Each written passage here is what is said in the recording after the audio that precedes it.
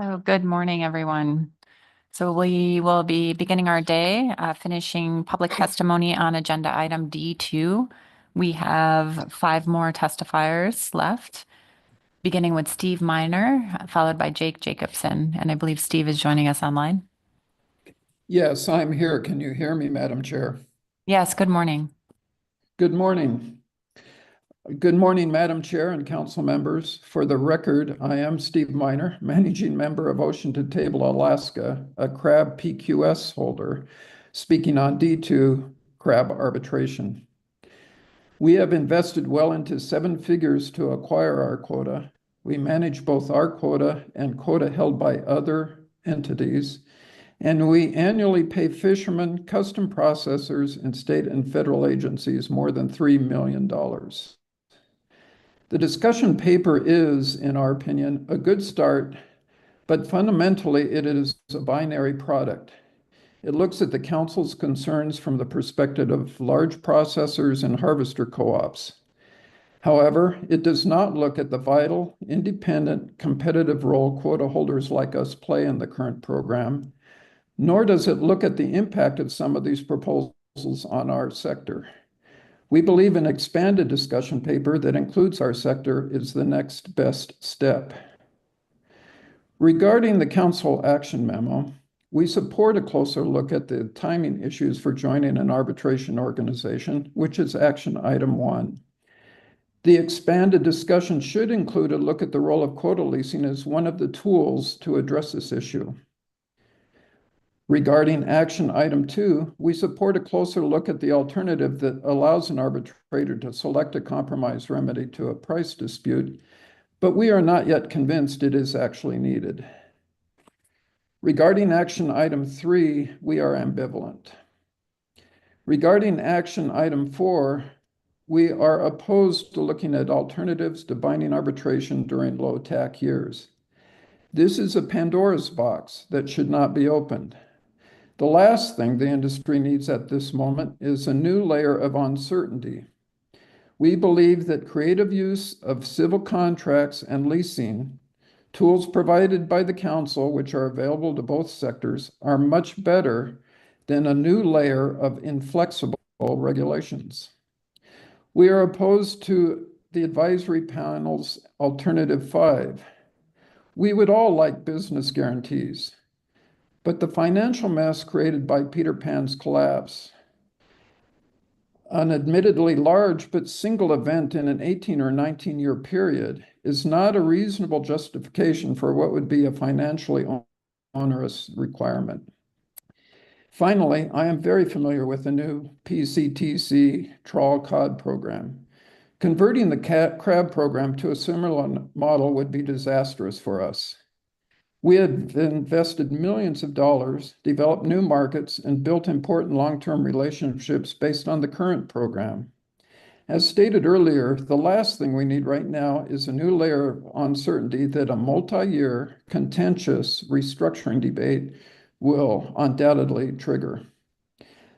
Thank you again for this opportunity. I would be happy to answer any questions regarding our position or to participate in a council-assigned work group should one be formed. Thank you. Thank you very much for your testimony, Mr. Miner. Are there any questions? Yes, Mr. Twite. Thanks, Madam Chair. Good morning, Mr. Miner. You described taking a look at only using the binding arbitration process in times of higher TAC as opening up a Pandora's box. And I'm wondering if you think the current discussion paper sort of adequately describes why that's a Pandora's box, or if we've heard enough in public testimony about why that's a Pandora's box that we can sort of say duly noted and we've got a record for why we thought that way and moved on. Is that the case right now, that we know enough now to agree with you that it's a Pandora's box? Mr. Twite, thank you for the question through the chair. We do believe it's a Pandora's box. I think that the council is considering a number of possible amendments here, including changing some of the timing issues that begin to address the concerns. But I also want to connect another dot, which is you do have some stakeholders arguing for a complete restructuring of the program. And I think that starting to talk about different ways to do things under low tax just accelerates that conversation. And as you heard in my testimony, we are opposed at this critical time to some long-term rancorous discussion about restructuring this program. So I don't think those are separate issues. I think they're actually connected. Thank you. And then on a different subject, you pointed out some of the problems with option 5 in the, or alternative 5 in the AP motion.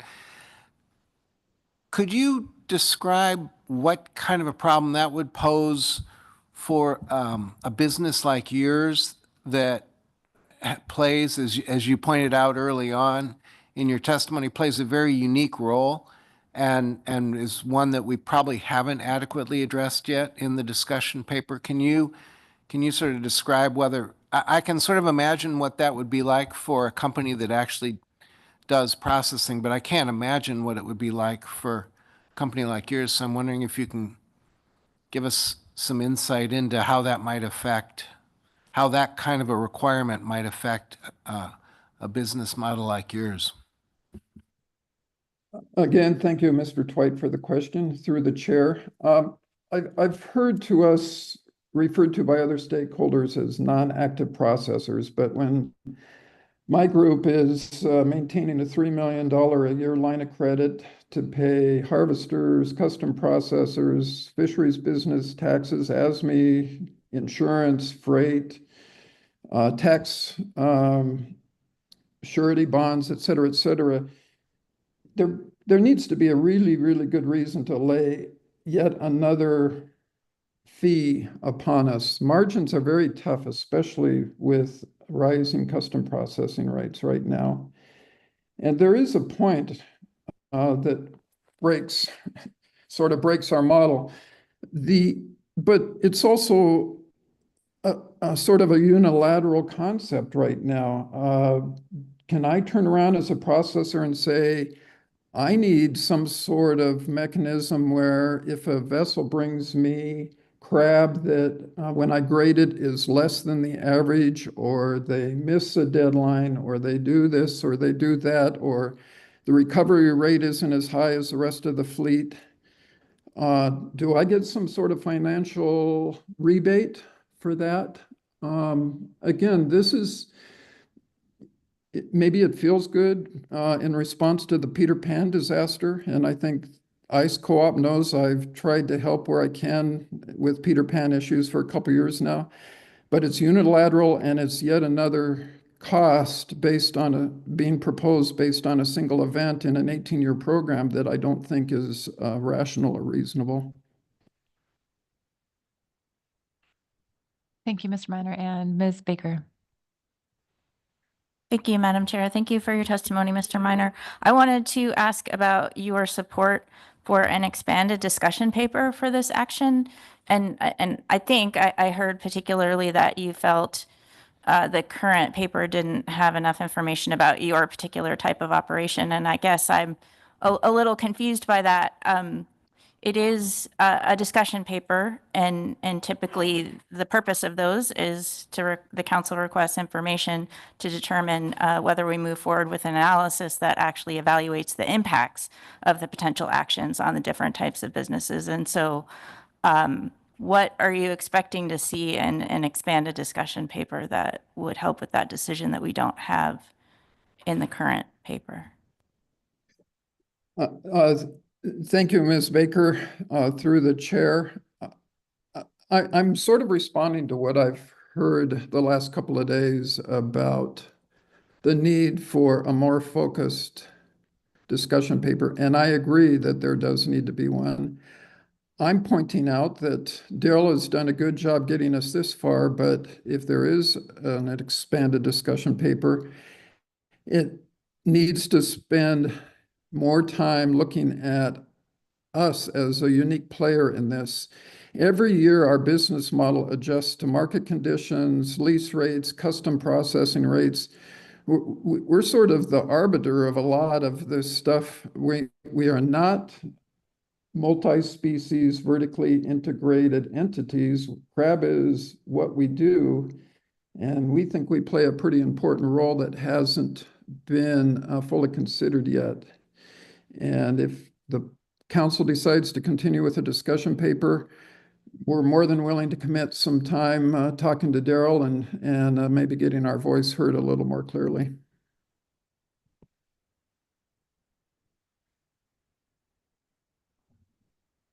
Thank you, Mr. Minor and Ms. Goen. Thank you, Mr. Minor, for your testimony. Following up on you being a more non-traditional processor, do you see solutions that weren't in the AP motion that would help processors in your situation? Ms. Goen, thank you for the question through the chair. I'm not at a point where I want to start putting specific solutions out there, but I do believe this. The council, when this program was created, took a pretty clear position that given the two groups, the council did not want themselves or NIMS to be in an enforcement position. And so the council gave the industry a lot of tools to work with: the formation of co-ops in the harvest sector, the use of civil contracts, the use of leasing, more recently, the removal of use caps. And I don't think in the current crisis, the industry has fully explored the use of those tools to address some of the concerns that have been brought to you. And I would encourage you to, if you want to continue with the discussion paper, to explore them more fully. And I would encourage the industry to also think a little more creatively. Do we have a crisis? Absolutely. My margins are shrinking. The value of my crab's going up and my margins are shrinking. This is not a fun position to be in, but it will be less enjoyable if we start getting into rancorous debates about extreme restructuring of this program. So I would like the council to and the industry to more fully consider what we already have in the toolbox. Thank you. Thank you. Not seeing any other questions. Thank you, Mr. Minor. Thank you very much. So our next testifier is Jake Jacobson, followed by Lance Farr.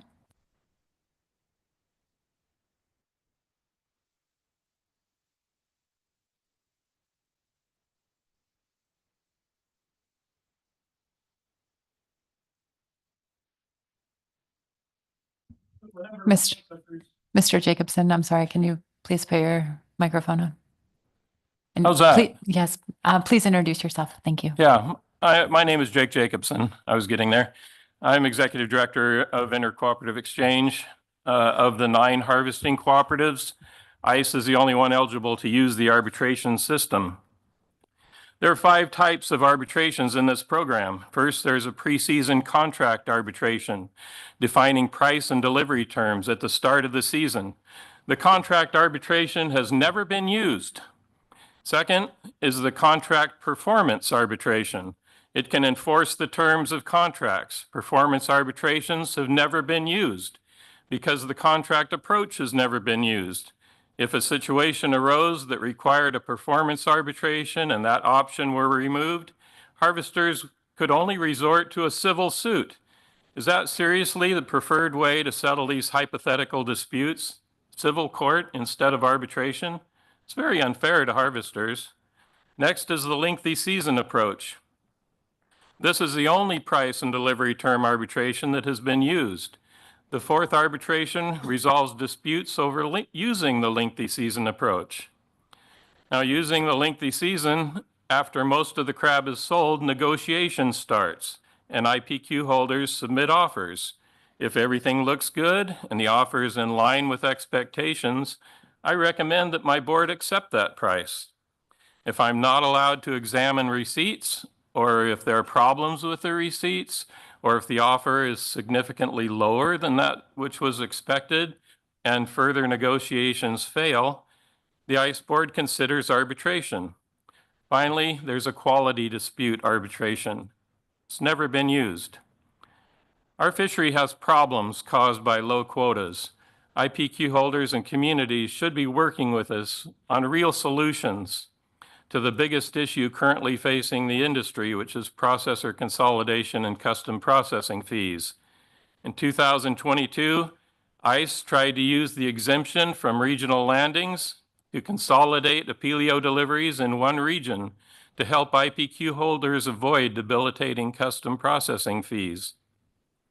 That attempt failed, not because of the arbitration system and not because of harvesters.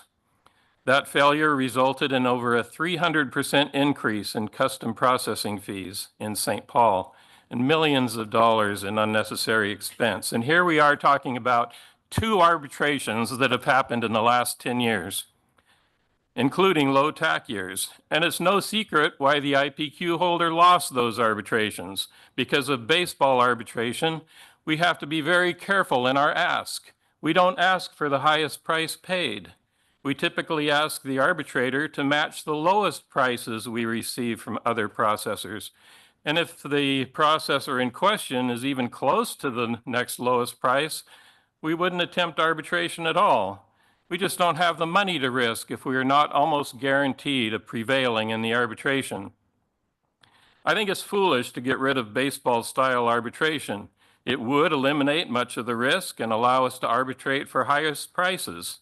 But at the same time, it's not how we want to do business. The last arbitration request was filed in June, and the arbitration finally took place in December. Some of the crab subject to that arbitration was delivered in December of the previous year. It's just not that cheap and easy to arbitrate. How about helping harvesters who still have not been paid and will not be paid for last year's deliveries to Peter Pan? We were matched with Peter Pan. We had to deliver there or not at all. We spent a lot of money trying to arbitrate, but we were unable to.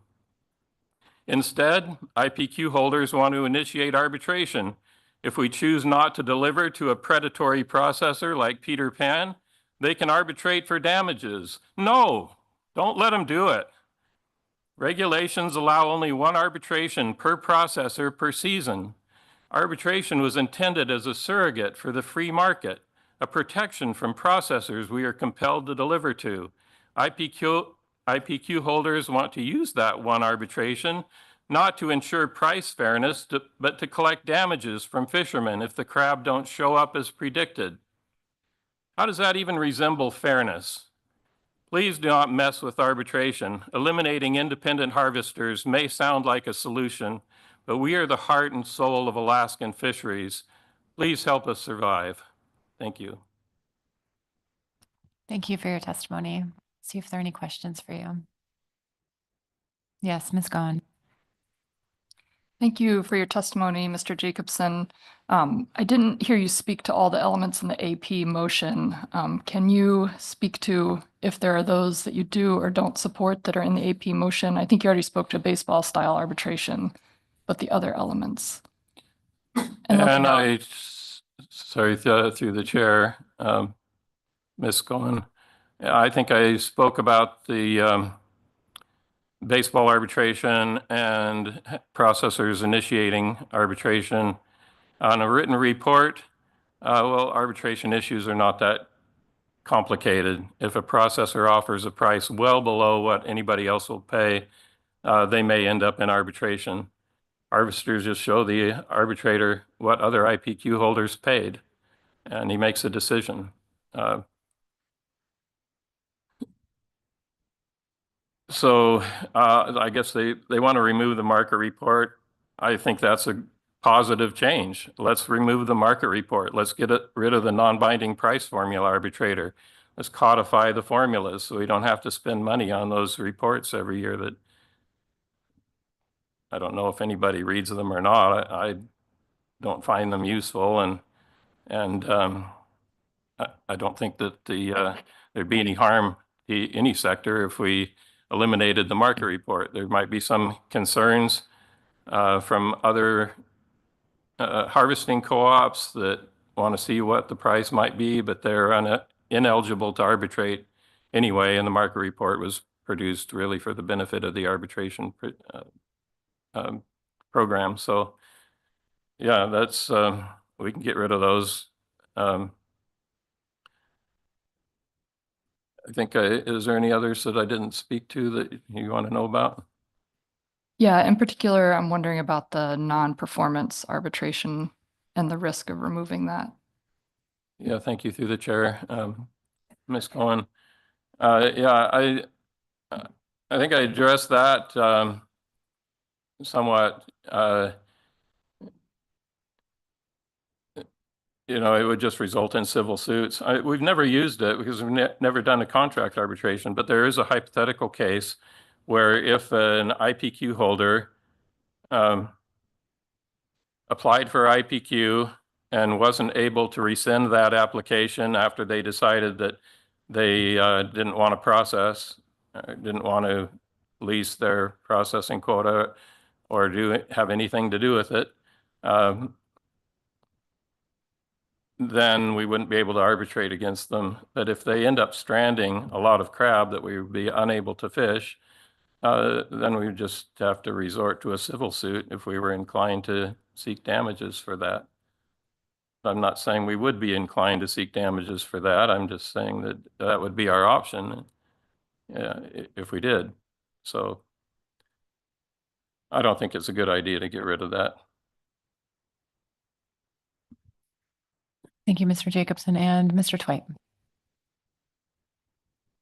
Thanks, Madam Chair. Thanks, Mr. Jacobson. There's been a fair amount of discussion and public testimony on this about timing issues and essentially thinking about whether there's ways to modify the system to provide businesses, and I think I've heard more from processors about that, to make decisions about the circumstances of the year before deciding what their engagement's going to be in the processing sector. I'm wondering, from the harvest side, what does that discussion look like about timing? Are there harvesters who have been sort of similarly put in a position of having to make decisions that carry a high level of risk in a very short period of time and with difficulty getting all the information they might want to bring? Yeah, through the chair. Thank you, Mr. Twite. Appreciate the question. There are risks for harvesters as well. In the compressed time period we have, boats have to decide whether or not they want to hire crews and rig their gear and buy bait and fuel and go up to Dutch Harbor. And they kind of have to do that without knowing if there's going to be a season or what the tack is. And so it's an issue. It would help us. I'm delighted to see that there are some issues being proposed that just don't take it out of the harvesters. Our margins are decreasing. Steve said his margins were decreasing. I say, what margins? We're already there. We have some of our boats that are really struggling. The Golden King Crab guys have been supporting my organization just because they're the only ones with reasonable income and can get all their expenses paid in the current fishing situation. We're struggling. The whole industry is struggling, but taking it out of one sector isn't going to help. I think the date issue is a good viable solution. If we could postpone the Apelio season starting date and IFQ, IPQ issuance, nothing can be done after IFQ, IPQ is issued because it's already gone. That train left the station, so there has to be a period between TAC issuance and IFQ, IPQ issuance, and that period right now is just very slim. It's just days and hours sometimes, and so if we could get 2 weeks, get the TAC issued 2 weeks earlier, or extend the Apelio season starting date a couple of weeks, that would help. We don't usually fish a Pelio until January anyway. There were a couple of my boats that wanted to fish a Pelio here in December, but there was insufficient processing capacity available to them, and I didn't want them to do it anyway because the quality of the crab might not be very good. And we try to get the best quality crab into our processors, so that plan was canceled. So yeah, I think it'd be very helpful, Mr. Twite, to adjust those seasons, and that would give, and also let the IPQ holders rescind their IPQ application if they want to. And they don't need to mix us up into it. We don't want to rescind our IFQ applications, but if they want to, that's fine. As long as, if everybody rescinds their IPQ application, as long as it just goes to an open access fishery, that would be great. Or some kind of a quota share fishery based on just without processing quota. So yeah, I think there's viable solutions to solve these problems, or at least to live with these problems. Right now, we're working on the emergency relief provision again. It will be the first time if it succeeds this year, it'll be the first time ever it's succeeded. I mentioned in my testimony that we tried it a couple of years ago, and some of the processors, independent process, am I going over? Yeah. Sorry. I was actually interested as well in where we were going with that, but it was definitely well beyond what I was asking. But I really did appreciate your thorough answer to the timing question, because I'm actually very intrigued by that. Yeah. And that seems to be coming out of public testimony more than anything. Yeah. Thank you. And it looks like we have another question. No, Madam Chair, Mr. Twite asked my question. Thank you for your testimony, Mr. Thank you. Jacobson. So next up is Lance Farr, followed by Gretar Gudmundsson.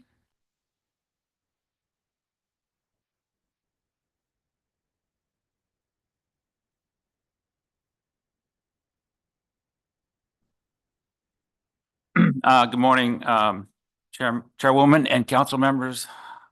I'm Lance Farr. I fished in the Bering Sea for over 30 years. I was on the AP when the crab program went through the council, and the crab program has been a benefit for the industry. I believe the biggest problem we have now is low quotas. I believe the crab program is helping the industry weather these low quotas, and I don't know where we'd be without this crab program right now. The industry would be just in shambles. We fished on our boat, we fished 2022 WBT and EBT seasons, and the boat didn't make any money. We leased a bunch of crab, went out there and caught it, but the crew made a little money.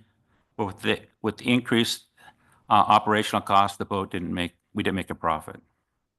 So we're not the only ones not making a profit in this industry. It's not just the processors.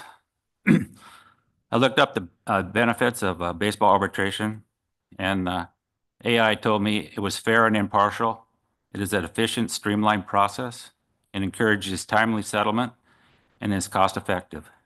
The last thing we need to do is to spend a lot of time and money on arbitration. Non-performance arbitration should be part of the program, as it acts as a deterrent to anybody who would otherwise fail to comply with the arbitrator's decision or terms of the contract. Changing the current crab program to another program would be a huge lift with the winners and losers. The crab program is working. We don't need to replace it.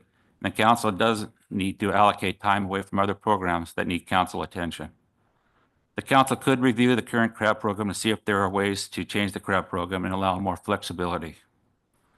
One thing to look at would be if the tax could be issued earlier to allow time to respond to different size tax and time for a longer window for crab issuance and share matching.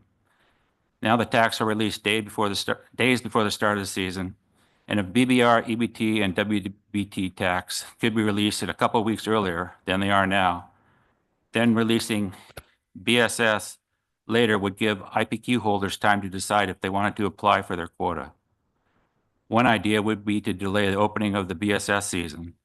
There is a concern if the IPQ sector that releasing the BSS after other fisheries started fishing would harm the trading of quota. So it shouldn't be delayed too much, because people still want to know what their crab they're going to have, and they want to be able to trade it before they start fishing. Emergency exemption from the regionalization looks like it's going to be used this year for the first time and should be a good tool for low quota years. Thank you. I think I'll stop there. That's all I have. Thank you, Mr. Farr. Any questions? Mr. Farr. Thank you for your testimony. So next up is Gretar Goodmanson, and he's joining us remotely, followed by Craig Lowenberg. Hello, can you hear me? Yes, we can. Thank you. Madam Chair, members of the council, my name is Greta Gudmundsson. I just want to say that I support what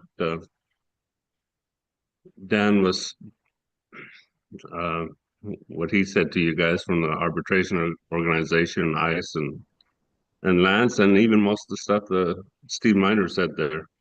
I think the arbitration program is working the way it is, and at these times of low quotas, I think it is more important that we have this arbitration system because every penny matters to both sides, both the processors and the harvesters. And that's an important time to have this system in place. I don't think we need to change anything. I think a written report from the arbitrator is unnecessary. From what I hear, I haven't had any direct experience with an arbitration, but from the people that have, they know what happened and what was going on and why they won or lost. The regionalization and the emergency relief, like you've heard in previous testifiers, is the first time it's actually gone through, and that will help. As far as the arbitrators, yeah, I've heard some talk. I don't know if it was in this part or in the AP, but just changing them, they're not so easy to come by. We have 3 on retainer now with the arbitration organization, and it used to be 4.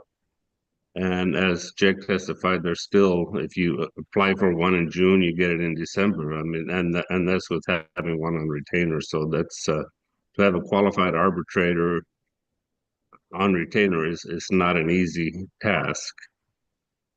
I think the 48 hours of withdrawing your application is way too short. I think currently the time today, the way things are, is too short. I don't remember what the exact subject was with Fish and Game, but they were asking for 6 months' time, which was ridiculous in our situation, and they give us a week to 10 days to figure out our business plans, and it's just it's not going on. So if you think you know what's happening in June at the time of the application, and you can withdraw and change everything within 48 hours, then I mean that upsets the whole apple cart, and you have to find different matches and all of that. The use caps, I think that's a good help with the processors. They need all the help that they can get. So increasing some of those and just keeping them in business. Currently, I think there's only 2 working, and I see I'm out of time, so I'll stop there and take any questions. Thank you for your testimony. I'll see if there are any questions for you. Yes, Ms. Goen. Thank you for your testimony, Mr. Goodmanson. Can you speak a little bit to, at the beginning of your testimony, you said you supported elements of Steve Miner's testimony. Can you speak to what you were referring to? Just to keep the program as it's going and not to change or regulate some of this stuff because of low quotas at this moment. And I believe the true answer to fixing this is more crab, and there's no way you can regulate that. I mean, that's a problem for Mother Nature.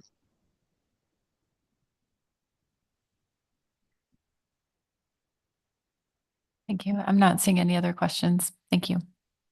Thank you much. Our last testifier is Craig Lowenberg, and I think he's joining us remotely.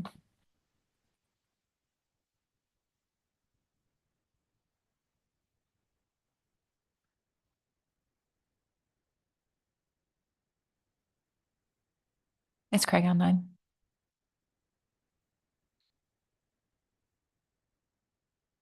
Okay, we will wait a moment.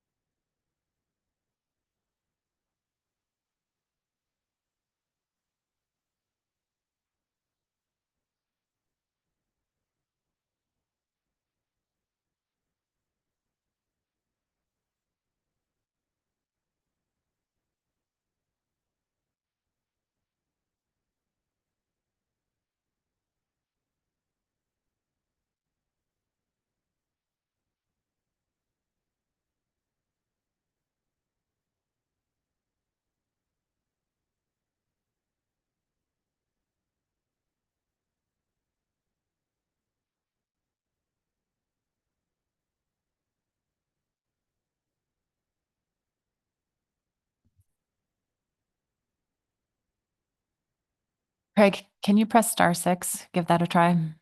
We can see that you're online.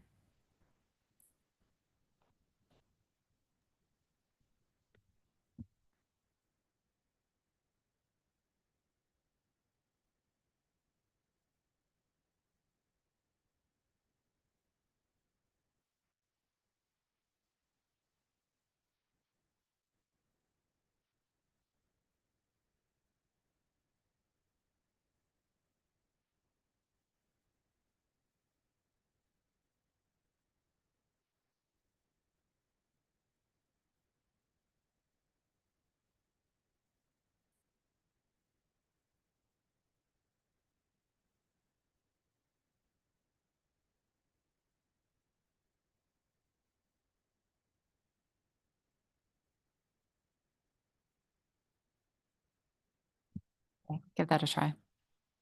Good morning, Madam Chair. Can you hear me all right now? Can everyone hear him? Okay. Yes, we can hear you. Okay, sorry about that technical difficulty. I couldn't get off mute there. Good morning, Madam Chair, members of the council. For the record, my name is Craig Lowenberg. I'm testifying today as an individual. I'll be very brief this morning. I'll start by aligning my comments with those made by Jake Jacobson previously. I'll also say that I don't support the motion that came out of the AP as a whole. There are elements of it that I think are worthwhile. For example, removing the market report and allowing IPQ holders to withdraw their application within a reasonable time, or clarifying the conditions under which they can remove their application. There was a bit of talk about the delayed issuance of IFQ and IPQ after the TAC announcement versus issuing all the crab species at one time. The example we've been talking about over the last 2 days here is Apelio. From my perspective, it's important to issue all those taxes all those IFQ and IPQ as soon as possible after the TAC is announced, in order for co-op managers to make fish plans. I'm a co-op manager myself, and it is important from our perspective to see the whole picture, the big picture. There's lots of trades that take place right off the bat as soon as IFQ and IPQ is issued for economic and logistical reasons. An example of that might be, it might make more sense for one vessel to harvest all of one crab species, and a different vessel to harvest another crab species. For example, sometimes bear dye is put all on one vessel and Apelio is traded and put on another vessel. We need that whole picture to make those kind of decisions. I think changing the current timing of this would be disruptive to our current practice and introduce inefficiency for both harvesters and processors. So those are my thoughts on delayed issuance. And then finally, I'll make a comment on the working group idea. I think that's a worthwhile idea, and I would be happy to participate. Having it held accountable to a council and the timeline, I think, is the right way to go rather than just an industry work group. So I'll stop there, and I appreciate your time this morning. Thank you. Thank you. Thank you for your testimony, Mr. Lowenberg. I'll see if there are any questions for you. Yes, Ms. Kimball. Thank you for your testimony, Mr. Lowenberg. And as you know, the council wouldn't normally create a work group or a committee without direct tasking. And so I'm wondering if you have ideas for tasking. We've heard a couple different ideas about either looking at different program structures or trying to make additional adjustments within the current program structure. Through the chair, Ms. Kimball, I was having a little bit of trouble hearing you, but I think what you asked me was, do I have recommendations for elements that a working group can address? Is that correct? Yes. Okay, thank you for the question.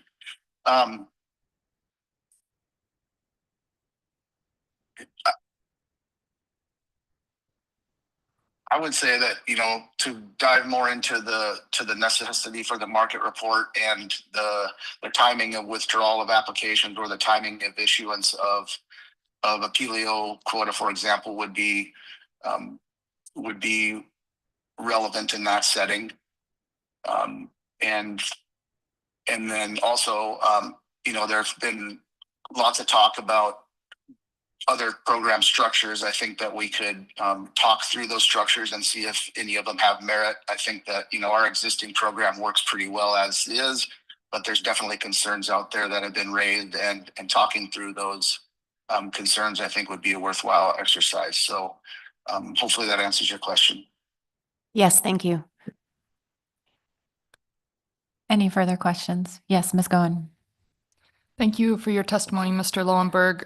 You spoke to elements of the AP report that you did support. I heard you say market report and timing, but I didn't hear you speak to the written report. Do you support that? Through the chair, Ms. Goen, again, because of our phone situation here, it's a little bit hard for me to hear you.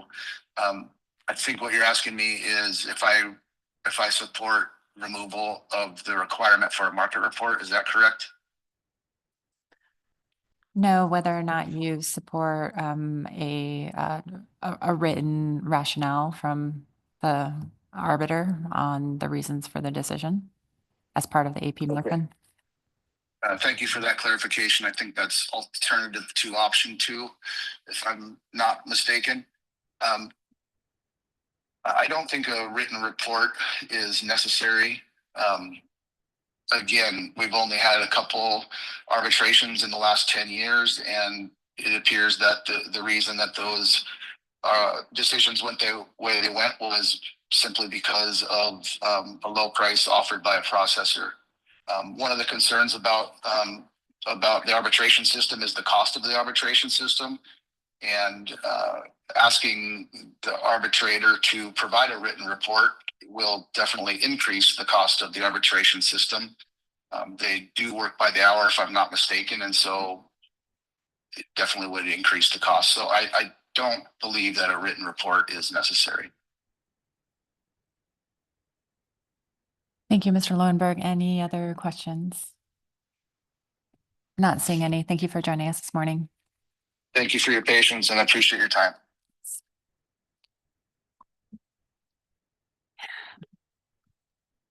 That concludes public testimony on D2. So we'll take about a 15-minute break, come back at 9 a.m. and see what the wishes of the council are on action for D2. Thank you.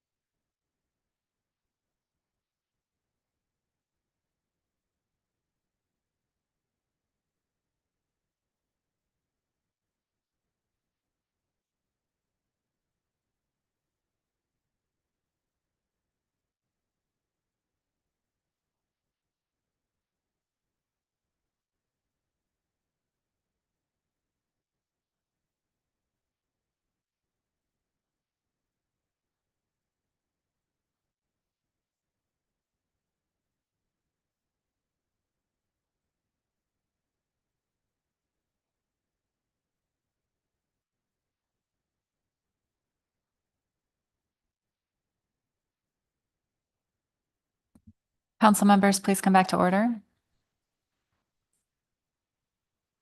So we've heard staff presentation and received public testimony on agenda item D2. I'll ask what the wishes of the council are.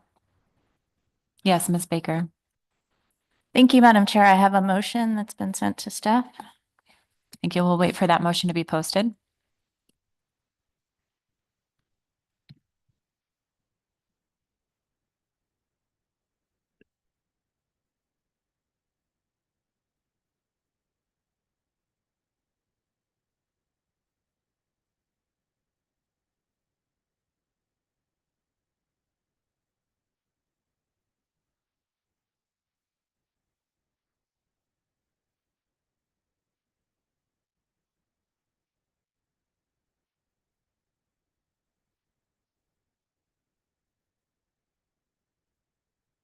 And can we get it on our screen as well? Thank you.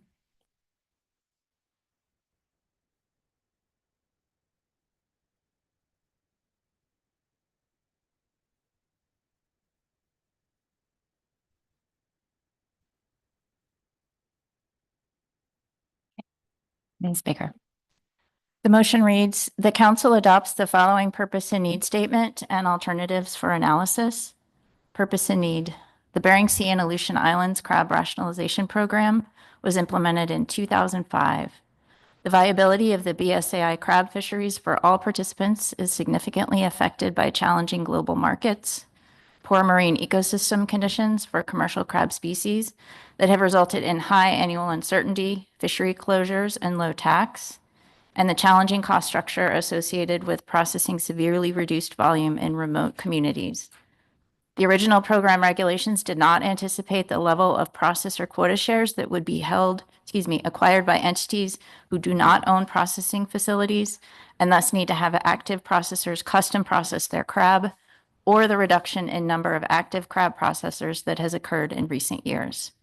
The council intends to consider limited revisions to the BSAI crab rationalization program arbitration process and the annual individual fishing quota and individual processor quota application process to increase transparency, provide flexibility, and reduce program costs and burdens for participants without changing the overall program structure and objectives. Alternative 1, status quo. The action alternatives are not mutually exclusive. Alternative 2, changes to the regulations governing the arbitration process, and the options are not mutually exclusive. Option 1, remove the requirement that the arbitrator can only select a remedy proposed by one side. Allow the arbitrator to select an independent or compromise remedy based on the facts provided in the arbitration. Option 2, allow parties to receive the arbitrator's written report and rationale, as well as a publicly available report providing key rationale without including confidential information. Option 3, remove the requirement for a market report. Option 4, remove the arbitration option for non-performance after a contract has been established to define BSAI crab price, delivery, or other terms. Alternative 3, IFQ and IPQ application withdrawal. IFQ and IPQ applications can be withdrawn after being accepted by NMFS anytime before BSAI crab rationalization species tax are announced and within option 1, 24 hours, and option 2, 48 hours after BSAI crab rationalization species tax are announced. With a second, I'll speak to the motion, Madam Chair. Thank you, Ms. Vanderhoeven, for the second. Ms. Baker. Thank you, Madam Chair. I'll just briefly walk through the elements of the motion. This motion is largely based on the work of the advisory panel and the successful motion put forward for this agenda item. This motion would initiate a regulatory amendment to evaluate potentially straightforward changes that are primarily associated with the arbitration system and quota application timing. And the intent is to provide more flexibility, reduce burden and uncertainty in the program, and potentially some costs, given the very different conditions in the Bering Sea crab fisheries compared to even just a few years ago. As a reminder, as we've been discussing, my focus here is that very few active processors remain in the crab fishery. And the processor risk associated with these fisheries is very high, especially given closures and low TAC levels. And recent fishery closures and low TAC levels have substantially increased the risk for processors and all participants. And I'm putting forward some very limited potential program changes to help mitigate some of that risk. And hopefully also reduce the likelihood that even fewer crab processors will apply for processing quota, which is an ongoing and potentially increasing challenge for the program. The discussion paper in front of us evaluated several changes, potential changes to the program related to the arbitration system, and even going so far as potential program structure changes. I have focused this motion on a very narrow set of alternatives. This motion does not seek to eliminate the arbitration program or even make significant changes to it, in my view, since we did not hear a lot of testimony in support of significant changes. And I do believe, working through the information in the discussion paper and the advisory panel and testimony, it is important to have an arbitration program established and consistent that's available for dealing with price disputes. And so again, I'm not proposing significant changes to the program. That is not my intent. So walking through the options, the alternatives and options that I do have in this motion, again, quite consistent with what the advisory panel put forward. Under alternative 2, option 1, removing the requirement that the arbitrator can only select a remedy proposed by one side, what we've been calling baseball arbitration.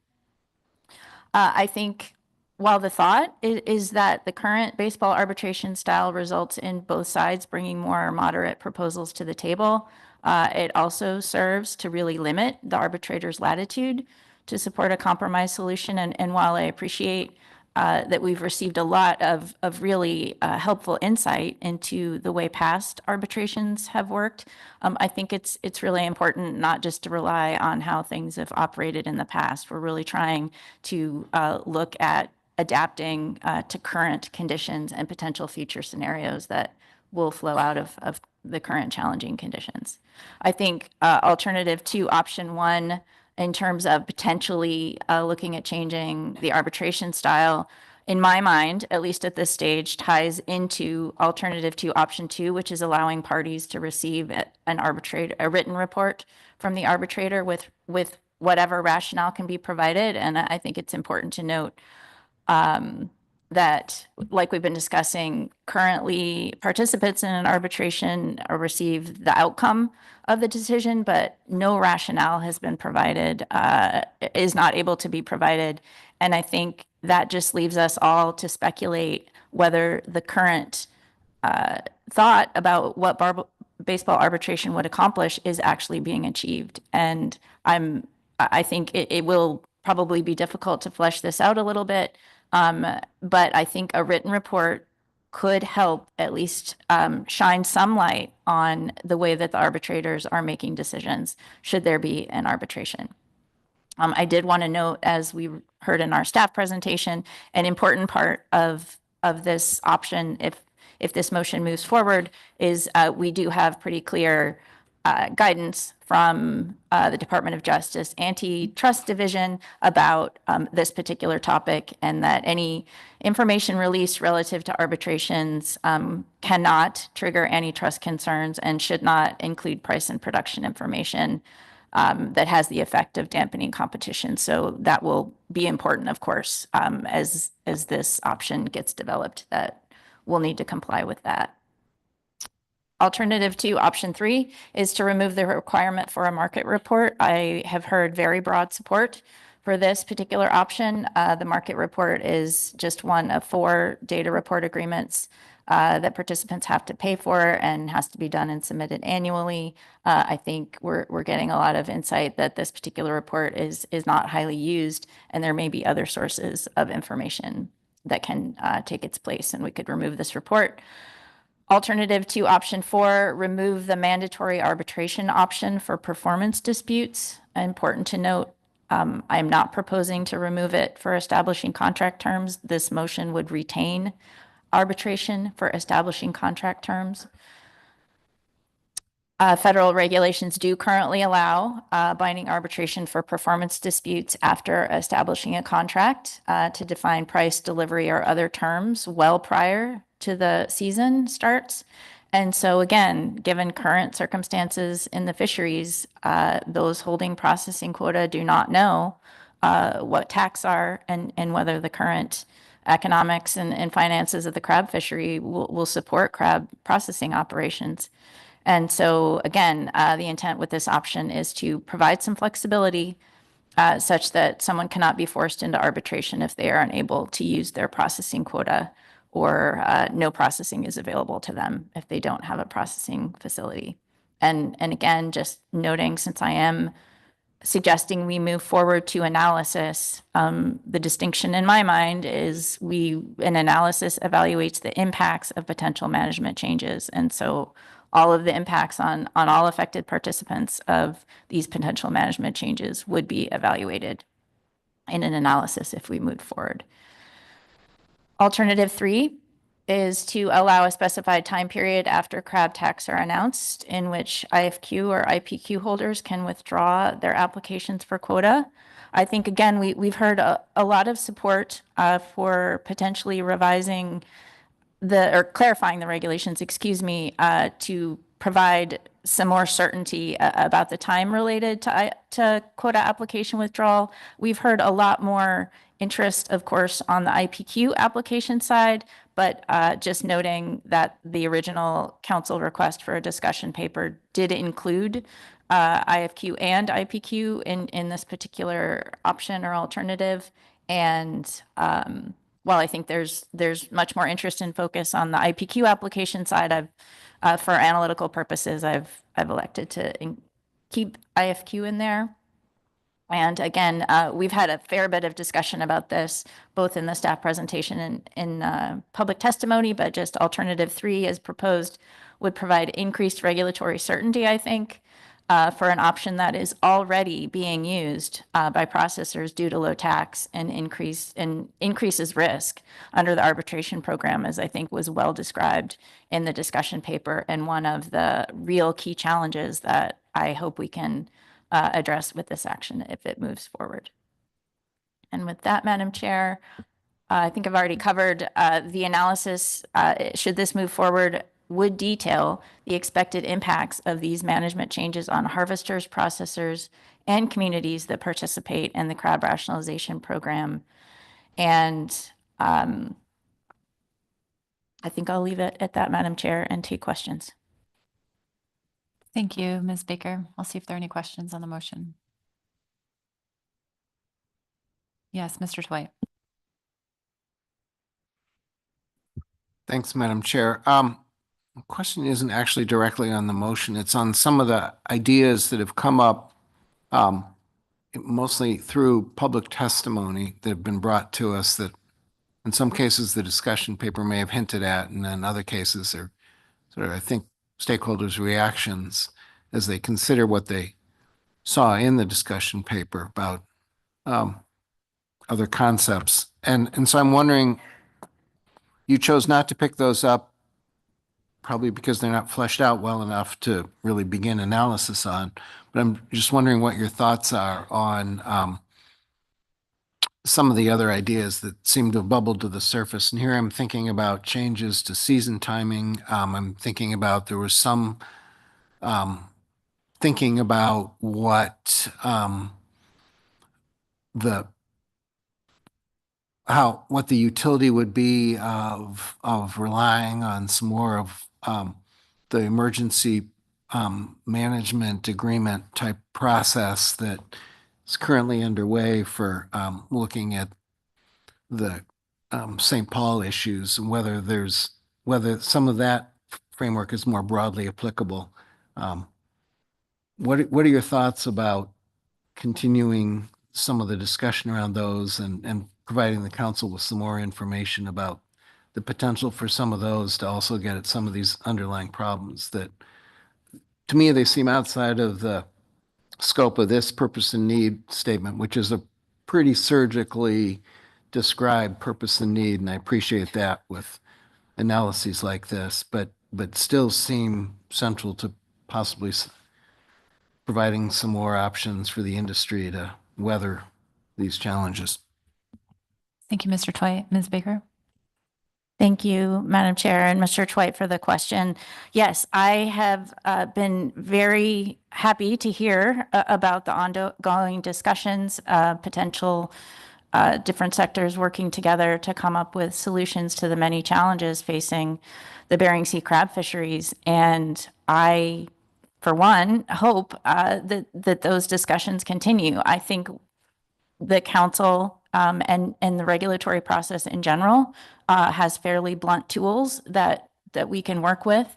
This program happens to have some particularly complex tools that, as Mr. Twite said, I am trying to see if there's some very surgical adjustments we can make to provide some more flexibility and potentially mitigate a bit of the increased risk. But I think in terms of facing some of the other challenges and that maybe we can't address in an expeditious manner through a regulatory process, or that may be better addressed through private contracts or other methods, I am very supportive of that. And I hope those discussions continue. And I do hope that the council can hear about those. And if there are ways that the council can help facilitate those, I encourage that. Thank you, Ms. Baker. Other questions? Yes, Mr. Williams. Thank you, Madam Chair. And thank you, Ms. Baker, for the motion. I think my question may have been asked by Mr. Twite, but I wasn't quite sure with regard to alternative 3. And again, that speaks to some of the timing issues that we talked about with folks. Your alternative 3 is fairly narrow in its application. Do you foresee in the evaluation of that alternative being able to, will some of the other timing issues surface, or will they be able to come out as a result of looking at that relatively narrow alternative 3? And I'm talking about, Bill asked it, I think, in terms of season timings and other things.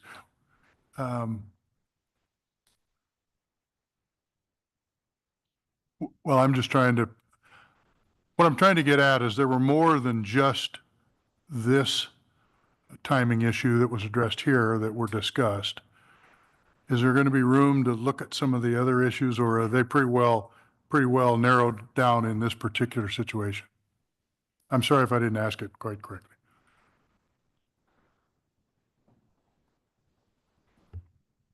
Thank you, Madam Chair. And yes, Mr. Williams, I understand the question. My apologies. I was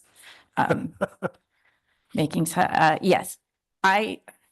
So to answer the question, I did think about that a little bit in finalizing this motion for consideration. I think if we want staff, this would be my intention, we can talk about it, that if we want to look at different components of timing for potential revision, that is not specified in my motion. And I think just from a staffing perspective, I think we could articulate that perhaps if we were asking for different things or amend the motion. But I guess I would be a little uncomfortable, since we did hear several different recommendations. I feel like it would be for the benefit of the public and for staff, that anything beyond what I have in alternative 3, should it pass like this, I think we should clarify what other things we might be looking for information on, or analysis on, excuse me. Thank you. And Ms. Kimball. Thank you. And maybe a related question then is, this would be as proposed a regulatory amendment, so we would get an initial review draft back at some point in the future, and if discussions take place outside of the council and folks come up with ideas that are within the council's purview. I know some of those were within the state of Alaska's regulations. That's something that could potentially be added as a new option once we see the initial review draft. Is that maybe a possibility? Through the chair. Ms. Baker. Thank you, Ms. Kimball. In my view, yes, that is often how we progress through this process. Thank you. Any other questions? On the motion? Okay. Any amendments? Yes, Ms. Goen. Thank you. I'd like to make an amendment to strike alternative 2, option 1, which is the compromise remedy, also called baseball style arbitration, and also strike alternative 2, option 4 on removing the non-performance arbitration option. And with a second, I'll speak to it. Thank you for the second, Mr. Mueller. Ms. Goen. Thank you. We've heard through this agenda item that all crab fishery stakeholders are struggling and facing extreme difficulties, whether it's processors, communities, or harvesters. That's clear. But we've also heard that we're facing a much bigger problem with lack of available processing facilities, poor markets, and low harvest levels. That's the action, or this action doesn't fix those problems. When looking at solutions to create some relief, we also need to be looking at maintaining the balance between harvesters, processors, and communities in this program. We need to maintain the balance of all the players to make sure we have a healthy industry ecosystem, if you will. Alternative 2, options 1 and 4 are substantial and controversial changes to the program, as we heard just in the testimony the last 2 days. These 2 options are not surgical fixes, and they are significant. For option 1, baseball style arbitration fosters cooperation and submitting best and reasonable offers. It's a more productive negotiation with faster outcomes. It's less costly. We've heard it's only been used 2 times in the past 10 years. The option 1, as laid out in the motion, will encourage gaming of the system. It'll significantly increase the number of arbitrations, and it will be more costly. Suggest a less controversial and more stable path forward would be to explore the written report option, which is in the motion in option 2, and I would suggest keeping that, and see what comes to light and whether another arbitration approach is warranted after we see some of those written reports. For option 4 on non-performance, while it's never been used to date, having this type of arbitration provides a powerful deterrent for anyone who fails to comply with the arbitration decision or the terms of the contract. It's a checks and balance in the program. It's an important protection for both parties. If it's removed, it will increase the risk, and it potentially will lead to civil suits, which would increase costs. This amendment would remove the 2 options that are substantial and controversial changes to the program while maintaining the remaining elements of the motion that would provide some relief for processors with proposed changes to timing of withdrawal, removal of the market report, and would increase transparency and learning with the written report. And with that, I'll take any questions. Thank you, Ms. Goen. Any questions on the amendment? Yes, Mr. Curlin. Thanks, Madam Chair. Ms. Goen, I wonder if you could just explain a bit your thinking in wanting to take those options out now versus having the analysis look at the issues that you raised and provide more information to us. Thank you for the question, Mr. Curland. As we've seen over the last 2 days, these 2 elements are very controversial. I think leaving the written report in will bring some of the information to light if that moves forward and is implemented. And then industry could come forward once we know more from that. Industry could come forward to decide if we need further changes to the arbitration program. So to me, pulling these elements out makes this a much more streamlined, non-controversial action that's still providing relief to participants in the program. Thank you, Ms. Goen. Any other questions? Any comments on the amendment? Yes, Mr. Dwight. Thanks, Madam Chair. I'm not going to support this at this point, really primarily for the process reasons that were sort of underlying Mr. Curlin's question. I kind of have my doubts about option 1 as well, based on what I've heard so far. But that doesn't mean that I don't want to see what an analysis would explore of the kinds of dynamics that you described, Ms. Goen, that I don't think we have well described at this point in an analysis. And I think it's a fair question to have been asked. Option 4, frankly, I really want to see what an analysis shows about that. I've heard really interesting arguments both ways. Removing it at this point removes as one council member, my ability to evaluate whether the assertions you're making are correct. And whether or not it's controversial, I just don't see, we've undertaken many actions that are very controversial at the beginning, some of which remain controversial all the way to the end, others of which, viewed later on, everybody agrees, ended up providing a product that really addressed the need very well and has improved our abilities to sustainably manage, but they started off as highly controversial. I don't see whether or not an item is controversial as a useful criteria most of the time for deciding whether or not to proceed with analysis of it. Thank you, Mr. Twite. Mr. Williams. Thank you, Madam Chair.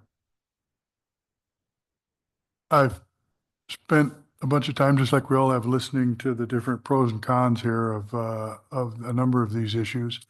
I share some of Mr. Twite's thoughts with regard to, I don't care. I really don't like having option 1 in the document. However, having said that, without taking the time to put some more time into evaluating what it does or doesn't do, at least for me, who's not been directly involved in a lot of these arbitrations and has not spent a lot of time, I am not going to be supporting the amendment, but I clearly am not too excited about option 1, but intend to hope we can get the kinds of information that will be able to answer the question more clearly down the road. I think it is a major move.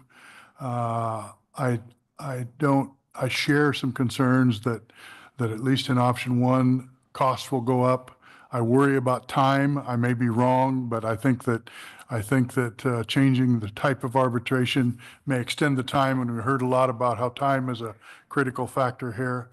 But hopefully, this being included in the analysis will help answer some of those questions more clearly, and then let me make a more informed decision down the road. Again, option 1 is troubling to me, but at this point, I'm not going to support the amendment. Thank you. Thank you, Mr. Williams. Any other comments? Yes, Mr. Sukata. Yes, thank you. I also will not be supporting the amendment, much along the lines of Mr. Twite. While I certainly value the expertise of Ms. Goen in this particular subject matter, I think the fact that many people do believe that it may be substantial or controversial is exactly the reason we need to do more analysis on this type of thing.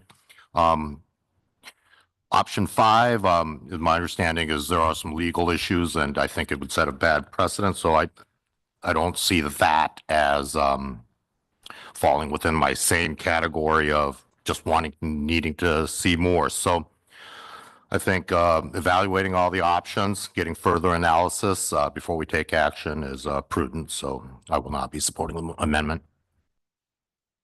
Thank you, Mr. Sakata. Ms. Baker. Thank you, Madam Chair. And I don't have a lot different to add. I also share many of Mr. Twite's comments in terms of some concerns, but also supporting analysis going forward. I have very much appreciated the insight that we've received through written and public comment. But as Mr. Twite said, since we have no information about rationale related to any arbitration decisions, I'm not sure if those perspectives that we're receiving I'm not sure what they're based on. And so I think it's important to evaluate in particular option 1. So I won't be supporting the amendment. And also just speaking to the amendment to remove option 4, I think, again, I've heard some rationale that the binding arbitration for non-performance has not been triggered or used in the past. And again, I just want to be clear my intent. I understand that, but we are facing very different conditions.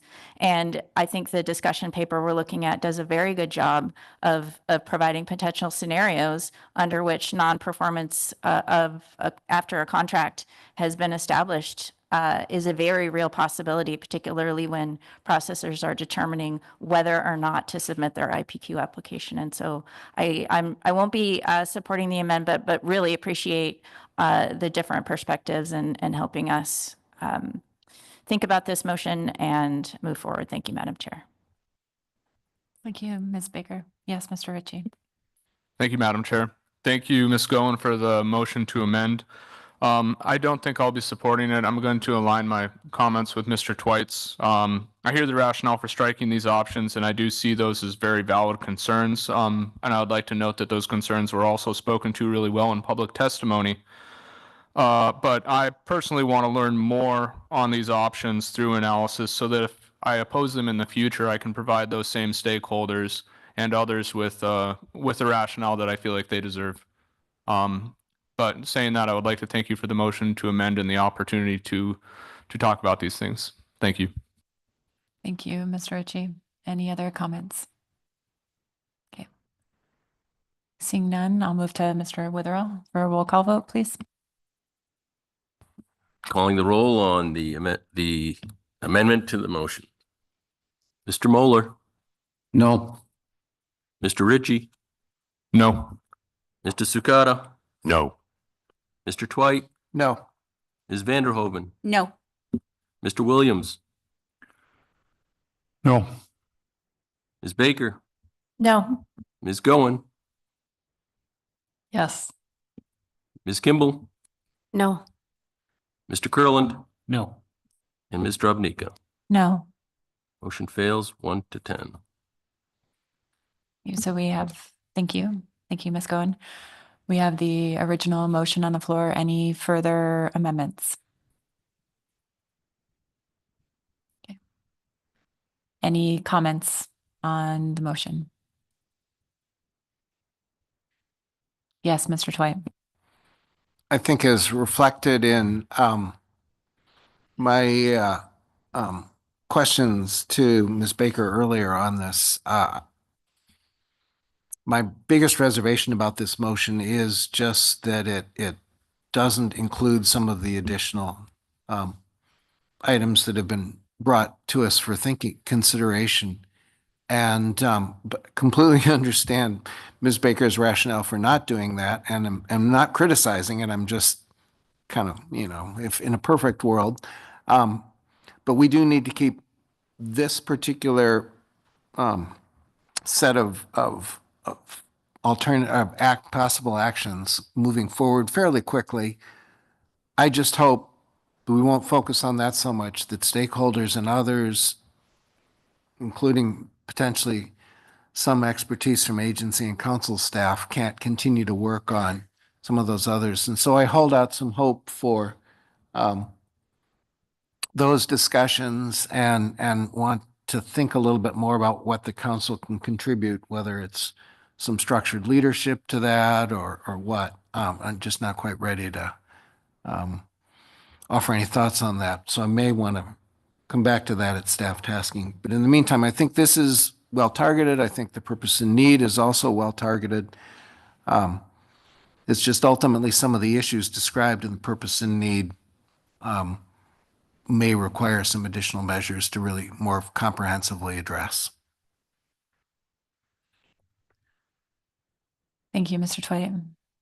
Any other comments on the motion? Yes, Mr. Mueller.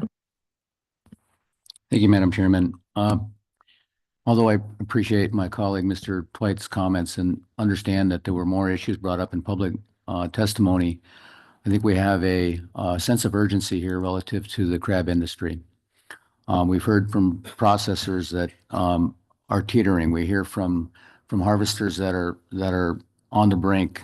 And I think Ms. Baker's streamlined and surgical attempt to fix some of these things is the right move at this point in time to be most reactive as a council to the issues we see out there and the changing conditions of the crab industry.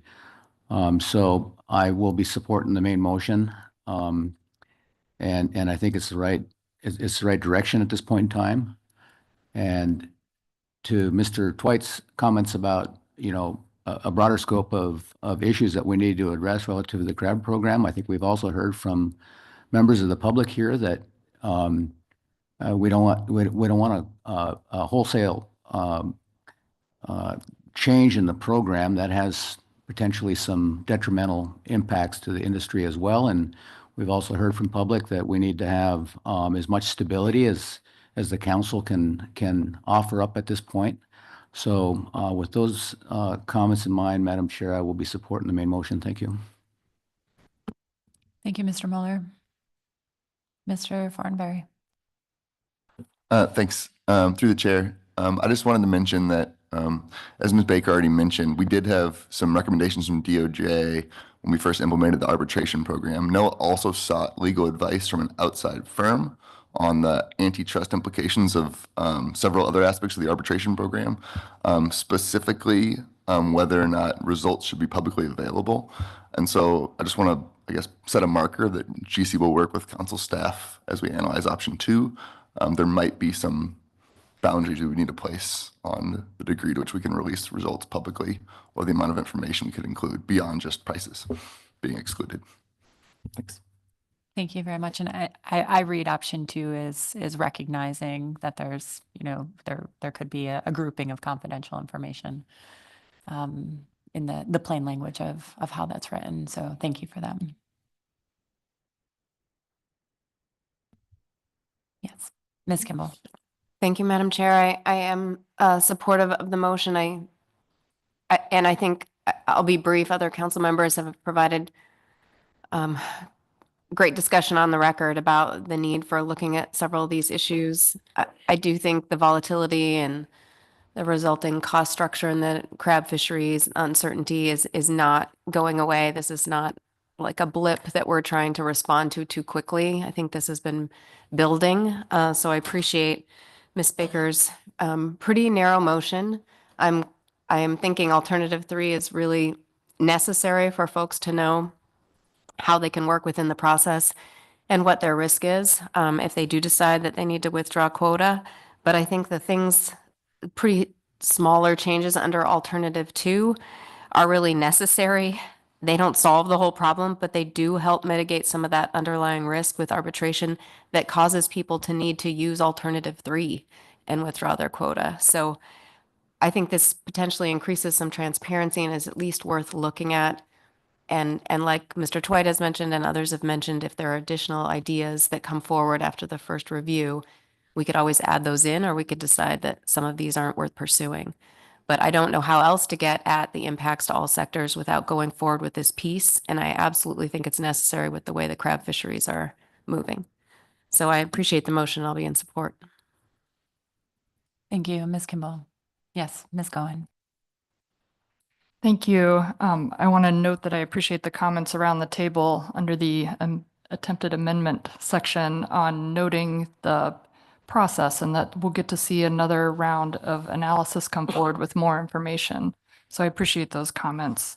I would want to make sure that next round of analysis takes a really hard look at all components of this fishery, the harvesters, communities, and processors, as it has, but I just want to make sure we're really looking at that balance and how this impacts all players.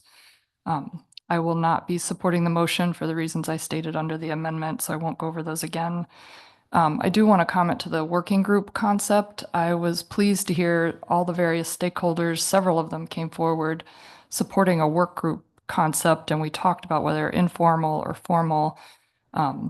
I want to encourage folks to continue meeting wherever we land as a council here today on that concept, but I want to encourage the different sectors to continue talking and working together as we're facing these challenging times. Thanks. Thank you, Ms. Goen. Any other comments on the motion? Thank you, Ms. Baker. I'll also be supporting the motion as others have shared. I greatly appreciate the public testimony on this issue. Understand that there's not necessarily full alignment on the pathway forward right now. I think we all recognize that there are many changes occurring in our crab fishery as well as many others, and our job here is to try to identify ways to maintain stability in our fisheries. I think this is some of these options could potentially get us there, but we're very early in this process still, and better understanding the impacts and how these options interact with one another is of great interest to me. And I'll look forward to working with all of the stakeholders involved in this process. Thank you.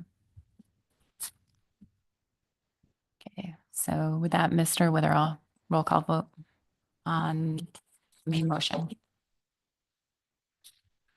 Calling the roll on the main motion. Mr. Ritchie, Yes. Mr. Sukata, Yes. Mr. Twite, Yes.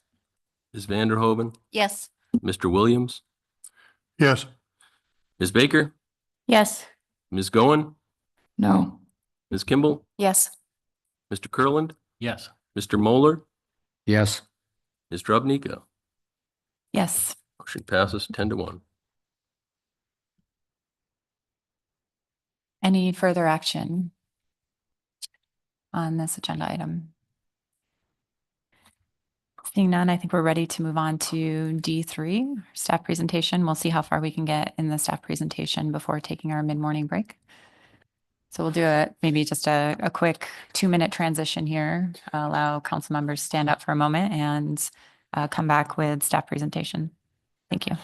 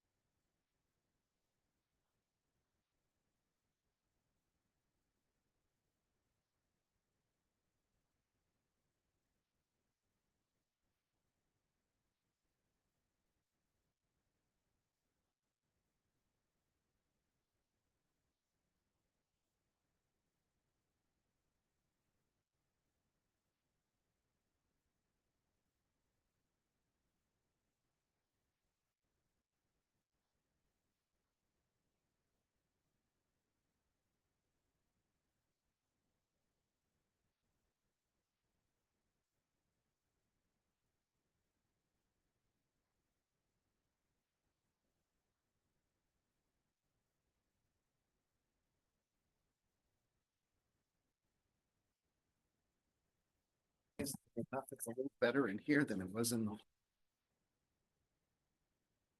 That felt good. Good. Council members, please come back to order. So we are ready to begin our presentation on D3. We have Ms. Holman with us to introduce the D3 crab cruise share agenda item. Thank you. Thank you, and good afternoon, Madam Chair and members of the council. For the record, Taylor Holman, council staff, and I'm here to present agenda item D3, which is a discussion paper that considers modifications to the BSAI crab rationalization program and the cruise shares provisions within it. Ms. Also- Holman, I'm sorry, would you mind getting a little closer to your Oh, yeah, microphone? of Thank you. Is this a little better?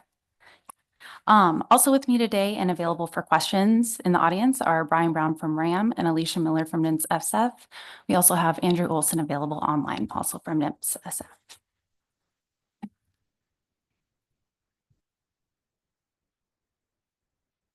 So before I begin, I'll just give a quick overview and roadmap of the presentation ahead of us. First, I'll give a background on the council motion, followed by a summary of the substantive issues in the CR program fisheries and the C-share provision specifically that prompted the council to put this motion forth. Then I'll get into the meat of the presentation, which is a discussion of the rationale, viability, and potential impacts of the selected modifications. The first of which is modifying the transfer eligibility requirements, and the second of which is increasing use caps for C-shares. Finally, I'll have a short section of key takeaways and highlight some analytical pieces for any potential future analyses. And just a quick note at the bottom, there are a lot of acronyms used when we talk about the BSAI CR program, two of which are just in the title. And so I'll do my best to describe each in full every time I talk about it. But for any that I miss or any reminders needed throughout, there's a list available at the link in this footnote. So for the introduction and background on the motion, the council last discussed this item in June of 2024 after a review of the 17-year program review for the BSAI CR program. At that meeting, the council tasked staff with developing a discussion paper on two distinct modifications to the BSAI CR program, the first of which would be to revise eligibility requirements for receiving C-shares through transfer, either as a new entrant or a current C-shares holder buying more, to mirror the requirements that were recently implemented in Amendment 54 for holding or maintaining active participation requirements for C-shares. And the second of which would be to increase C-share use caps.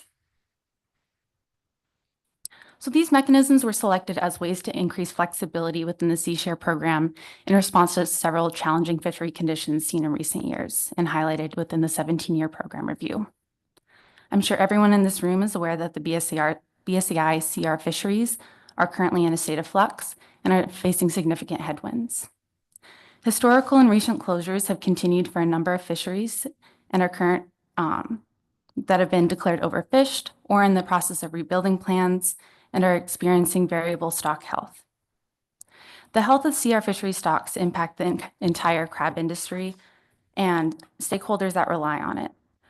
All of the challenges that I mentioned above have culminated in diminished participation opportunities. Now, these participation opportunities are what this motion is trying to remediate. The council has expressed concern about the participation piece specifically for the C-share provision of the CR program, as participation is required for both the initiation of transfer and to continue receiving IFQ from these quota shares. These participation challenges have highlighted the need for increased flexibility within the CR program and has prompted the council to make recent efforts to address these participation challenges within the CR program, including through Amendment 54, which was referenced in the June 2024 council motion. So I touched briefly on the challenges and substantive issues that led the council to make the motion to examine modifying the C-shares program, but I'll go a bit more in depth in this section and show you some numbers quantifying the amount in which participation has declined in recent years. So the primary substantive issue that I'll be focusing on, as I mentioned, is the decreases in participation. The graph on the right shows the number of crew positions in the crab harvesting sector by fishery, starting with the Aleutian Island Golden, which is a combination of Eastern Aleutians Golden and Western Aleutian Islands Golden, Bristol Bay Red, Bering Sea Snow, and down the line. The graph shows the total number of crew positions from 2009 to 2022, peaking in 2015 at 1,349 positions, and declining to only 476 positions in 2022. So I'd like to know, one thing with this data is that each available position is counted separately, though many crew members participate in more than one fishery. So a position does not necessarily equal the total number of individual crew members. Furthermore, because on a vessel, this is counted as positions throughout the season, if they have a different person fill in that position 1 month versus the next month, it may also be undercounting. So this is not a perfect metric, but it does show some indication of the amount of participation in the fishery. So the BBR fishery closures in 2021 and 2022 caused substantial declines in the number of available positions, and the 22 positions total of 476 only represents a third of the 2015 peak.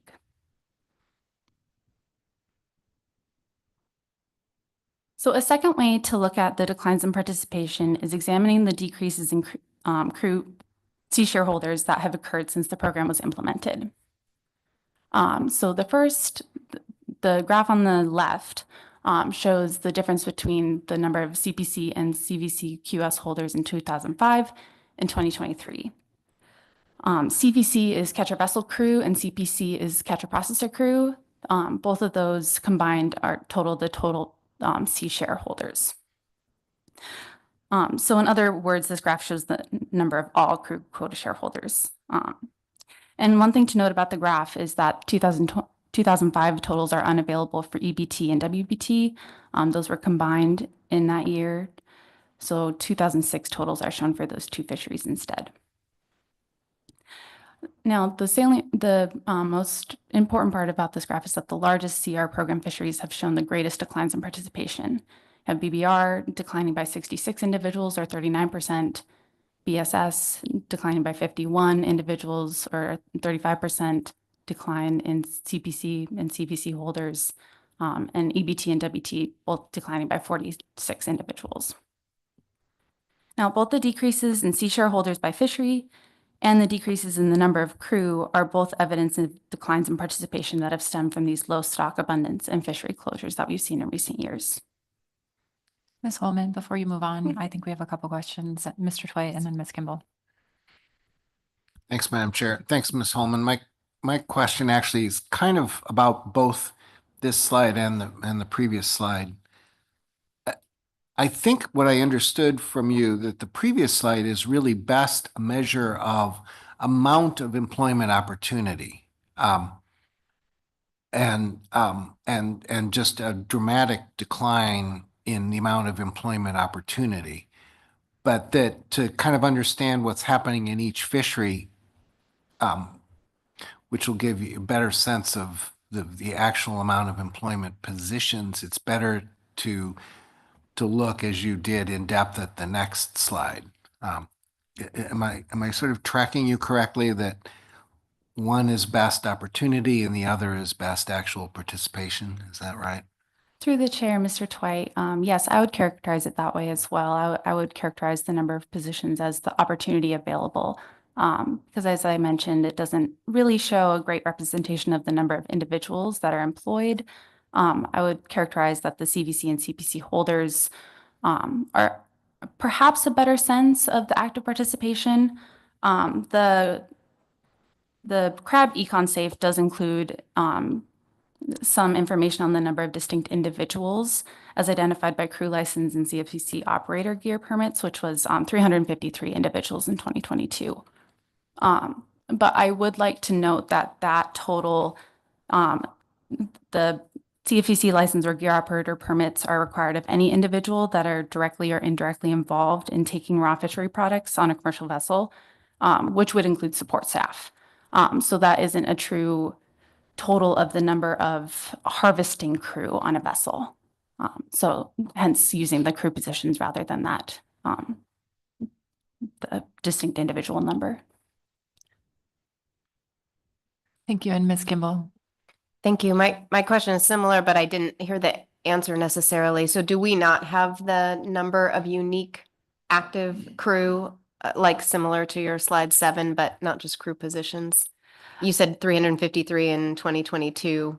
Do we have trend information for unique number of active crew?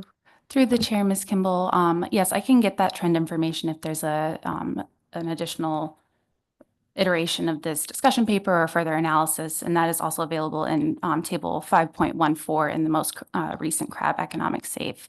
But as I mentioned, neither are really a perfect metric because positions kind of shows opportunities, and this other data on the number of individuals employed does include that support staff piece who wouldn't be eligible to purchase C shares.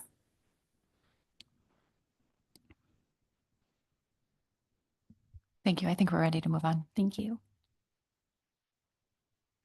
So with that, now that I've laid a little bit of groundwork as to why the council is looking into these modifications and the substantive issues within the fisheries participation, I'd like to get into the first modification and discuss the rationale, viability, and impacts regarding changes to the transfer eligibility requirements. So a little bit of background, as I briefly touched on earlier, sea shares are transferable only to CR program fishery crew, with a couple more requirements that further diminish that pool of potential buyers. So the current regulations at 640-41C1 require that individuals that receive sea share quota share by transfer must be a U.S. citizen with at least 150 days of sea time as part of the harvesting crew in any commercial fishery within the U.S., and they need to have participated in crew in at least one of the CR program fisheries in the 365 days prior to the date the transfer application is submitted to NIMS. So in other words, you have the sea time requirement of 150 days.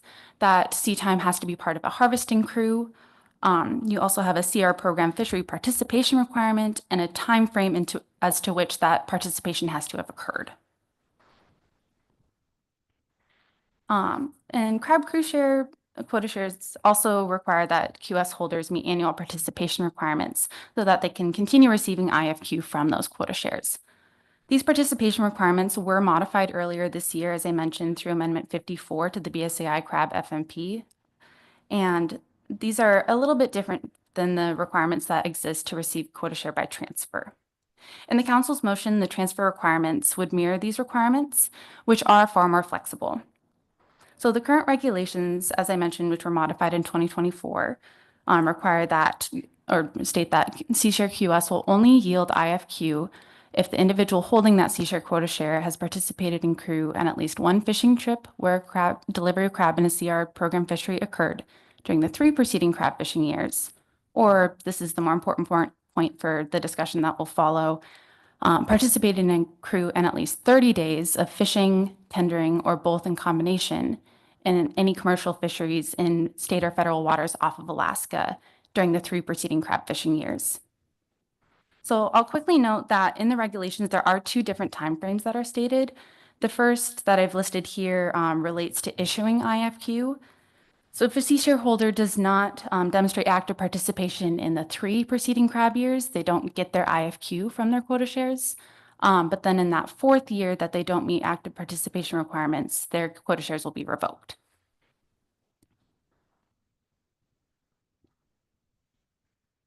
So here's another way to look at that modification, and this is just a 1-page comparison of which elements and requirements in the transfer regulations would change. So each element that changes would expand the pool of buyers in different ways. So first, let's look at the days of sea time, which is the first one that's listed in the transfer requirements on the left. You have 150 days of sea time that are required in the transfer requirements versus 30 days shown in gray as well on the participation requirements piece on the right. So if the language was truly mirrored word for word, individuals would only have to have 30 days of crew experience to purchase quota shares. However, this does require council clarification because it was assumed for this analysis that the days at sea requirement would remain at 150 days, as it is the standard eligibility requirement to receive quota share in other fisheries as well, such as the IFQ fisheries. Or sorry, seeable fish and halibut IFQ, I should specify. Now, should the council clarify that the intent is to mirror this aspect of the participation requirement as well, future analyses would include this mechanism. Then next, you have the type of qualifying participation, which would change from harvesting crew, as shown in kind of that dark blue on the transfer requirements, to participation as crew in fishing, tendering, or both in combination as required in participation. Now, currently, harvesting crew participation alone, as I mentioned, qualifies towards the days at sea requirement for transfer provisions.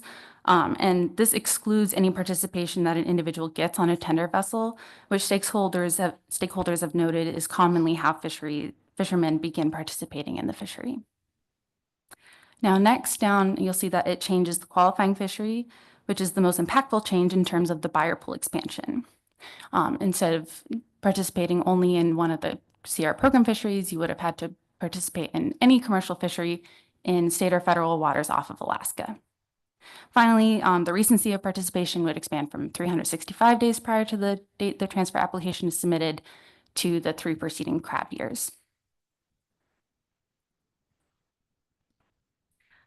So as I mentioned on the previous slide and throughout the presentation, the primary impact of this modification is on the pool of potential buyers in order to increase participation in the C-share provisions.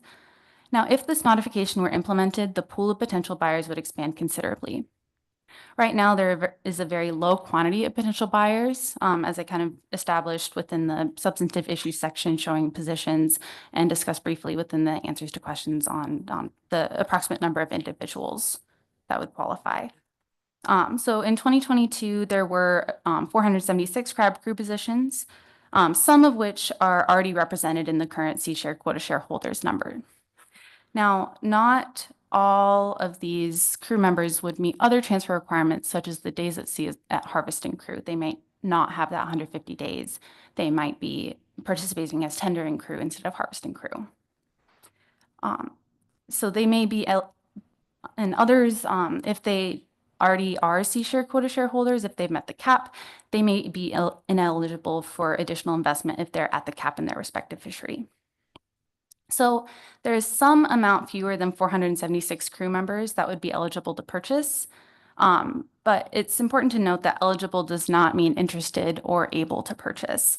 Crew members who meet this requirement, who do meet all of the requirements in order to get C-shares through transfer, are often not fiscally able to buy quota, and or they don't think it's economically viable. Because currently eligible individuals in the fishery have likely been eligible for multiple years, as evidenced by that decline in participation. It's likely that the remaining crew have already participated for multiple years. It's likely that those who have already not opted to purchase C-share quota share in prior years are unlikely to enter the market at this juncture. So because it's in times of low abundance, low TAC, and fishery closures, as mentioned earlier. So all of that, oh yes, thank you. Thank you. Mr. Dwight, question. The assumption that's embodied in the second bullet strikes me as just that, an assumption. And I actually think I could make an argument for a different assumption. But how important is this, the validity of this assumption? How important is this to this larger action that we're contemplating right now? I don't think it's that important an assumption, but I might be missing something. And so I wanted to get sense from you of if this assumption is true, then we should do X, or if it's false, we should do Y. I'm not sure I see that, but I might be missing something. Through the chair, thank you for the question, Mr. Dwight. You're right, it is an assumption. I kind of got that inferred from the data just because the participation has declined so much in recent years. If individuals are currently eligible and have been eligible in previous years, they're unlikely to purchase at this time. However, that would be true for new entrants as well. And those new entrants to the fishery and new participants in the fishery may also have trouble meeting those requirements for C-shares, either through the days at sea requirement, the harvesting time requirement, or others. So regardless as to whether they participated for multiple years and have been eligible for a long time and now are continuing to consider or be eligible and be able to consider purchasing, or those who are newly able to consider, I think that both groups of those individuals are unlikely to enter the market at this time because of the low tax and fishery closures and capital constraints, as I mentioned earlier. Does that answer your question? It does. It strikes me that to at least some crew, who feel fairly confident about their employment abilities in the industry writ large, it's actually not a bad time to be buying when there's little or no demand, and due to circumstances, there's a fairly high number of people exiting the fishery and therefore exiting the participation requirements, and therefore facing a situation of either have your C share revoked or sell it before it's revoked. It's not a bad time to buy. So that's why I was that's what got me wondering about the whole thing. But really, the more important question is the importance of this assumption to the action in front of us. Through the chair, Mr. Twite, I don't know if you had a follow-up question, but I can kind of respond if you'd like me to. Okay. All of that to be said, the current market does have very few eligible buyers, as shown in some of the information that we have from transfers. I think there's been one transfer that has been initiated in recent times. I can't speak to if that's within the past year or not. I might be able to defer to either Andrew Olson or Brian Brown on that. But if you're interested in the number of transfers that have occurred is also indicative that people aren't very interested in purchasing right now.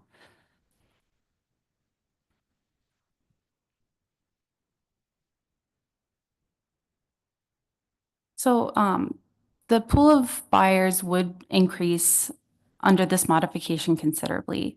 Now, due to data limitations, as I mentioned earlier, it does make it difficult to determine the precise number of individuals that would be eligible to purchase each share via transfer under this modification. But it is clear that the pool would have an order of magnitude increase. So in 2023, there were about 7,000 individuals that held active CFEC permits and about 15,000 individuals that received ADFNG commercial crew license members. Now, I'd like to note that these are not truly additive. Although CFEC permit holders aren't required to then purchase a ADFNG commercial crew license, it's possible that there is some double counting that occurred if individuals that hold these CFEC permits do end up purchasing crew licenses anyway, even though they're not required. Furthermore, not all of these licensed individuals would meet other requirements, such as the recency of participation or the days at sea and harvesting requirements. So although a precise number of individuals is not available due to these data constraints, it's evident that this modification would create a significant increase to the pool of potential C share quota share buyers. And the sheer volume of these new potential buyers does make it likely that demand will increase by some degree, even if a very low percentage of eligible non-CR program crew are interested in purchasing C share quota share. Again, as I mentioned earlier, eligible does not necessarily equal interested or able. It's likely that some non-CR program fishermen will be less inclined to purchase C share quota share than CR program fishermen due to the lack of experience in the industry. That's also an assumption. But it is evident that the degree in which demand will be increased by this modification does depend largely on fishery conditions, particularly the status of the BBR and BSS fisheries. Under the proposed modification, demand would likely remain low during low TAC years. For example, in the 2024-2025 season, low TACs in the BBR and BSS fishery are likely to put downward pressure on the demand for C shares. However, if stocks do recover in future years and tax increase, a significantly increased buyer pool may create a market where a large number of individuals compete for C share quota shares. C share quota shares being transferred, creating heightened demand and increasing C share quota share prices. However, regardless of whether it's a high or low abundance regime, it's clear that demand would increase by some degree with this modification. Now, increasing the C share quota share demand through these increases to the buyer pool would impact the current C share quota share holders in several ways. The C shares that an individual holds would increase in value, which would benefit current C share quota share holders. In addition, the increased demand and prices could motivate and enable current C share quota share holders to initiate the sale and transfer of their currently held quota shares, which creates additional churn in that quota shareholder pool. Right now, individuals, because there's little to no demand, there's not really a market for C shares. There's not really many people buying it, as many are at the cap. People that want to sell are currently unable to sell their C shares, and this would enable people that are wanting to divest from the fishery to divest. The last thing I have to note as a consideration of this modification is how this modification compares to the original intent of the CR provision. Now, both in the CR program design and reinforced through Amendment 31, the Council did intend that C shares benefit at-sea participants in the CR program fishery. It was intended to offer an entry point into ownership in the CR program fishery for active captains and crew, and modifying these transfer requirements to allow non-CR program crew to purchase these C shares may deviate from that original intent. So by modifying both the transfer requirements and the recently modified participation requirements that allow participation in non-CR program fisheries to count towards these participation requirements in both of these requirements, it opens the door for non-CR program fishermen to both buy and then maintain C shares through demonstrating this active participation in other Alaskan fisheries. These individuals may have no intent to seek employment on a CR program vessel and may be interested in purchasing these C share quota shares as an investment through either leasing their C share quota shares to active participants or in order to hold on to them to sell at a later date should fishery conditions improve and prices increase.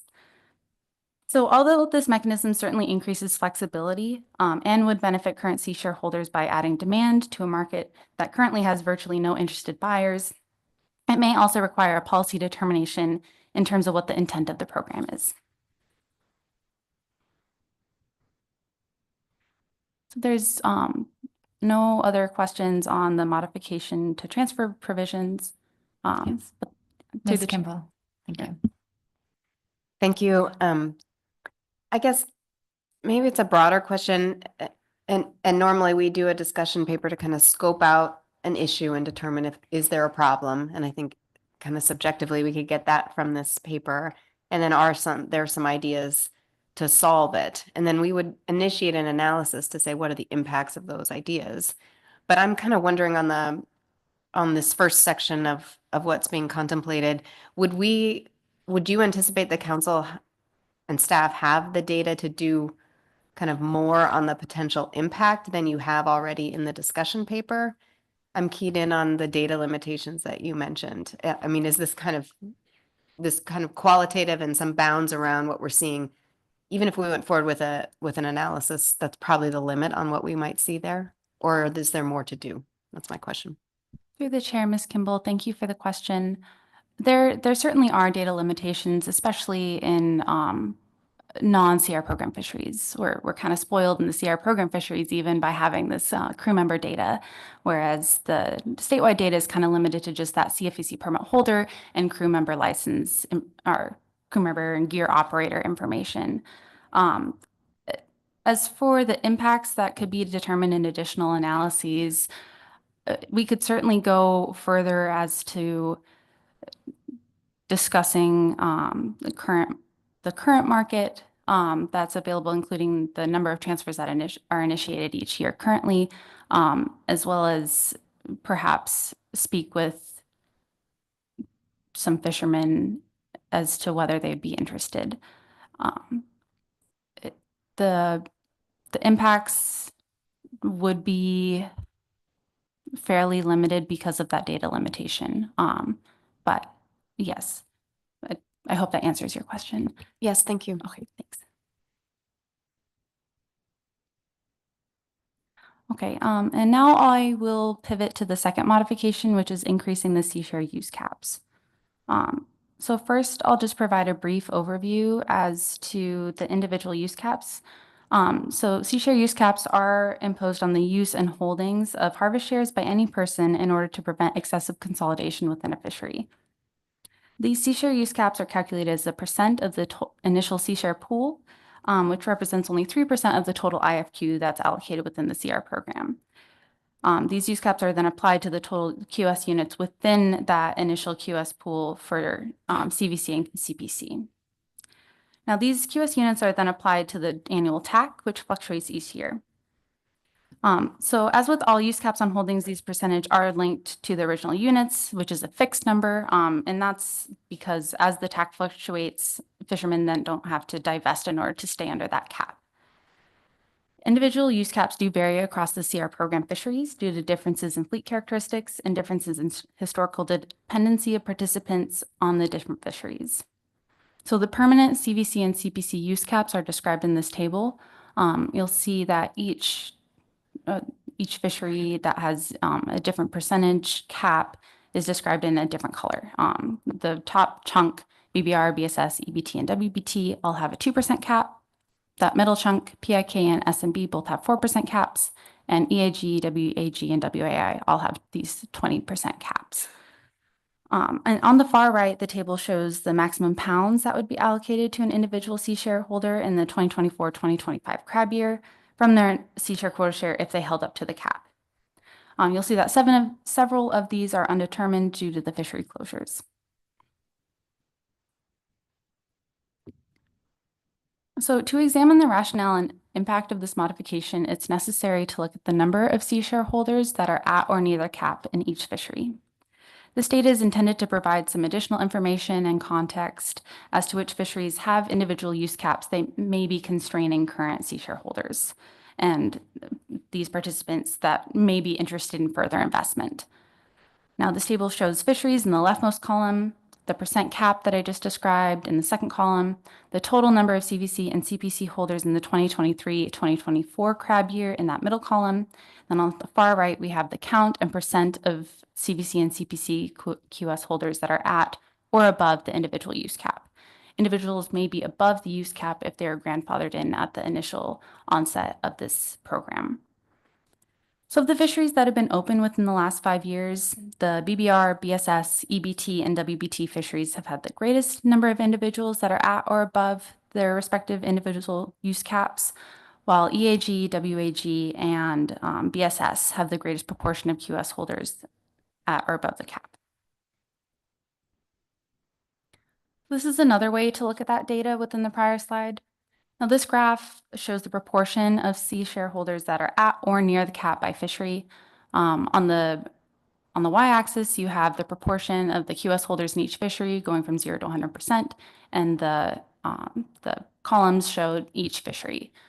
The light blue chunk at the top is the QS holders that are at or above the cap, which you saw in that data that I showed in the previous slide. New information on this slide is that yellow piece that it's near the cap, which I determined to be between 90 and 100% of that use cap. And then finally at the bottom in the dark blue, there's low investment and these individuals are not near the cap. So the large number of individuals that are at the cap compared to the very small number of individuals that are near the cap is kind of indicative of constrained demand. You're cutting off the tail of that bell curve so that there's a lot of people that are at the cap that may be interested in investing further. This is the last way I'll show you this data, and this is a combination of all of the CR program fisheries. Now, this graph shows the number of holdings of all C shareholders by percent of the cap of their respective fishery. So if a C shareholder has holdings in multiple fisheries, say BBR holdings at 100% of that cap, but BSS holdings at 50% of the cap, both of those would be included even though it's of the same C shareholder. Now, this graph just gives an idea of the total need within the CR program fisheries to increase those use caps. And as I mentioned earlier, that large number of individuals at 100% does show that the bell curve of that natural distribution is cut off. It's kind of showing this artificial bimodal distribution because of that cap. So there are many C shareholders with holdings at the cap that may be interested in further investment. But there's also a lot of C shareholders with holdings at a low proportion of the cap that may be constrained because there's no current buyers. So that's one way of interpreting this data is that there's constrained demand and constrained supply. So as I mentioned, people at the cap might be interested in purchasing more, but people that are grouped near the bottom of this chart with few quota shares may want to divest from the fishery, but can't find anyone to sell to.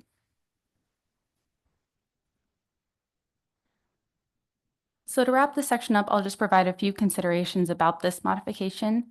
So the data that were shown earlier do suggest that many individuals are constrained by the current use caps, and increasing C-share use caps would provide additional opportunities for current C-share quota shareholders looking to purchase additional C-shares, as well as opportunities for current C-share holders to divest from the fishery. Now, more specificity is needed in order to further this analysis, and any future analyses and motions would need to specify the amount in which use caps would be increased and determine which CR program fisheries these increases would apply to. Finally, any future analyses would also need to would require considerations of excessive consolidation under National Standard 4. However, because C-share quota share does represent a very small amount of the overall IFQ, only 3% of that total IFQ, increases to the individual use caps would likely not result in excessive consolidation of the total harvesting share privileges per National Standard 4. Ms. Holman, question, Mr. Twite. Thanks. Ms. Holman, one of the potential benefits of taking an action like this really does strike me as improving the opportunities for C-share QS holders to divest. And we know with these pretty adverse conditions right now for crew and the fairly dramatic overall decline, certainly an opportunity at least in a fairly short period of time, that there probably are a fair number of folks who initially were kind of all in as crew, which would include buying some quota share to sort of, because we've always envisioned that as for those who want to do it, an important part of being a crew member is actually have that kind of leverage and investment. For those folks where the opportunities have really shrunk and where the participation requirements associated with C-share would force them to simply forfeit or have it be revoked, the opportunity for them to try to recoup at least some of the investment seems important to me. I know it's super hard for you as an analyst to really give us a clear picture of that. But I'm wondering if just as you worked your way through just this initial exploration, whether you got a sense of, is that as big a deal as I'm making it out to be? Are there indeed a fair number of people who are sort of right on that cusp? Not the kind of opportunity that they'd originally envisioned when they went in a few years back, and not likely to be, but who kind of went in and really invested more than just their time on deck. They actually invested some of their money in this fishery, and who now really need to get out or face losing that investment entirely. Is that a big slice? Is it a small problem? Is it something mostly in my mind? And again, I totally get that you can't really quantify it, but you've had a chance to look pretty deeply into this, so. Through the chair, Mr. Twite, thank you for the question. And that isn't something that I was able to get into very much within this discussion paper. However, just from the volume of transfers that have been initiated over the past couple of years, it is evident that because there's not very many buyers, there are certainly individuals that aren't able to sell their quota either.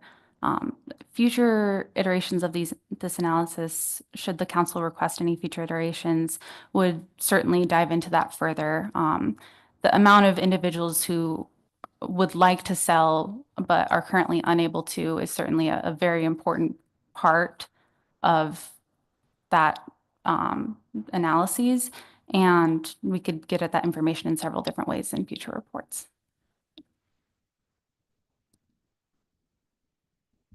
Thank you, Ms. Holtman. Thank you. So I'll just wrap it up with some final thoughts about both of these modifications. So stakeholders and the council have emphasized that due to the challenging fishery conditions, that expanding flexibility in the fisheries in times of low abundance and fishery closures is of utmost importance. The mechanisms that are discussed within this paper do offer potential paths to increase this flexibility for these purposes. It's clear from the preliminary analysis provided in this discussion paper that the impact of these modifications Namely, the modification to transfer revisions would be vastly different in a high abundance regime versus a low abundance regime due to the sheer volume of new potential buyers. High abundance would certainly make investments in the fishery more attractive, and removing the CR program fishery participation requirement for transferees may dramatically change market dynamics. It's recommended that any potential future analyses weigh the costs and benefits of this modification in both regimes. As to next steps, because it is a discussion paper, the council is not required to take any action and may decide whether or not to initiate any future analysis of this topic. Should the council wish to consider these changes, the council may either request staff to prepare an additional discussion paper to explore the topic further, or to prepare an initial regulatory impact review, which would require a purpose and need statement as well as a list of alternatives. And with that, I'd like to open the floor for any final questions, and thank you. Thank you. Any further questions in the report? Yes, Mr. Sugata. Yes, thank you for your presentation. I guess the first question I have is in reference to the low number of transfers, and I only had time to quickly go through the full report. Is there indication that it's more the demand side versus the supply side? I understand that the quotas are low and et cetera, but kind of being in the business and evaluating things, oftentimes lately I'm running into more folks that won't sell because they believe that the values are depressed and that there may be something to hold on to it. So is there any reference or have you looked into the kind of the demand supply side, or are we just kind of assuming it's the lack of demand? Through the chair, Mr. Scott, I believe that there is indication from several stakeholders that have testified in prior testimony or written public comment on earlier motions that indicated that it was a demand constraint rather than a supply constraint. But future analyses, I would venture to investigate that further to see whether supply is an issue as well. But you know, if there was a bunch of buyers and not many people that wanted to sell, there'd perhaps be more than just one transfer a year. Whereas if there's truly no one that it's willing to purchase, and part of that is due to these requirements, because there's a lot of requirements on the demand side in order to even be eligible to purchase. That's kind of indicative that it's more likely to be a demand side problem than a supply side. Thank you. Thank you. Any further questions on the presentation? Thank you, Ms. Holman. Thank you. Appreciate it. So let's take a brief mid-morning break. Try to come back promptly at 10:47. And we will begin with our AP report. Any members of the public wishing to testify on D3, please do sign up before the end of the AP report. We're tracking a little behind schedule, so please do come back promptly in 10 minutes. Thank you.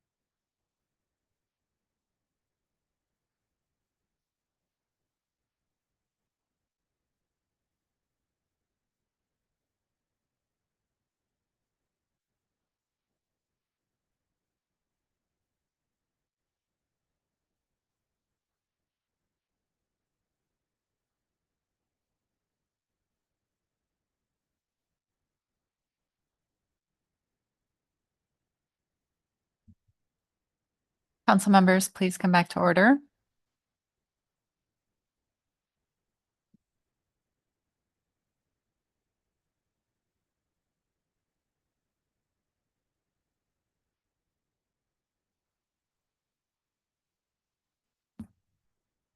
Thank you. We are ready to take our AP report on D3. Our public comment sign-up list will conclude at the end of the AP report. So please do sign up if you wish to testify in D3. Thank you. Mr. Wilkins. Chair Drobnica and council members, for the record, Paul Wilkins, advisory panel co-vice chair. On agenda item D3, the advisory panel did take action, and the motion reads as follows. The advisory panel recommends the council initiate a regulatory action with the following purpose and need statement and suite of alternatives for public review. Purpose and need for action. The purpose of this action is to encourage new entrants and to increase opportunity for active crab fishermen in the Bering Sea, Aleutian Islands Crab Rationalization Program by increasing flexibility around sea share requirements, also known as crew shares or CVC and CPC. This action is needed to address new challenges in the CR program in recent years that have emerged due to the COVID-19 pandemic, small or closed fisheries, less vessels participating in fisheries, limiting opportunity and decreasing the value of sea shares. This situation makes it difficult for crab captains and crew to meet eligibility requirements to buy sea shares and has a chilling effect on new entrants in the fishery. In addition, the use caps for some CR program fisheries are so restrictive it further limits opportunity for and disadvantages active crab fishermen.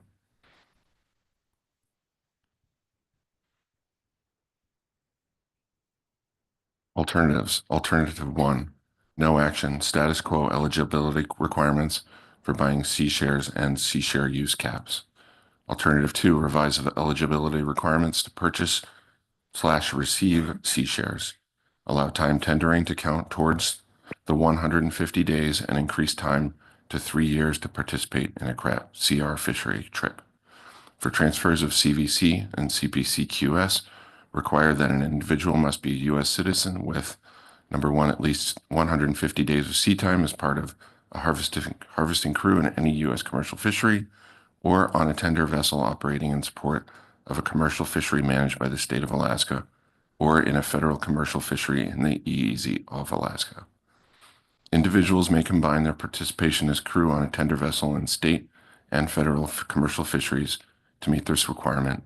And number 2, participation as a crew in at least one fishing trip of the CR program fisheries in the 3 years prior to the date the transfer application is submitted to NMFS.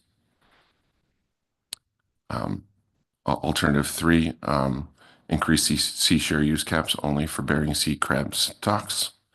And there is a table that that outlines some proposed options. I'll read each one individually, starting with each fishery. For BBR, the no action alternative would be the 2% cap. For option 3.2, the middle limit would change to a 5% cap, and option 3.3 upper limit to 10% cap. For the BSS fishery, no action alternative is 2% cap. Option 3.2 would be a 5% cap, and option 3.3 would be a 10% cap. For the EBT fishery, no action is 2.2% cap. Option 3.2 would be a 5% cap. Option 3.3 would be a 10% cap. For the WBT fishery, no action would be 2% cap. Option 3.2 would be a 5% cap. Option 3.3 would be a 10% cap. For the SMB fishery, no action would be 4% cap. Option 3.2 would be a 5% cap, and option 3.3 would be a 10% cap. For the PIK fishery, no action would be 4% cap. Option 3.2 would be 5% cap, and option 3.3 up to a 10% cap. For the EAJ fishery, the no action is status quo is to 20% cap. Option 3.2 would be also 20% cap, and option 3.3 would be also a 20% cap. The WAG fishery, no action is 20% cap. Option 3.2 would also be a 20% cap, and option 3.3 is also a 20% cap. And for the WAI fishery, no action would be 20% cap. Option 3.2 would be also a 20% cap, and option 3.3 is also a 20% cap. The action alternatives are not mutually exclusive, and that motion passed unanimously. There's some rationale in your minutes, and I will take any further questions. Thank you for the report, Mr. Wilkins. Any questions on the AP report? Ms. Vanderhoven. Thank you, Madam Chair. Thank you, Mr. Wilkins.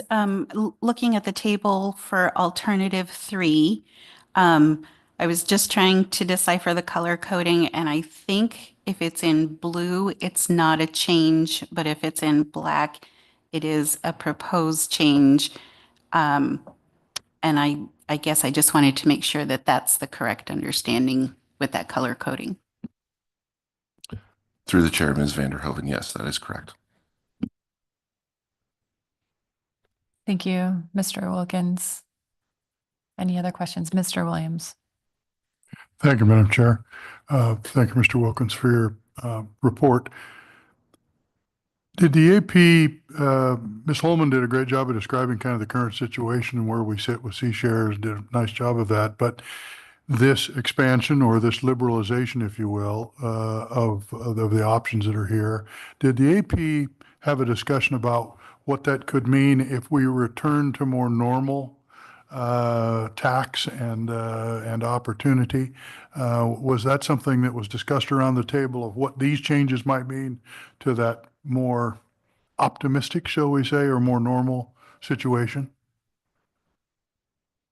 Through the chair, Mr. Williams, the AP had some discussion about considerations of whether or not to have some sort of alteration to the cap structure in various years of different TAC levels and abundances, but did not have a specific, I think, expectation of something different with a higher cap. I guess the fundamentally the conversation was about this sort of expecting to be a permanent change or needing a permanent change, and not necessarily reverting to during a higher cap structure or TAC level. Pardon me. Thank you. Thank you. And Ms. Kimball.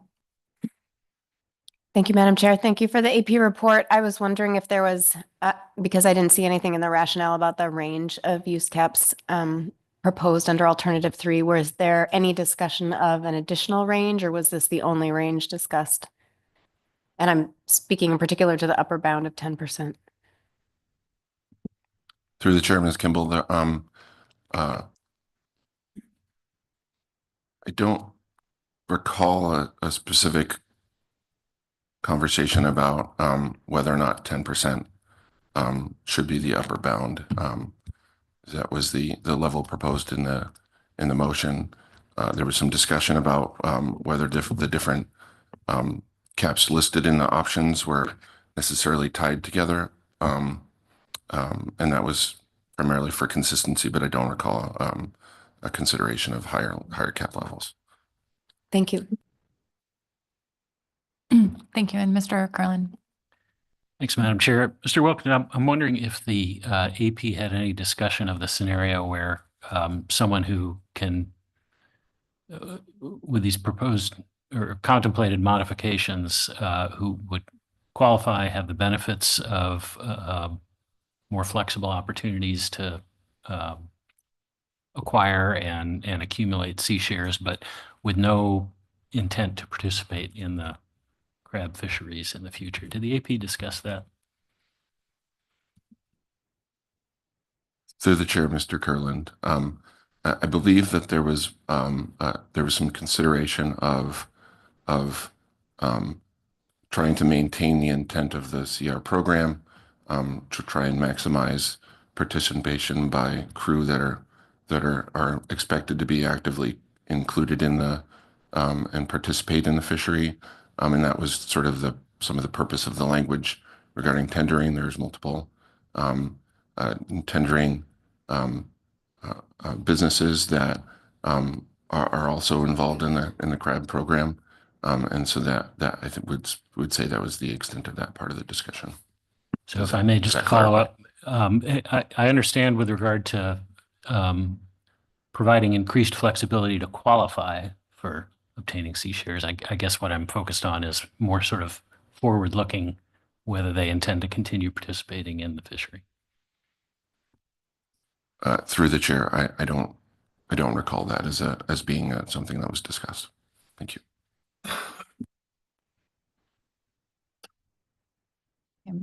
I'm not seeing any further questions. Appreciate the report, Mr. Wilkins. Thank you. Good morning. Okay, so that brings us to public testimony on D3. It looks like we have 5 people signed up to testify. As a reminder to testifiers, individuals and organizations, or individuals and companies will have 3 minutes, organizations and associations 6 minutes. And you'll see a timer on your screen. If your time is up, I'll offer you a friendly reminder and ask you for a concluding statement. Thank you. So we'll start with Keith Colburn, followed by Oyston Lone. And I think Keith is joining us remotely. Okay. Keith isn't online yet. So we'll circle back to him. So we'll go to Oyston Lone. Yeah, do you hear me? Yes. Good morning. Good morning. Good morning, members of the council. Thank you for letting me speak on sea shares. For the record, my name is Oyston Lone. I'm a first-generation fisherman in the Bering Sea. I'm a longtime crab fisherman that received original sea shares back when the program was started 17 years ago. I have built this up and am now capped out on sea shares. And since then, I've built up A shares, some A shares, and purchased two vessels that are active in the crab fishery. In my letter that I sent in, which you should have, I stress caution to change the program to hurt future deckhands and captains from buying sea shares. But after careful considerations, I do support the AP's motion, Alternative 2, and under Alternative 3, I support 3.2. And I think 3.3 is too high, in my opinion, for that. As a conclusion, we have to think of the future of this fishery, not just today in a roller coaster we are seeing right now in this fishery. I believe things will level out and quotas will increase at some point. We have to protect the sea share program for the future deckhands and captains after I'm gone and other captains are gone and crew. There has to be a future. There's no other system set up for fisheries for deckhands and captains to start buying quota. And I think if we protect this, it would go a long way in the future here when quotas rebound. On the last point, I don't want this to become a mailbox fishery. This is intended to be for active crew and captains on the grounds. Thank you. I'll take any questions. Thank you very much for your testimony, Mr. Lone, and Mr. Ritchie. Thank you, Madam Chair. Thank you for your testimony, Mr. Lone. That last comment about concerns over this becoming a mailbox fishery, was that in reference to your opposition to option 3.3 in the AP motion? Yes. I think that's too much and it's going to consolidate the fishery too much. And there might just be a few stakeholders that own those sea shares. So I think going with option 3.2 would help us, consolidate some of this quota and get some value up in this. Also, a lot of us have bank loans and our equity levels have dropped below our loan ratios. And we need to try to boost that up a little bit. I think the 3.2 will do that. Thank you. Thank you. And Mr. Twite. Thanks, Madam Chair. Thanks, Mr. Lone, for your thoughts. I heard your answer to Mr. Ritchie about the difference between 3.2 and 3.3 from your perspective. And I guess I'm still not tracking, and I'm asking mostly because I'm interested in if we adopt this, what to look for in the analysis of 5 versus 10 that would help me understand your concerns about why 10 is too high. So why does 5 make sense to you as a cap and 10 not make sense? Yeah, through the chair, Mr. Dwight. So I struggled with this here. I was thinking no action, but and hold it at the caps that are right now. But with the diminishing fisheries here, I think we had 28 boats that participated for king crab, and there's there's a lot of captains and crew that have been basically eliminated from this fishery, and there's lots of small quotas there that are for sale right now. And the few of us that are left in the fishery, I'm one of the 12 that's capped out. It would allow us to buy up some more quota that's stranded. But also, if we went to the upper cap, the upper limit, 10%, I do think that would be too high. Now, I am a firm believer that this fishery is on a rebound here, and things are going to increase. Being positive in this fishery here, trying to be anyways. If the resource keeps going down, I think the upper limit could be something we could look at in the future if we don't see a rebound. But I think the 5% cap, that's plenty. And speaking as somebody that's capped out, I think that it'll help me. It'll help the stranded shares right now, and some of the guys that can't get active. So I hope that explains it. Mr. Lone, it does very well, actually. I think what you're reminding us of is that most of these numbers are sort of balancing acts between somewhat competing objectives. And I heard you sort of describing an objective that, at least as one council member, I'd like us to keep in mind, and that is the allowing people who, for probably factors that weren't under their control, allowing them to recoup some of their investment in C shares as they exit. And I'm just wondering, from your personal perspective, your personal experience, are there a fair number of crew who are in that situation who simply aren't going to be able to actively participate, but do have an investment and will need to be able to recoup some of the value of that? Through the chair, Mr. Dwight, the deckhands that I know that have bought C shares, they're all on vessels fishing. I don't know any crew members right now that are not fishing. They're in the captain side of things. There are a lot of captains that aren't participating just because there's not that many boats to fish, and with the consolidations, we've gone down to just a few boats.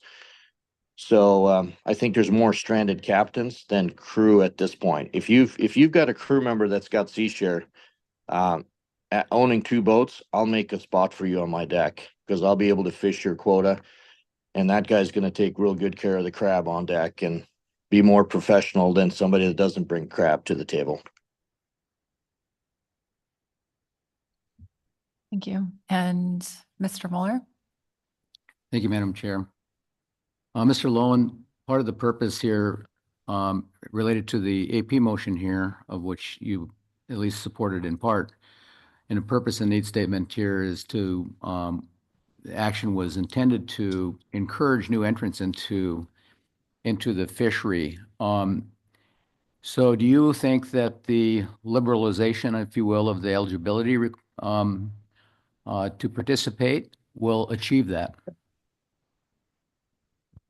Through the chair, Mr. Mueller, yes, I think so. I think if I'm understanding you correctly, I think this is going to strengthen up the C share program, and there's a lot of stranded quota that's getting ready to get nullified here.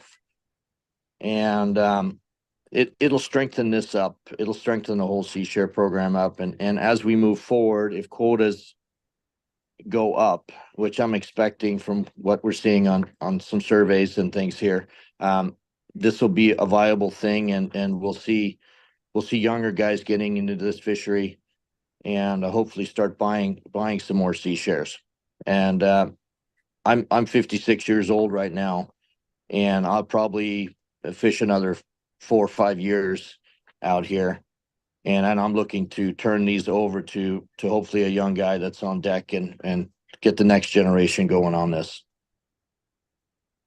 Thank you. Thank you. And Ms. Goen. Thank you, and thank you for your testimony, Mr. Lone. I'm also asking a question about the eligibility requirements, and if you spoke to this, I apologize and I missed it. Do you have input on allowing time on working on tender vessels to count toward the 150-day eligibility requirement to buy or transfer sea shares? Mrs. Go through the chair, Mrs. Goen.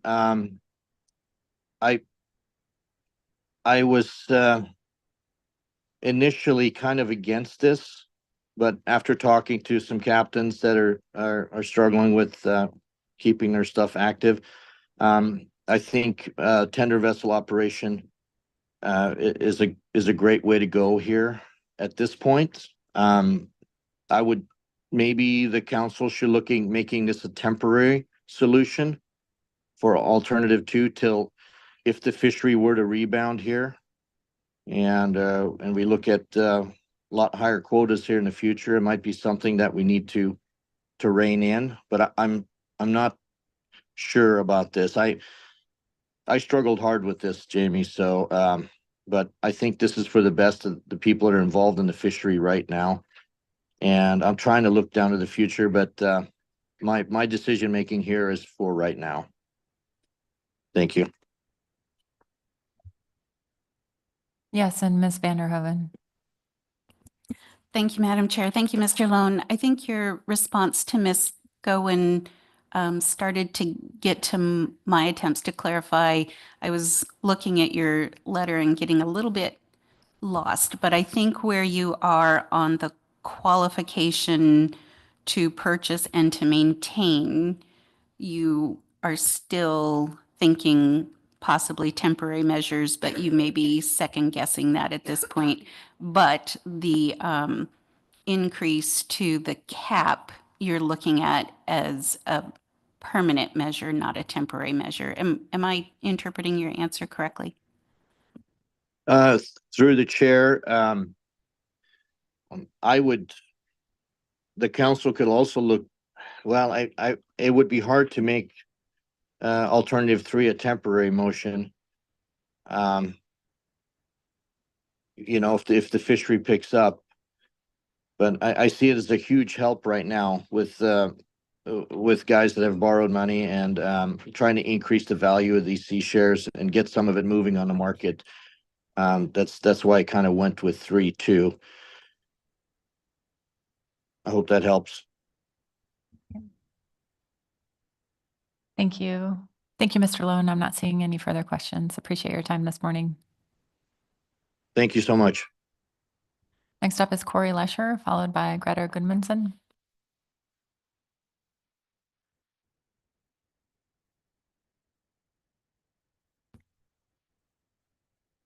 Good morning, Madam Chair. Excuse me, members of the council. For the record, my name is Corey Lesher, and I'm speaking today on behalf of Alaska Bering Sea Crabbers. First off, I'd like to thank the council staff for the excellent work bringing forward the discussion paper and the presentation we just heard. I plan to provide really just some high-level comments today in my testimony, but I'd also like to direct you guys to our comment letter. The comment letter is provided by active crab fishermen and crew, and as well as the comment letter provided by Dock Street Brokers for reference. We asked the council to consider increasing flexibility in both here the eligibility requirements for buying or transferring sea shares and increasing the use caps. This request for these changes are really in response to some of the recent challenges that this industry has been faced with, particularly the recent pandemic, low tax, closed seasons, fewer vessels participating in the fishery, and just the financial hardship that a lot of the folks are going through. We feel that it's important for sea sharers in this program to remain focused on the active crab fishermen in our BSAI crab fisheries. And so we want to encourage the council to proceed with his action to analyze alternatives to improve the fishery for sea share holders. And we would note that we'd like to see this for scenarios where crab are found in low and high abundance periods. And really here, I'd direct your attention to slide 24 of the presentation that we just saw. The author presented some important sentiments, and just real quick, I'll summarize those. But flexibility in the program is of utmost importance. Expanding flexibility may help the fisheries in times of low abundance and these fishery closures. And mechanisms discussed other potential paths to increase flexibility for these purposes. The second bullet point, the impact of these modifications, namely the modifications to transfer provisions, would be vastly different in a high abundance regime versus a low abundance regime. And again, just stressing the importance to look at some of these scenarios as we're in low abundance, but potentially how it could look if crab are to come back. So to summarize our brief requests here, our main goal to comments is to provide incentive that may encourage new entrants or transferability of sea shares and to increase opportunity for our active crab fishermen in the crab rationalization program by adding flexibility around these sea share requirements and increasing use caps. We're supportive of the AP motion, and I would just note that analysis of alternative 3 would help provide kind of a range or bookends. I'm not sure that the AP had the discussion on whether to increase to 5% or 10%, but my understanding is that would be, if brought forward in an analysis, could provide some bounds for consideration. And with that, I'm happy to take any questions. Thank you for your testimony. Any questions for Mr. Lesher? Okay. Yes, Mr. Toit. Thanks, Madam Chair. Thanks, Mr. Lesher. Just picking up a little bit on your very last point, and thinking back a little bit as well to what we were hearing from Mr. Lone anyway about that range. I'm wondering if ABSC sees some value, even if you sort of think 10% might be the upper limit of where you might balance it, sees some value in actually analyzing somewhat higher numbers just to kind of test our sense that maybe the 5 to 10% range is actually the optimal range to be looking in. Sometimes for analysis purposes, you need to look at 1 or 2 higher numbers. And I'm just wondering if that's ABS's sort of recommendation to us, that in order to really sort of fully understand the dynamics that are being balanced there, if we need to look higher. Through the chair, Mr. Twite, thanks for the question. That's a really good question, and I think Mr. Lone provided some excellent insight into some of his concerns with looking higher. I think if it's not a heavy lift for staff staff time to analyze what 12 or 15% would look like, as providing a range and for us to be able to understand what some of those impacts could or would be, I think that's great. I imagine that there would be more opportunity for consolidation, which I think that we don't want to see. But as far as an analysis, I don't see the harm in that. Thank you. And Mr. Curlin. Thanks, Madam Chair. Mr. Lesher, thanks for your testimony. You spoke to the importance of providing more flexibility with regard to the Sea Share program, and I'm wondering about this issue of people who qualifying, having increased flexibility, but then not participating in the future and how that benefits the program. And so I'm wondering if you have concerns about that and if you have any thoughts on how that might be addressed in an analysis. So the chair, Mr. Curlin, that's really an excellent question until you added the part about how that could be addressed in an analysis. I don't know how that could come out in an analysis, but I think really the big takeaway here and what we're seeing in this situation, you've seen crabbers come in front of this council to ask for flexibility, with a bunch of different agenda items. And that's something that with the challenges that the industry's been facing, added flexibility provides opportunity for the crab harvesters to really benefit at times. And one of the things that we're seeing with the program is the consolidation of the fleet, which means less opportunity to be active on a fishing vessel. I think the intent of Sea Shares is to provide investment opportunities for active crab fishermen. And I believe most of us would like to see Sea Shares remain for active crab fishermen, but also added flexibility like we discussed on the eligibility requirements for Sea Shares, I believe back in June, and expanding the time for active crab fishermen provides that added flexibility if a crew member needs to go on to a different sector fleet, pot cod, for example, tendering. So I think by having those requirements softened a little bit allows opportunity for participation within reason. And I would hope that some of that could be teased out in an analysis, maybe. And I know some of our fishermen could probably speak to this much better than myself, but that's my understanding of why we're asking for additional flexibility while also emphasizing the importance for this to remain for active crab fishermen, if that helps. Thank you for your testimony. Thank you and happy holidays. You too. Our next testifier is Gretar Goodmanson, followed by Casey McManus. And then we'll circle back up to Keith Colburn. Good morning. Do you hear me here? Yes, we do. Thank you, Madam Chair, members of the council. For the record, I'm Gretar Goodmanson.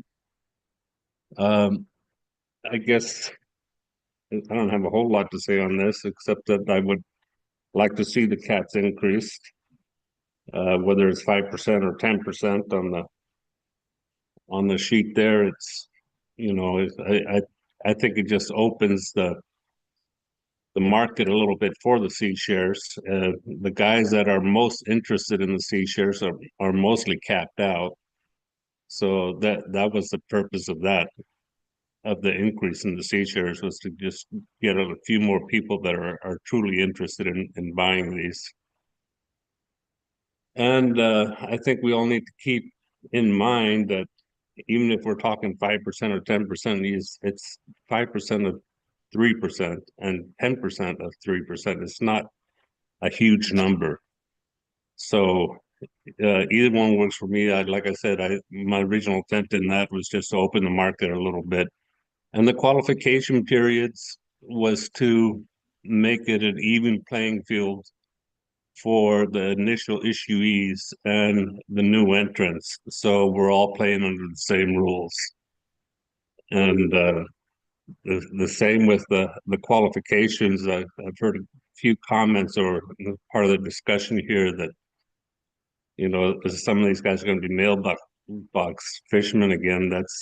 I think the restrictions are still there. You have to make a trip every 3 years and you have to be qualified with the sea time. And I think we did a big step last time in including tendering as part of that qualification. So, and the reason that we put in the 5% or the 10% for all these fisheries was just to make it simple and even throughout, so there's no confusion with every fishery having a different cap.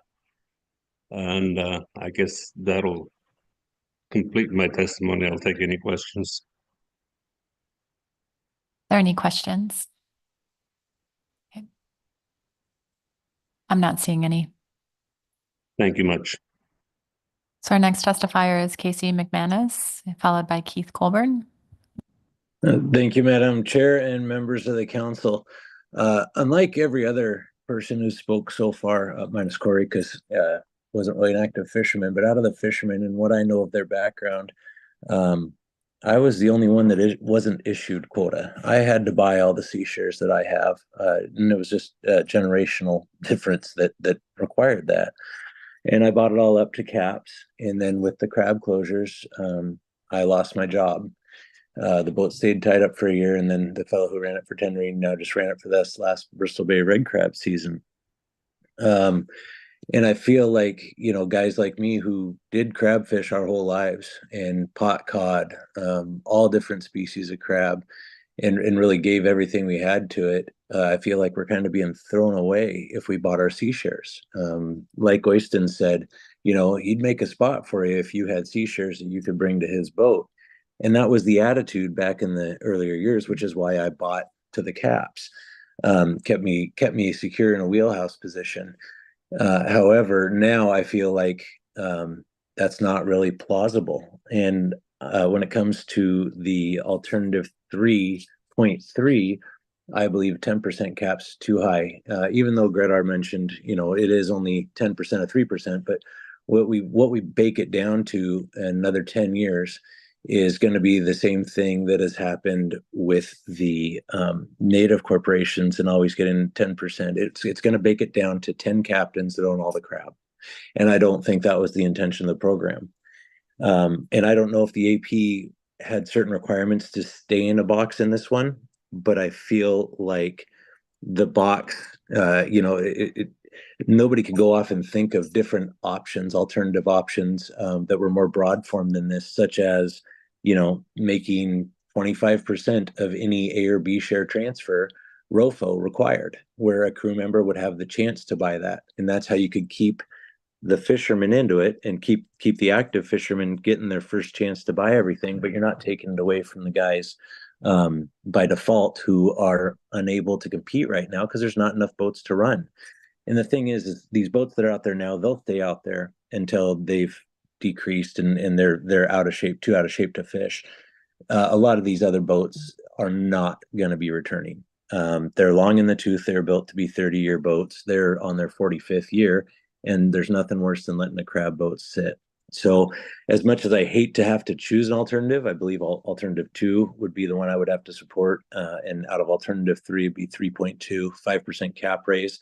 And the reason I say that is because it would open up a chance here, as I have kind of been pushed out of the fishery. I need somewhere to sell my crab, or I'm going to be forced to have it revoked. And to give you guys a monetary value on this, you know, it's several $100,000, probably over $500,000 that I invested into all this. And as of right now, I could sell it for less than $40,000. So, you know, we weren't given benefits. We have no retirement. There was no 401k plan for us. If you wanted to compete in this world, this is how you planned for it. And I feel like being forced to sell is not really a good thing. So I would like to see something that in the future is looked at and added in for guys who put in 10, 15, 20 years. And they should be able to hang on to their quota until they see a fit time to sell, not be forced to sell when the quotas are so low. With that, give it back to the chair, and I welcome any and all questions. Thank you. Thank you very much for your testimony. See if there are any questions. Ms. Goen. Thank you for your testimony, Mr. McManus. Really appreciate your perspective as a little bit different than other perspectives we've heard. You spoke to a new idea that I hadn't heard mentioned before, which is this 25% of A or B shares requiring them to go through ROFO. The options that we've had before us so far came out of the program review last June and some action that was happening alongside of that in this past year for maintaining sea shares, but we haven't heard this new idea. Can you speak a little bit more to it? Yeah, Jamie, through the chair, Right, as the system sits right now, the C shares is limited to the 3% that we all know about.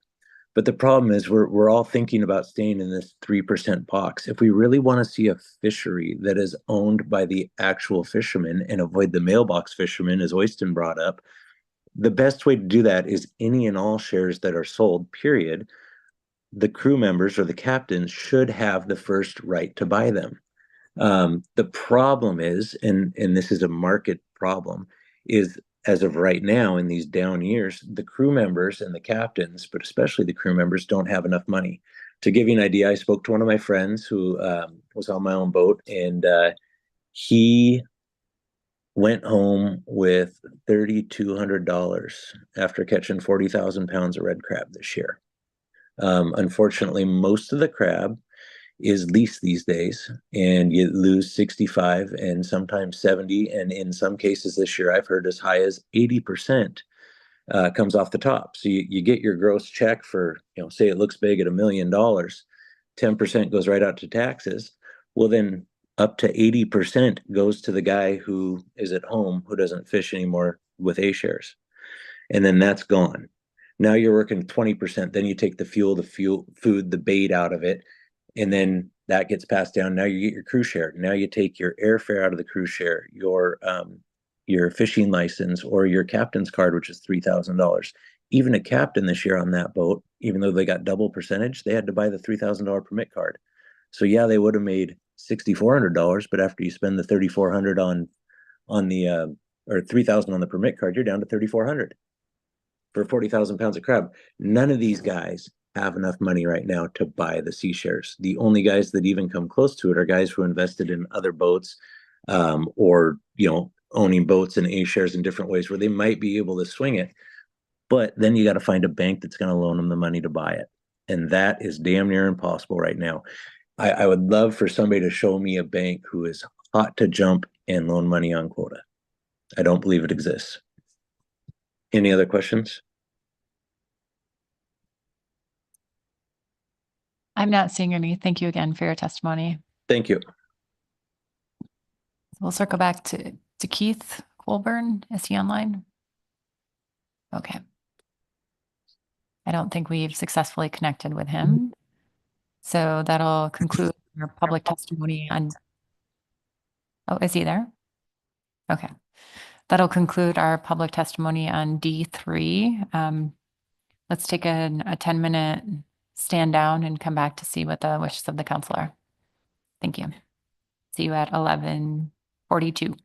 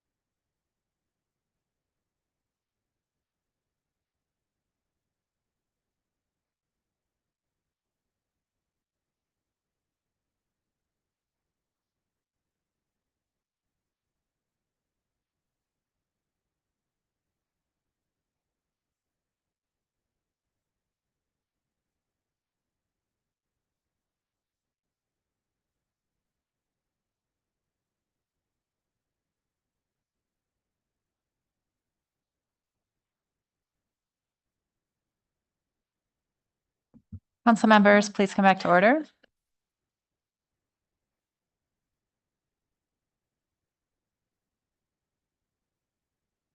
So we've gone through our staff presentations and heard public testimony on D3. What are the wishes of the council? Yes, Ms. Goen. I have a motion to offer and I'll wait for it to be brought up onto the screen.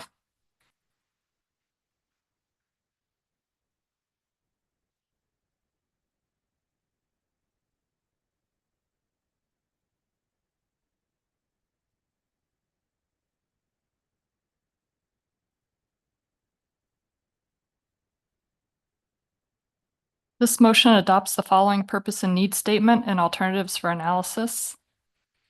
The purpose of this action is to encourage new entrants and to increase opportunity for active crab fishermen in the Bering Sea Aleutian Islands Crab Rationalization Program by increasing flexibility around sea share requirements, also known as crew shares or CBC or CPC. The council recently broadened eligibility requirements to maintain sea shares, and this action is needed to similarly broaden the eligibility requirements to receive sea shares by transfer. Changes to the eligibility criteria would broaden who could purchase sea shares, and changes to the use caps would encourage more new entrants to invest in the crab fishery, as well as allowing current sea shareholders to acquire additional sea shares. This could incentivize the transfer market for sea shares given the low crab catch limits and increase the marketability of sea shares in general. This action is needed for greater consistency between the participation requirements to retain and transfer sea shares and to loosen restrictions on use caps. For the alternatives, Alternative 1, no action. Alternative 2, revise eligibility requirements to purchase or receive sea shares by transfer by allowing time tendering to count toward the 150-day eligibility requirement and increase the time to 3 years to participate in a crab rationalization fishery trip. Alternative 3, increase sea share use caps for Bering Sea crab stocks. Consider increases within a range of 5 to 10% individually for each Bering Sea crab stock, including Bristol Bay red king crab, Bering Sea snow crab, Eastern Bering Sea tanner, Western Bering Sea tanner, St. Matt blue, and Pribilof Island king. These action alternatives are not mutually exclusive. And with a second, I'll speak to it. Thank you for the second, Mr. Mueller. Ms. Goen. I want to start by thanking Ms. Holman on the analysis. I thought it was a great start to helping us understand this issue in front of us. The motion would initiate a regulatory amendment and is responsive to concerns flagged following the Bering Sea and Aleutian Islands Crab Rationalization Program review last June and during the revisions to active participation requirements for maintaining sea shares or crew shares that was implemented this summer. Unfortunately, this was noticed too late in the process to be included in that recent action for maintaining sea shares. As noted in the purpose and need, this action is intended to encourage new entrants and to increase opportunity for active crab fishermen by increasing flexibility around sea share requirements. More specifically, this motion would initiate action to more closely align the eligibility requirements for the transfer of sea shares, in other words, buying sea shares, to more closely align with the recently updated, more liberal requirements to maintain sea shares by allowing time working on a tender vessel to count toward eligibility, and by increasing the window of time to participate in a crab trip beyond just 1 year, which we've heard has been very challenging in recent years with low quotas and closed fisheries. In addition, this motion proposes to increase use caps to create more opportunity for active crab fishermen and increase marketability of sea shares. While these changes are expected to be fairly minor, they could have an important benefit, as noted in the discussion paper, of encouraging new entrants in the fishery and promoting more economic stability, both of which are key elements in the crab program. This motion is similar to the advisory panel motion that passed unanimously, and it's responsive to public testimony, which I want to thank the testifiers for keeping me on my feet. Stepping through the alternatives, in addition to no action, which is alternative 1, there are 2 action alternatives. Alternative 2 would revise eligibility requirements to purchase receive sea shares by transfer by allowing time tendering to count toward the 150 days for eligibility and by increasing the time to participate in a crab rationalization program trip from 1 to 3 years. Alternative 2 increases the opportunity for new entrants and buyers to qualify for sea shares. Notably, This language would keep the requirement to have at least some active involvement in the crab program fisheries to qualify. And I think that's a really key element to this. That was the original intent of sea shares themselves. While this discussion paper explored removing this requirement, sea shares were created for active boots-on-deck fishermen to have quota. This tie to the crab fishery was an important and core element in the creation of cruise shares and important to keep while also increasing opportunity for new entrants by expanding the time to qualify. Following a series of years with small or closed crab fisheries and with less vessels participating, the requirement to be on a crab trip within the past 365 days has made it difficult even for seasoned crab crew to qualify. And like the recent action to allow time on tender vessels to count toward eligibility for maintaining sea shares, this action will also allow the same for folks buying sea shares. Many crab vessels and crew are also tender outside of crab seasons, so there's a natural correlation in time at sea in both. Plus, many crab crew will start out working on tenders as a learning ground before going crab fishing. This alternative keeps the 150-day eligibility requirement the same as current regulation and aligns it with halibut and sablefish IFQ requirements as well. Speaking to alternative 3, this would increase sea share use caps, but only for the Bering Sea crab stocks. This alternative explores a range of cap increases for Bering Sea crab use caps from 5 to 10%. I considered whether or not to include St. Matthew Blue or Pribilof Island King in this alternative, given those fisheries are closed and likely to be so for the foreseeable future. Regardless, in any case, if they do open at some point in the future, it seemed best to include them now. This alternative does not propose to change golden king crab use caps in the Aleutians because those are higher than Bering Sea stocks at 20% and have only limited number of participants as shown in the discussion paper. In choosing the range of 5 to 10%, this alternative provides middle and upper bounds from status quo. I did consider raising the range up to 20% to mirror golden king crab, but I think that would create too much consolidation, and we heard that in public testimony as well. And I want to make sure there's a balance of increasing caps, but keeping enough opportunity for new entrants, given the high number of participants in Bering Sea crab fisheries. So I opted for a more reasonable range of 5 to 10%. As required by National Standard 4, this analysis will need to consider consolidation among sea shares to prevent excessive consolidation, and is part of why this motion recommends an upper bound of 10%. This alternative seems to strike a balance in increasing use caps to incentivize a healthy market for sea shares and investment opportunity for crew while not allowing excessive consolidation. I'm happy to take any questions. Thank you, Ms. Goen. Yes, Ms. Vanderhoven, then Mr. Ritchie. Thank you, Madam Chair. Thank you, Ms. Goen, for your motion. My question is regarding alternative 3. And I can read that 2 different ways. Is it your intent that it would mirror the AP motion in that 5 or 10% would be the limit, not that it's additive to the existing 2%?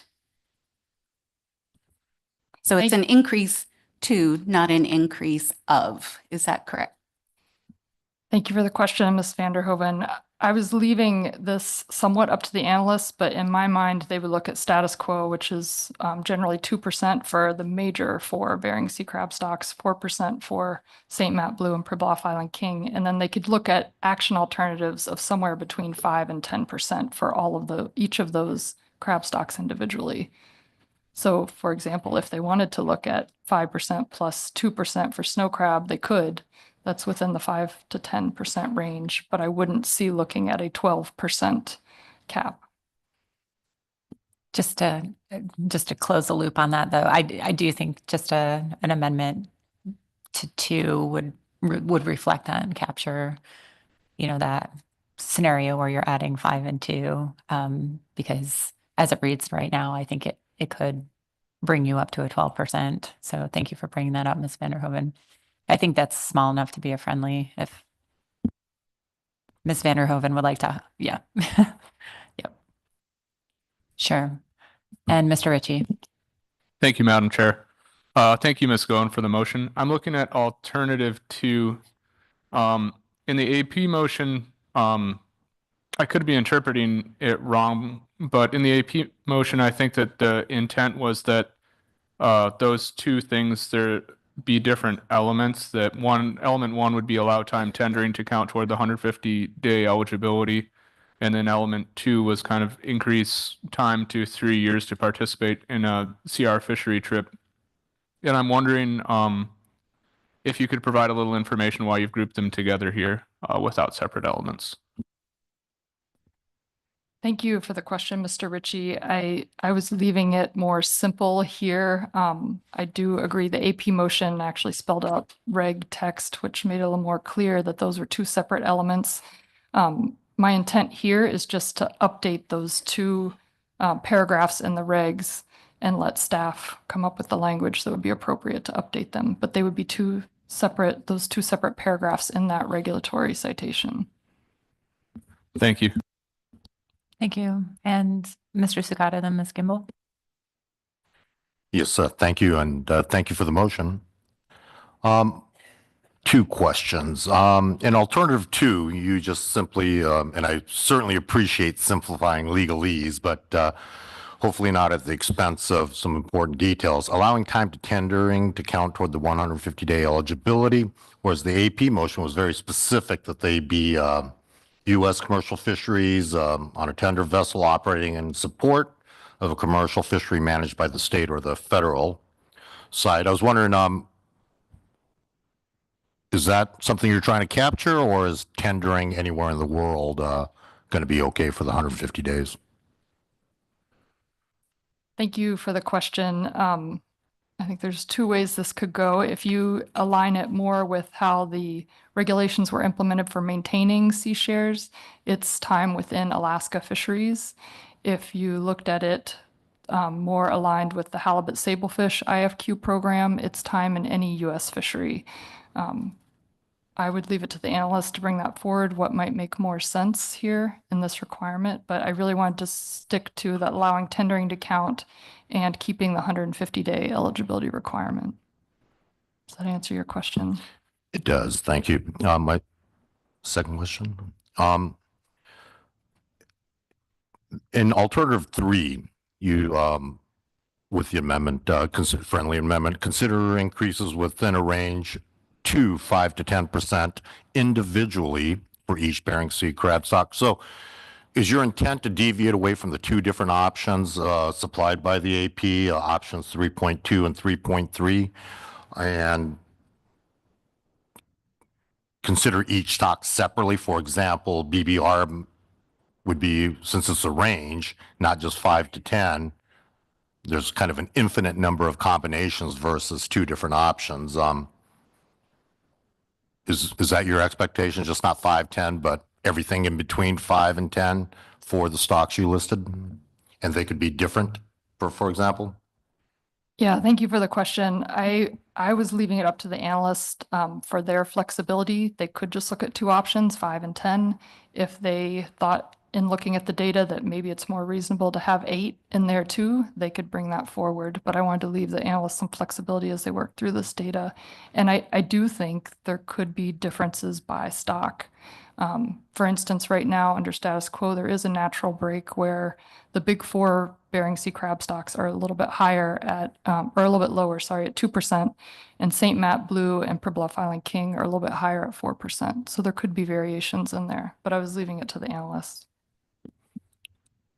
Yeah, thank you for that. I guess just my concern was simply just staff time. So thank you for that answer. Any other questions? Yes, Ms. Gimbel. Thank you. Thank you for the motion, Ms. Goen. I'm on that alternative two on the tendering portion. Since this is not being proposed as a discussion paper, but as an analysis, we're not really leaving it up to staff at this point. We need to specify options. And so I was trying to understand your response to the previous question. If we need to specify what kind of tendering would meet that requirement, were you intending to capture what the AP did? I just didn't understand that it should be in support of a commercial fishery managed by the state of Alaska or in a federal commercial fishery. Thank you for the question, Ms. Kimball. I think that's the cleanest way to do it. It aligns with maintaining sea shares, the language for tendering that would look at any state or federal fishery within Alaska. I think that's the simplest way to do it. Ms. Kimball. And then thank you. And then on the purpose and need statement, and I'm sure this is unintended, but we don't have an analysis yet back showing that these options would meet the problem. So I just wondered how wedded you were to some of the language about making that conclusion that this action is needed to do this, that action is needed for this, as opposed to softer language like it's intended to provide this. And then we get an analysis back to see if that's actually the case. And that sounds nitpicky, but it is not meant to be. I think it's a really great start at a purpose and need. I welcome amendments. Thank you. And Mr. Twite.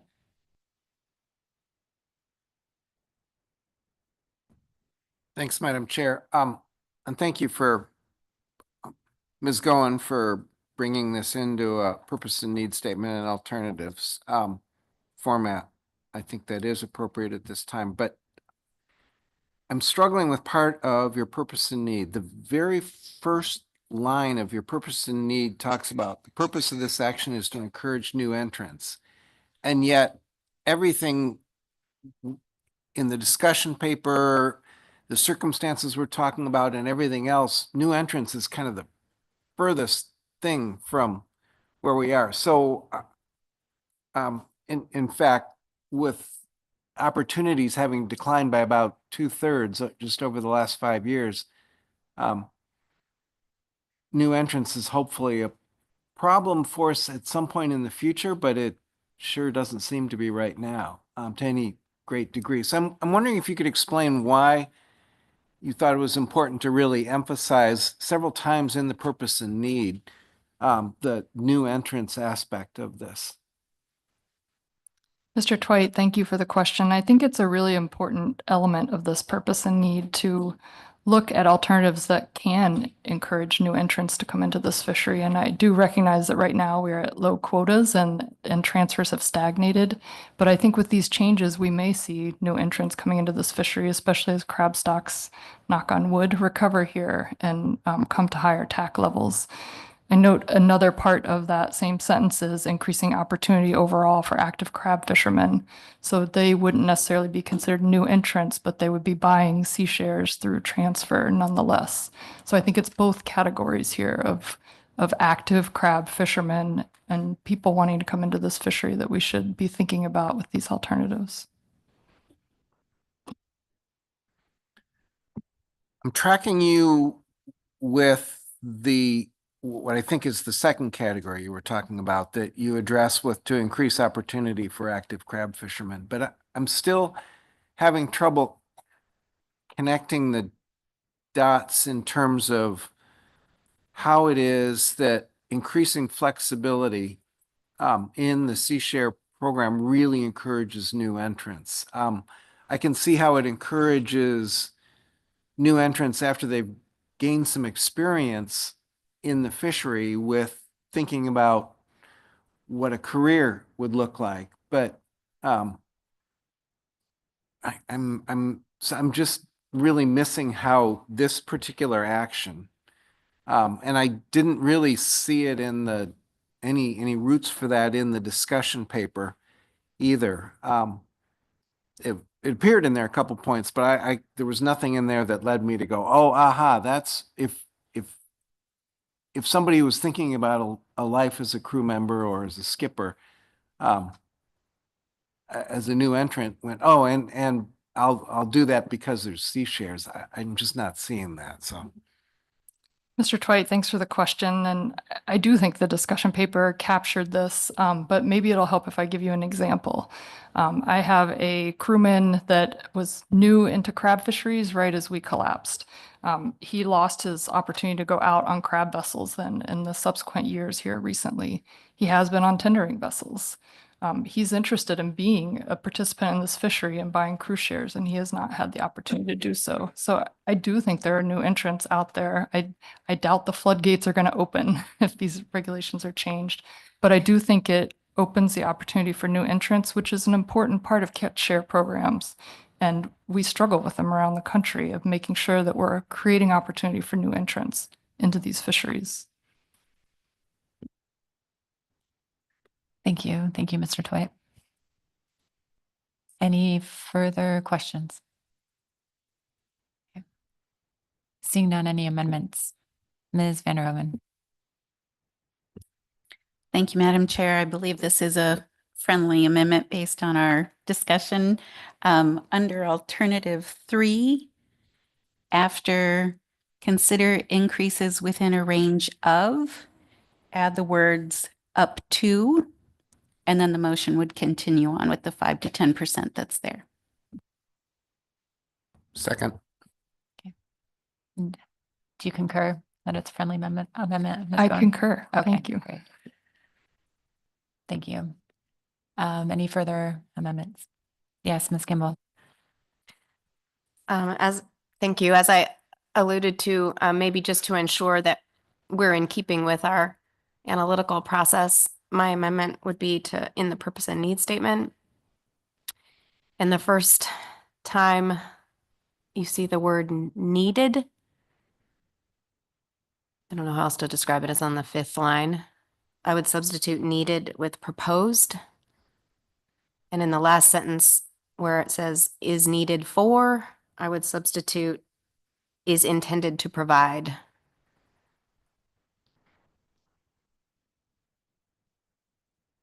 That's the extent of that. Thank you, Mr. Twite. Ms. Kimball. I think I've already spoken to it. Okay. Any questions on the proposed language or comments? Okay. Any objection? Okay. Seeing none, that amendment passes without objection. Thank you, Ms. Kimball. Any further amendments? Mr. Twite. Oh, Ms. Kimball. Thank you. I would like to propose one more amendment under alternative 2. And after the words tendering, add the words in any federal or state of Alaska commercial fishery. That's the extent. And is there a second? Ms. Vanderhoven, thank you for the second. Any discussion or?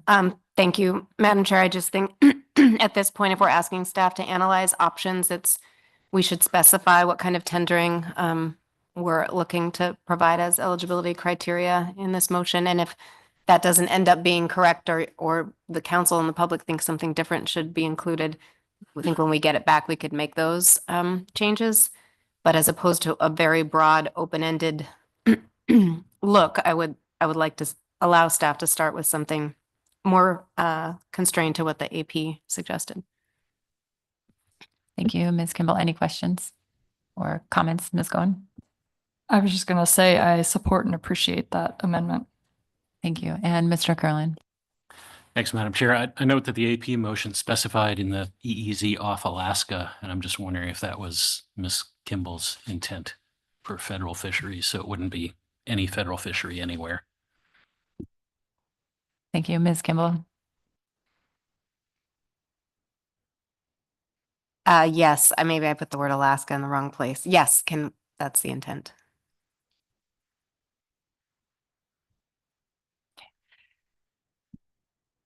If that's the intent, can we clean that up quickly? Okay, thanks. Okay.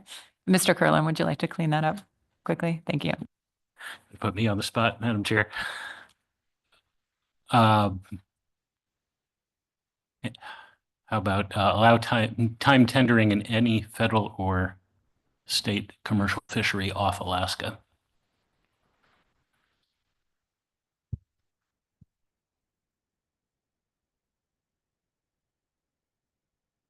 So delete the words of Alaska after state.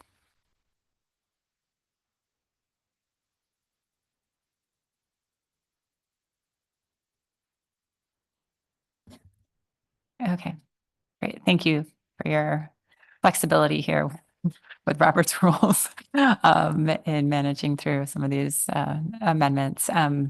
Let's see, any further comments on this? Okay. Any objection? Okay, seeing none, that amendment passes without objection. Thank you. Any further amendments? Yes, Mr. Twite.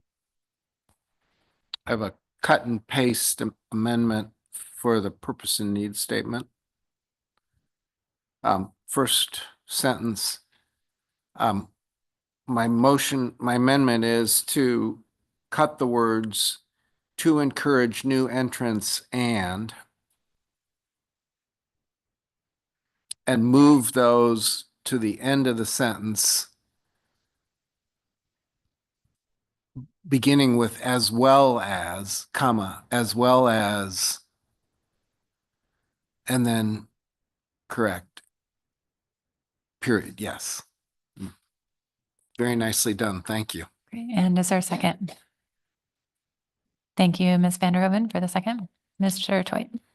As I indicated in my question to Ms. Goen, I just thought it was a little odd to put the new entrance part first when we really are primarily focused on the increasing opportunity. I understood her answer that new entrance was also important, but it just strictly optics. But I think in a purpose and need statement, you should state your primary purpose right out front. Thank you. Any questions on the amendment? Any comments? Okay, that seems pretty clear. Any objection? Okay, seeing none, that amendment passes without objection. Thank you. Any further amendments? Seeing none, we have the amended main motion on the floor. Any further comments on the main motion?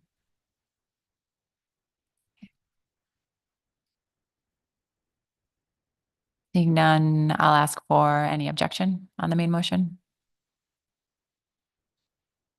Okay. Seeing none, that motion passes without objection. Thank you.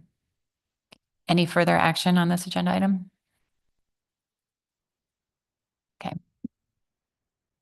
Let's break for lunch. We'll come back at 1:10 and we'll begin our discussion on D4, our staff presentation on D4 at 1:10. Thank you.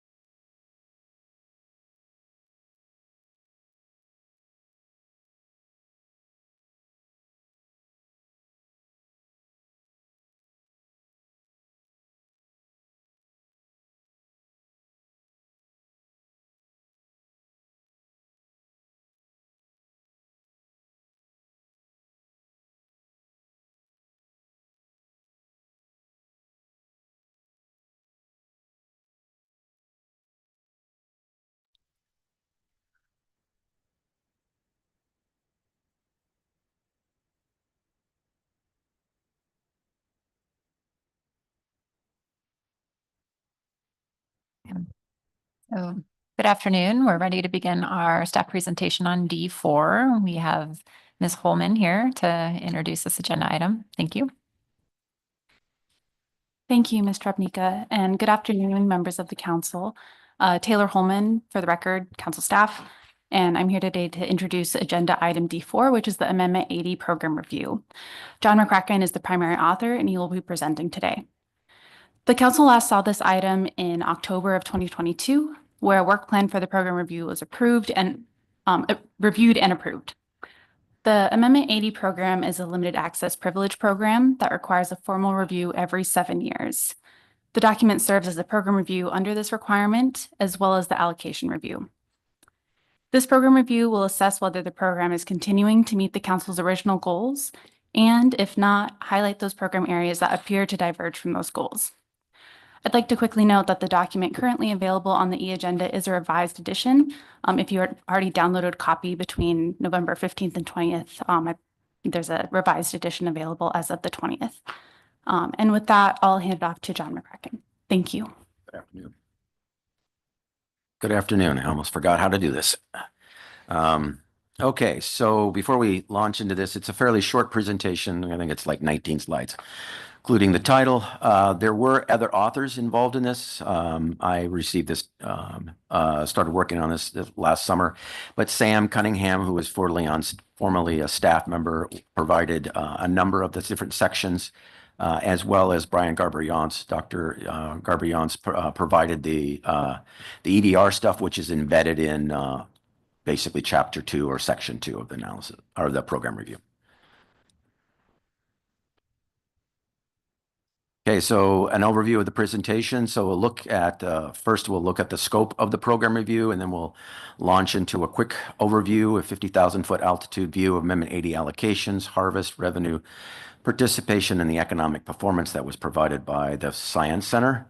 And then we'll go into an overview of the goals of the Amendment 80 program and how the Amendment 80 program is meeting those goals. And then we'll finish up with some slides at the very end that have to do with that weren't mentioned in the problem statement of Amendment 80 program, but nevertheless are included because of the MSA requirement for LAP reviews, which are safety section, excess capacity. And then just to remind you that at the CRAB program review, I think it was in June, that the council added an additional request for all program reviews to look at key features of the program itself to determine adaptive and maladaptive components of those key features and whether to determine how well they adapt to unanticipated impacts such as climate change, for example, or I would say so far as changes in the world market for seafood. So that's an overview of what you're going to see today. So looking at the scope of the Amendment 80 program review, this slide just kind of reminds you that the work plan presentation was provided at the October 22 meeting. During that presentation, the SSC did have some suggestions for the program review to be included. They included capturing ownership and active vessels with specific focus on the CDQ groups. That information is contained in section 9.1 of your document on page 94. They also asked for a description of Alaska community engagement footprint, in part by looking at port calls. That is provided in section 9.2 and table 9-5 on page 104. And finally, the SSC asked for an estimated community tax revenue attributable to the Amendment 80 fleet. We went ahead and did an approach to look at that. That is in section 9.3 and table 9.6 on page 106. There is some public comments on that table since it was a calculation based on some numbers or some information. I'm sure you'll see that in the coming public comment. So looking at Amendment 80 public or problem statement goals, first one is to maintain a healthy marine ecosystem. This is contained within section 7, and I believe there's some other sections in your program review that are also included inside a marine ecosystem, but it starts on page 90. The next goal from the Amendment 80 program was to reduce the bycatch, which is non-ground fish.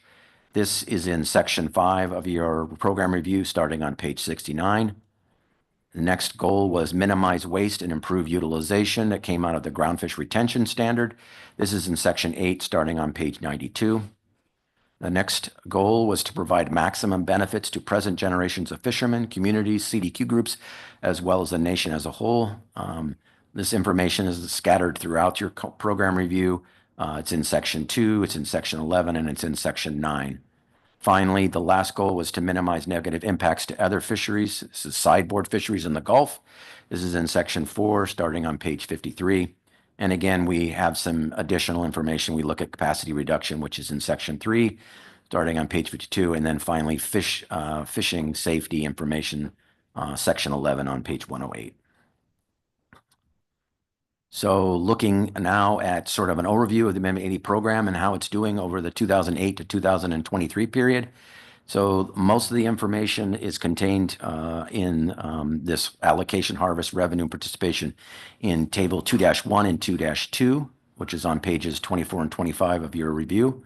This is summarizing the Amendment 80 activity across the Amendment 80 species to include vessel counts, allocations, harvest, and percent of allocation harvested.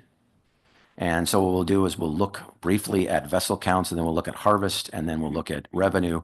So looking first at vessel counts, Amendment 80 sector has experienced a gradual consolidation over the 2008 to 2023 period. Vessel counts have declined from a pre-Amendment 80 period of about 22 active vessels to 17 to 18 vessels in the last couple of years. And you can see there on the slide that this shows the vessel counts by the Amendment 80 species. You can see there that for the most part, yellowfin sole, rock sole, and Pacific cod are pretty much the highest vessel counts, and they're all kind of on top of each other because obviously the number of vessels that generally participate in those fisheries are the same, and so they should follow the same trends. Whereas AI, POP, and acromackerel follow a slightly different trend. They have less vessels, but nevertheless, the point is that they're all slightly declining over the 17-year period. Looking at harvest, so overall, the harvest has varied from about 195,000 metric tons in aggregate to 254,000 metric tons in the 17-year period, with an average of 236,000 metric tons for the Amendment 80 program. Looking at the Amendment 80 fisheries overall, for harvest, roundfish are consistently harvested at a greater than 90% of their allocations, and that's kind of shown in this slide here in the picture. You can see there that cod as well as acromackerel and AIPOP tend to be over their 90%, whereas the flatfish fisheries are shown to have a lower harvest percentages relative to their allocations. A lot of that is probably due to changing market conditions over time. Looking at first wholesale revenue and prices, so table or figure 2-9 on page 29 provides first wholesale value by species. That's the first panel in this picture here. You can see there that typically the highest grossing species has been yellowfin sole, acromackerel, and Pacific cod. But when you switch from overall highest gross to the price itself, you can see that in figure 2-10 on page 30, AI, POP, Pacific cod, and acromackerel yield more value per metric ton. And that's shown in that bottom panel there. You can see there that those three roundfish fisheries are much higher than the flatfish fisheries there. And then trend-wise, they're increasing. So switching gears a little bit, looking at the sector economic performance. This was written by Dr. Brian Garber-Yance. And so I'll just kind of overview this slide here. Overall, the economic performance is provided in section 2.3.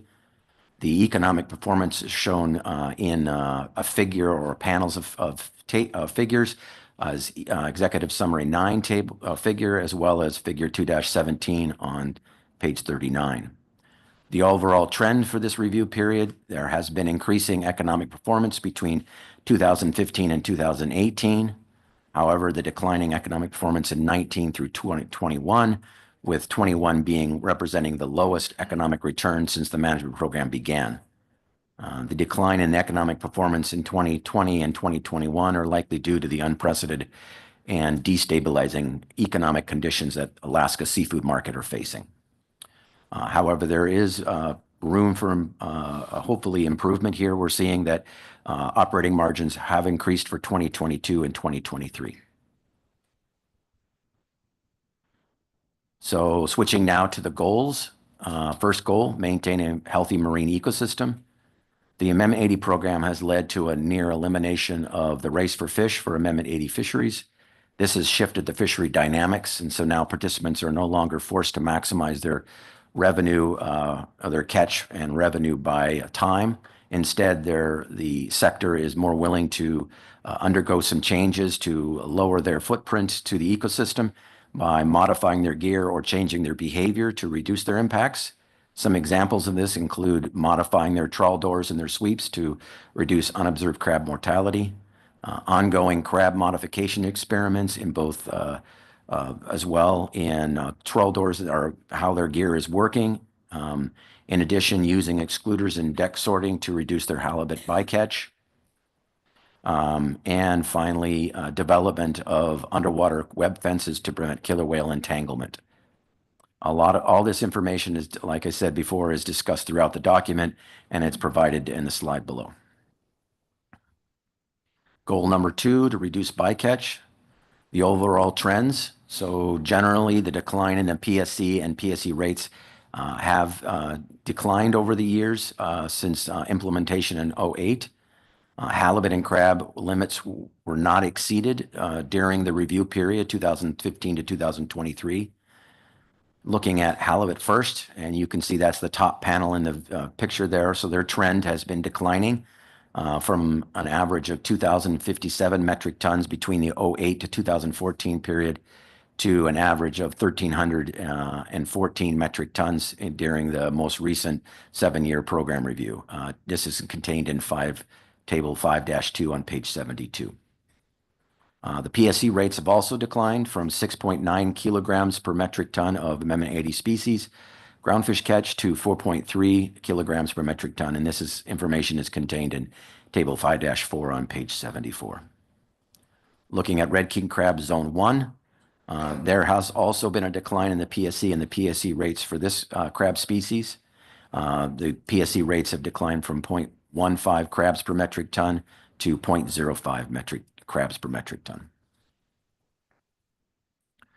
Looking at the last two crab species, so Papilio, PSE and PSE rates have declined until about 2017 and then increased in 2018 and then once again resumed to decline in 2022.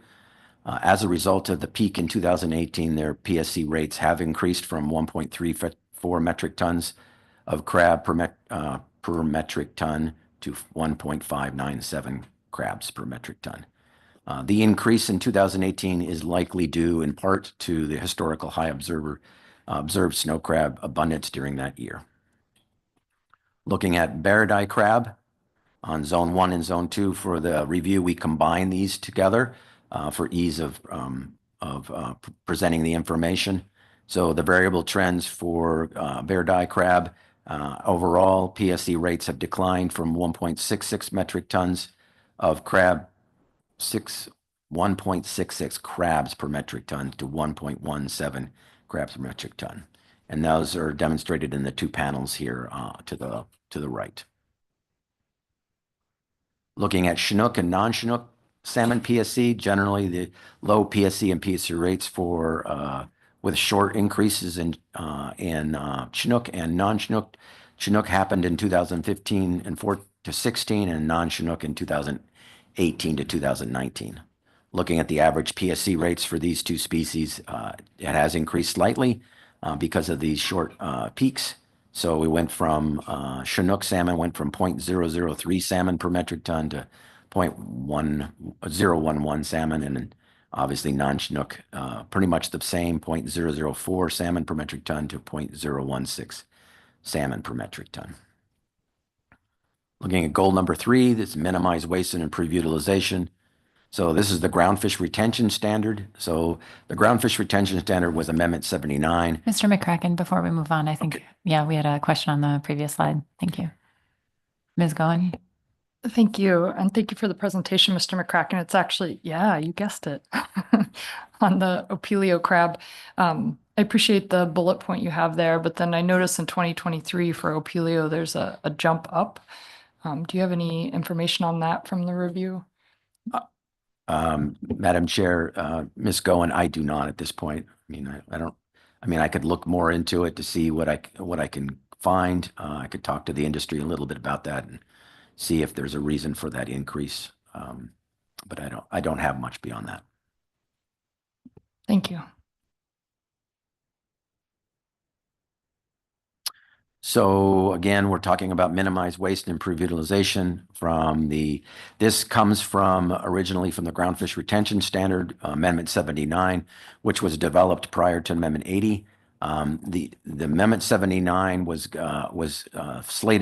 implemented in 2008 at 65%, and then would increase 5% every year for the sector up to a total of 85% in 2011. Amendment 79 and how it was calculated, because at the time 79 was calculated at the individual vessel level for meeting the groundfish retention standard, and Amendment 80 came along at about the same time and changed that calculation to allow groundfish retention standard to be calculated at the cooperative level, and then any vessels that fell out of that or did not join a cooperative limited access, they were held individually accountable to the amendment to the groundfish retention standard originally from Amendment 79. In 2010, an emergency order which exempted the Amendment 80 fleet from the groundfish retention standard due to the unintended effects of requiring a retention well above what the council had intended during Amendment 79, and also the enforcement was much more complex and costly than was originally anticipated. The emergency order was followed with a final rule in 2013 that removed or replaced groundfish retention standard with a new program, retention compliance standard, which basically mandated the cooperative to self-monitor their retention and report to the agency every year. In addition, there is an independent audit that's conducted by C-State. Overall, retention standards have improved for the sector significantly. They've gone from 69% in 2004 to over 90% every year. Looking at goal number 4, which is to maximize the benefit of the different user groups.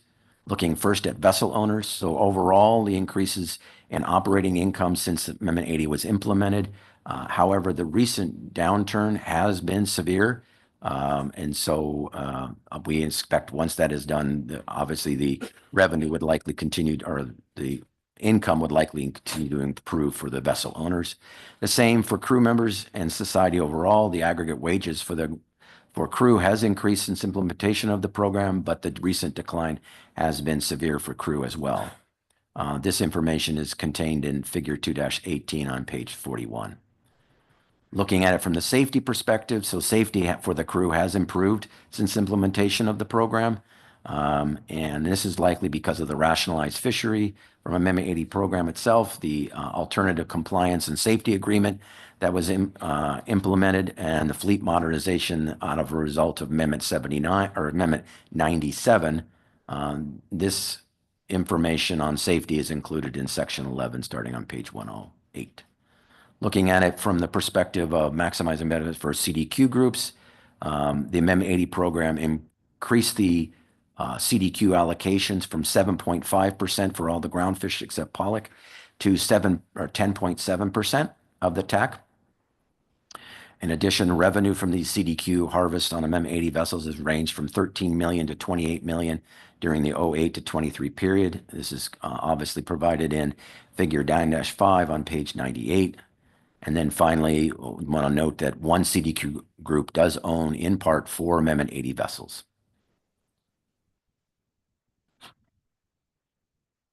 Finishing out, let's see, we got this slide also talks about maximizing benefits to user groups. Looking at it from Alaska communities, overall, the Amendment 80 program has contributed important tax revenue for the communities of Alaska, the boroughs, and this is contained in Table 9-6 on page 106. There's also information on vessel port, which fosters, or excuse me, port calls by Amendment 80 sector, and which fosters local support services for crew transfers, vessel or fuel purchases, cold storage, facility use, and logistical support. And this information and a table on the port calls is table 9-5 on page 104. Finally, looking at it from lower 48 communities, which includes Seattle, Renton, Kirkland, and Rockland, Maine, 100% vessel historic ownership addresses are in these communities, and the reported 366 million average annual first wholesale gross revenue to these communities, representing a little under a quarter of the total annual revenue for all areas and gear groups. And this is provided in table 9-3 on page 103. Question, Ms. Kimball. Thank you. And I know it's in here, Mr. McCracken. I really just can't find it. But on your estimate of contributions to Alaska community tax revenue, you show the Amendment 80 portion of the taxes in that table 9-6, and then the denominator attempting, I think, to show kind of what proportion of the total is contributed by Amendment 80. Does that include both the fisheries business tax, the resource landing tax, and local taxes for the community, or is it just the state taxes? Madam Chair, Ms. Kimball, that provides it at the local level as well as aggregating it up to, for example, the borough level, if there's a 50-50 split between communities and boroughs. So it was our attempt to try to get at this because, again, the information is not provided by the individual sectors at the community level. So it's kind of like a first stab at trying to do this. And obviously there's there may be some inherent flaws in using our methodology when we have offloads, or I should say deliveries, for communities that don't necessarily show up. But nevertheless, we're going to take another clean at this. We're going to clean this up a little bit based on the public comments. But yes, it shows, I believe, local taxes and based on resource tax and landing tax. When you're talking about community tax information, we're talking about in that context though, right? We're not talking about like taxes like purchases from goods and services that are purchased by the Amendment 80 group in that community. Is that correct? Is that what you're... Correct. And so if you're going to look at that again, no, not those sales taxes, property taxes, things like that, but there's kind of those three levels of kind of direct fish tax contributions, the resource landing tax that the offshore fleets provide, the business tax that the shoreside processors provide, and then a local community fish tax that almost every community assesses on only shoreside processors. So that's the fish tax. I was trying to understand whether it was in the denominator, not something we have to pursue now, but I just couldn't find it. Yeah. So we can pursue that offline, and thank you.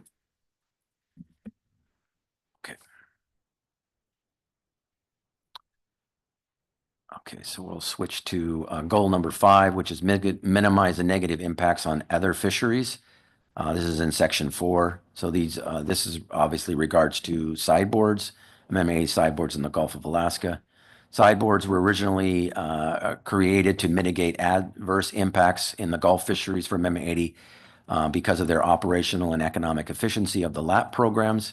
Obviously to prevent increased competition and a race for fish for these non-Amendment 80 groundfish fisheries in the Gulf of Alaska. So there are 5 different sideboards for the Amendment 80 program in the Gulf of Alaska.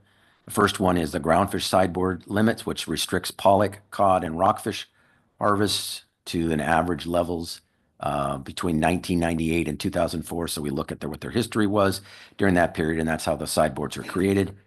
The next sideboard limit is halibut PSC limits. These caps the halibut PSC usage based again on their halibut usage during 98 to 04.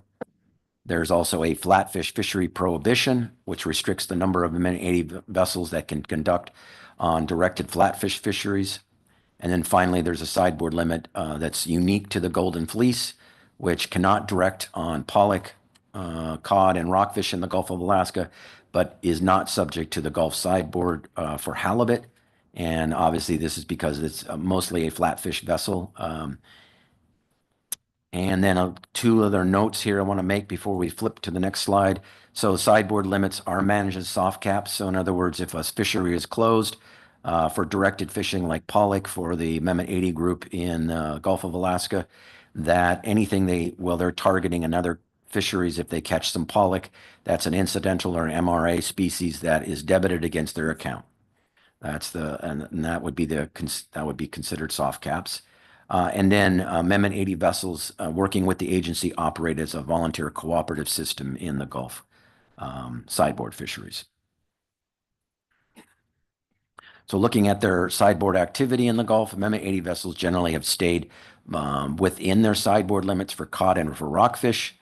The limits have been exceeded in the Western Gulf rock pollock fishery as well as Central Gulf pollock fishery. This information is contained in 4-2 on page 57. And again, all that pollock catch that you see in those tables is incidental while they're targeting other fisheries. The Gulf groundfish fishery prohibition. So of the 11 that are identified in the Amendment 80 program when it was implemented, up to 3 to 6 vessels have participated in these fisheries since 2008. And that information is in table 4-4 through 4-6 on page 58 through 59. Looking at halibut PSC sideboard limits on page 4-7, page 61. This sideboard is, or this fishery, or the halibut PSC is subdivided by season, 5 total, and fishery complex, shallow water and deep water. The halibut PSC and the PSC rates have declined during the review period for the Amendment 80 sector. And this is in tables 4-8 and 4-9 on page 61. So that's looking at the goals of the Amendment 80 program. Looking now at the excessive shares, there are two caps that limit. Mr. McCracken, Oh, sorry, before okay. we move on, I have a question for you, Ms. Baker. Sorry. Thank you, Madam Chair. Thank you, Mr. McCracken. I hope this is the appropriate time. My question actually had to do with, as you were finishing up, yes, Amendment 80, Goal 5. And your presentation has focused on, in terms of a goal for the Amendment 80 program to minimize negative impacts on other fisheries, you focused on the sideboards that were established for the Amendment 80 sector here in the presentation. And it just also occurred to me, can you help me recall if the council also, if the council was considering minimizing negative impacts more broadly than just those things for which we establish sideboards? It seems to me the purpose of a review like this may be to evaluate catches of other species that have changed over time. And I do see on page 17 of the document itself that this Amendment 80 review will include a summary of harvest by the Amendment 80 sector in other groundfish fisheries, and particularly mentioned are arrowtooth flounder, Kamchatka flounder, Greenland turbot, and Bering Sea POP, but I didn't see sablefish in there. And so I was wondering, just, did you evaluate these catches of other groundfish at all? And how does that fit within the scope of the Amendment 80 review? Madam Chair, Ms. Baker, obviously I think it's within the parameters of the review itself. I did note that sablefish is one of the species outside of the Amendment 80 program that they have caught in the Bering Sea Aleutian Islands, and that is provided in table 2-2, starting with 2-3, starting with 2006, going through to 23 in table 2-4. And so there is a row there that outlines what the sablefish fishery for the Amendment 80 group has been over the years. And you can see there in that, I don't necessarily draw it out in the text. I do mention that obviously that is one of the species that they're receiving some high, relative to all the other species, they are receiving some revenue there. And they are one of the higher revenue species that is outside of the Amendment 80 species itself. So you can see there that it's fairly minor. It's starting in 06, going all the way to about 2018. And then after that, 2019 and 2020, it picks up a little bit more with up to 1,400 metric tons and 1,600 metric tons of sablefish caught. And then in 21, 22, and 23, the numbers start to climb up to 2,000 and 3,000 metric tons. It is a fishery for this group, and you can see there the revenue as well as the vessel counts for that fishery. So, I mean, and I don't spend a lot of time in the text talking about the sablefish fishery and this recent increase. And obviously, if it's the wish of the council, I could draw out that a little bit more and provide some further context for that.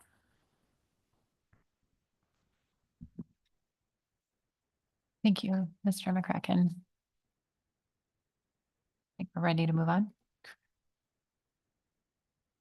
Okay, so we were looking at the excessive share real quickly, this one slide here. So there are two types of excessive share caps. One is a quota share use cap. So no person may hold or use over 30% of the Amendment 80 quota share. When this program was implemented in 2008, there was a grandfather clause that was included, which applies to initial holders that exceeded this limit. The other cap was a cooperative quota vessel cap, which no single vessel may harvest greater than 20% of the Amendment 80 species cooperative quota in that year. So looking at the quota share ownership cap, initially allocated across 9 different companies. Now we've seen since the 2008 to 2024 or 24 period, we're now down to 5 consolidated companies. And the largest initial quota shareholder, which was grandfathered at the time of implementation in 2008, has ceased operations and has exited the fishery in 2017. So as a result now, currently there is no entity that exceeds a 30% quota share cap. Looking at the cooperative quota vessel use cap, no vessel has approached the 20% quota cap in the 2008 to 23 period. Looking at a slide that has, goes in a little bit more detail on the safety in Amendment 80 fisheries. So obviously Amendment 80 sector has improved their safety considerably since the pre-implementation days. We're down to personal fatalities have been reduced from 25 in 2001 to 2012 to 1 since 2012, or since 2013 actually. The vessel sinkings has also been reduced to only 1 in 2012, and that was the Alaska Eurus in 2016 with no lives lost. Factors that are driving the safety improvements for the sector, and we've kind of talked about this a little bit already, but the implementation of the rationalized program of Amendment 80, as well as the follow-up Amendment 97, which dealt with vessel replacements, allows the sector to change out their steel and improve the safety of their vessels. In addition, the adoption of the Alternatives Compliance and Safety Agreement had a lot to do with improving the vessels, the Amendment 80 vessels, since many of them were not classed or load-lined vessels.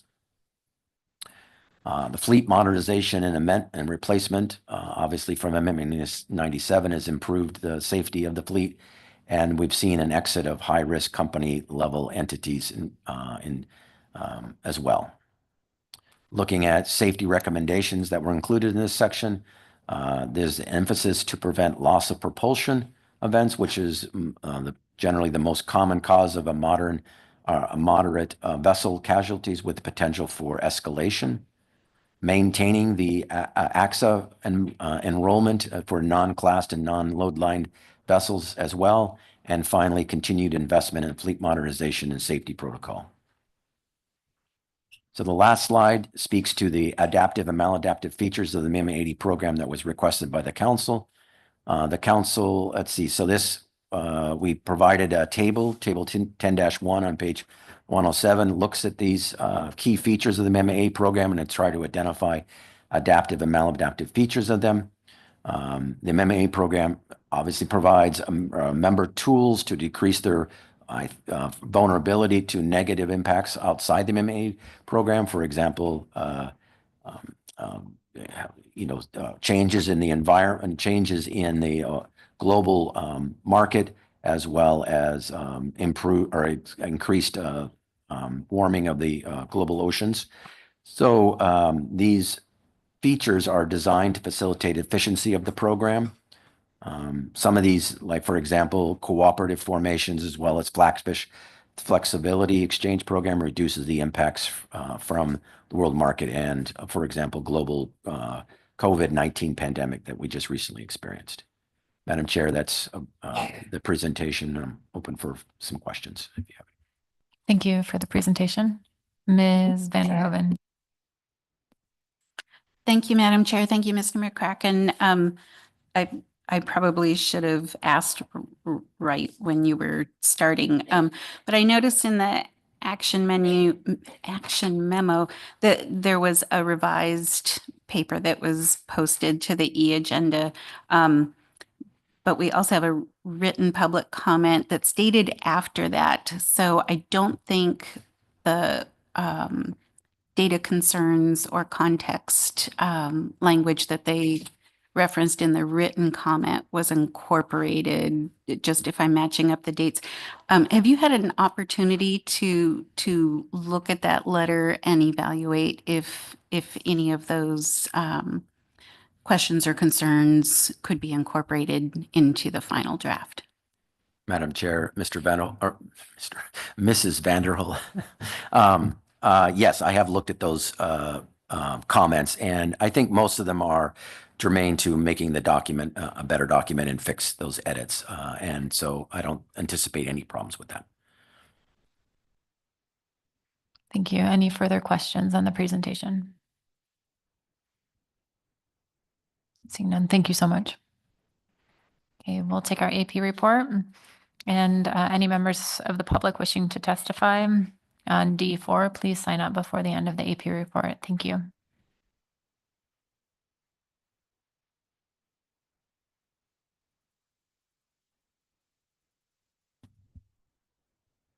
Good afternoon, Chair Jabnika, as well as council members. My name is Paul Wilkins, Advisory Panel Vice Chair for the record.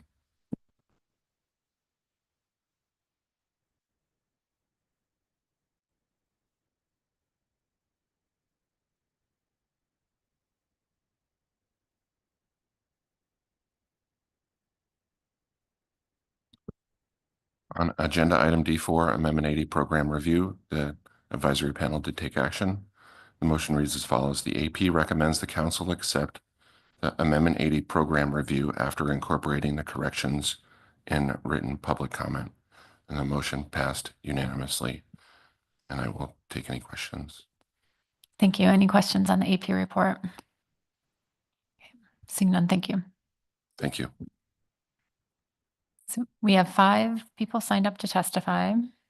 A reminder to the public, individuals and companies will have 3 minutes, and organizations and associations 6 minutes. We'll begin our testimony with Chris Woodley, followed by Todd Hoppy.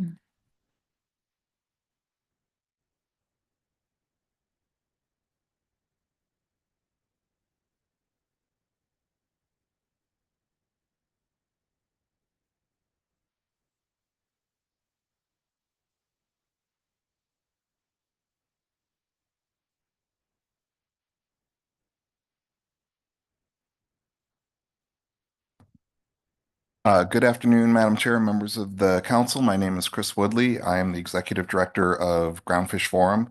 Thank you for this opportunity to testify on the Amendment 80 Program Review and the Allocation Review. There are 5 Groundfish Forum member companies operating 13 trawl catcher processor vessels in the federally managed groundfish fisheries of the Bering Sea, Aleutian Islands, and Gulf of Alaska. These vessels sustainably catch and process a variety of groundfish species such as flatfish, Atka mackerel, Pacific Ocean perch, Pacific cod, and other various rockfish.